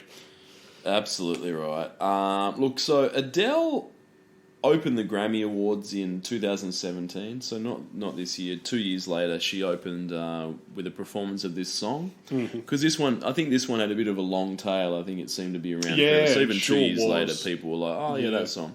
So she opened up the Grammy Awards, sung this song. Everyone was like, oh, that's fantastic. And then she came back later in the episode on the Grammys to perform George Michael's Fast Love in a tribute to the singer who died on Christmas Day 2016. Now, is Fast Love the George Michael song you want to be paying tribute to the singer with? Well, we actually discussed this way back in 1996 when Fast Love was a number one on the ARIA charts. Yeah, I think my theory was that the wedding gift registry idea where Adele signed on to the tribute concert song list too late and ended up with the musical equivalent of buying the happy couple a new Bosch dishwasher, or in this case, a song about banging dudes in the back of your car and or a public toilet facility. So, Gotta get up to get down. It's like, I mean, it's not a terrible song. it's just a weird tribute song. It's a great song, yeah. Baby, baby. I think like Jesus to a Child had already been taken. That was the number one of the Yeah, exactly. And Last Christmas I Gave You My Heart had been taken. For sure. I do believe we're practicing the same religion, Tom. So I'm glad that I'm sure she did it. A fitting tribute to George. So it's pretty good. So that's good. I'd have to know what it sounds like to judge, and I just can't be asked listening that's to the it. one. That's the one original. where. Yeah, of course. Yeah, same. Because, of course, whenever I think of the song, I think of the music video where it's George Michael sitting in that chair without his speakers, and I think he's he's watching a porno on a fax machine or something like that. Yeah. So. I'd rather remember him like that, not through a sort of funeral dirge Grammy version of his. Oh, Adele's fucking ruining it, yeah. Look, I don't hate this song, but you know, look, I understand if it's not your kind of music, it's not going to do much for you. Lyrics, this was written by Adele and producer Greg Kirsten. Hello from the outside, at least I can say that I've tried to tell you I'm sorry for breaking your heart, but it don't matter, it clearly doesn't tear you apart anymore. Now, if she's talking about herself in the past, then that all makes sense. Yep. But if she's talking about relationships, then she starts to sound like one of those annoying people who are usually dudes that'll dump someone and then keep sending them little messages when they feel lonely to get validation from the pain they caused somebody else. Yeah. Those people suck, so I hope she's talking about herself. And I think this song should be used in a new post-Jared range of Subway commercials, featuring the new thin Adele saying hello from the other side to an unflattering tabloid photo of herself while holding up a pair of pants you could fit around a smart car. That's a good and preferably not molesting children on the side. Yeah, probably also be a plus. Yeah. She could do it. I reckon she could do it. Absolutely. Oh, she looks great. She lost like 50 kilos in 2 years. Yeah. Anything else to say about this one? No. So Adele's got 42.7 million listeners. That's a lot. Yeah. Sort of anticipated that would be the case. And this is going to cost you $31. $31. Wow. Okay. No single for that one. It's an old-fashioned CD price. It is absolutely. Album. Yeah, album price, but you just get the single. So, all right. Final song of the year, Tom. Good heavens! What a massive year. Absolutely. Justin Bieber is back. He is. With his mature sound. Love Yourself for 3 weeks, Tom. Yeah, it's actually 7 weeks. It's 3 weeks this year, then 4 weeks next year. 4 more weeks going next over year. the line. Jesus H. Christ. So, yeah. More mature sound, Tom. How do we know it's a more mature sound? How do we know? What do we know about this time? It's about masturbation. It's about loving yourself. So this is how we know it's a more mature sound. Sure. Song about loving yourself. The only difference is Bieber hasn't found a bold corporate sponsor partner with, such as, say, I don't know, vodka cruises to help spread the masturbation message. Well, vodka cruises are more about femme fun, Ben. They are, definitely. They've deeply embedded themselves into feminine fun. Yeah, definitely. What were the songs on that single? Can you remember? They were Seeing Stars and my favourite, Cruising on My Own. Cruising on My Own. I mean, Justin Bieber's metaphorically cruising on his own, for sure. Yeah, absolutely. Look, this song was originally written by Ed Rangers with Attitude Sheeran for his latest gangster rap LP, Divide, but failed to pass his high bar for quality control. Really? Quote, it just wouldn't have made it, and then Justin took it and did his thing on it and made it what it is, going from a song that never would have been released to the biggest song of last year, Billboard #1 of 2016 for the whole year, and be nominated for Song of the Year at the Grammys. It just shows you that you shouldn't always write stuff off. Fantastic. I mean, that has happened 3 times this year, in fact, that same thing. But is that the lesson you took from this, Ben? That Ed's standards are too high and he should exercise less quality control on his white-wrapped homeless guy with a cardboard sign and a 3-string guitar train station jams? Look, I think I think what he does is he actually exercises the perfect amount of quality control. Because maybe I would have preferred this to be in the trash can. So, but the problem is, I guess, that, you know, Justin just took it and did his own thing with it. Does it mean that Justin has lower standards than Ed Sheeran? Oh, that's a terrifying thought. That goes without saying, yeah, definitely. Well, look, using, looking at it scientifically, using Tom's independent 3-way artistic nominative classification, or titwank, we can see that this falls into category B, specifically an I'm Sick of Boning You song.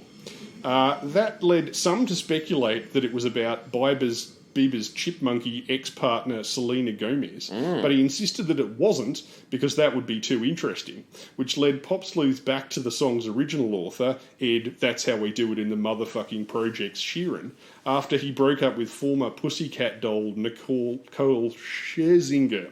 Was that Sheeran together with Nicole? Apparently Jesus. so. And, I mean, when you think about it, that sounds more plausible because she is a human-sized red flag in thigh boots. Absolutely right. You know, if anything is going to make you write a song like this.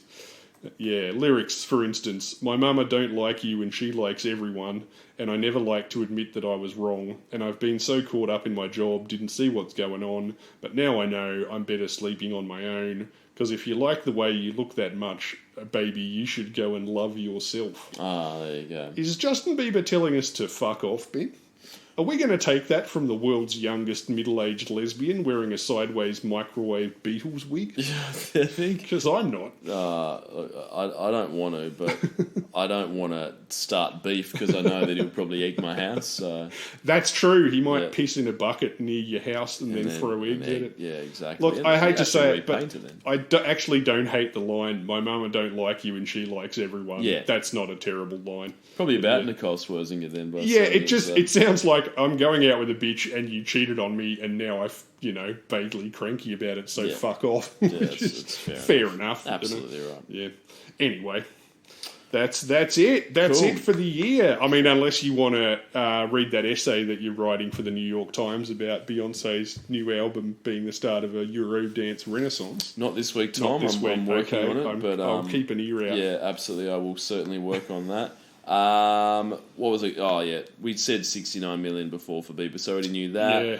Fuck, that's a lot. No copies for sale of Love Yourself, unfortunately. They've none. all been snapped up by 14-year-old girls. The last copy that sold for $46.70. Fucking hell, that's a lot of money. If you're down at the old op shop or something and you see a copy of that for $1, pick it up because someone will give you $50 for it. Or if you own one of the last 3 computers that still has a CD burner in it, then get out there and make yourself some cash. Exactly right, exactly. So, fuck, what a massive year. Good Lord. So that's the end of 2015.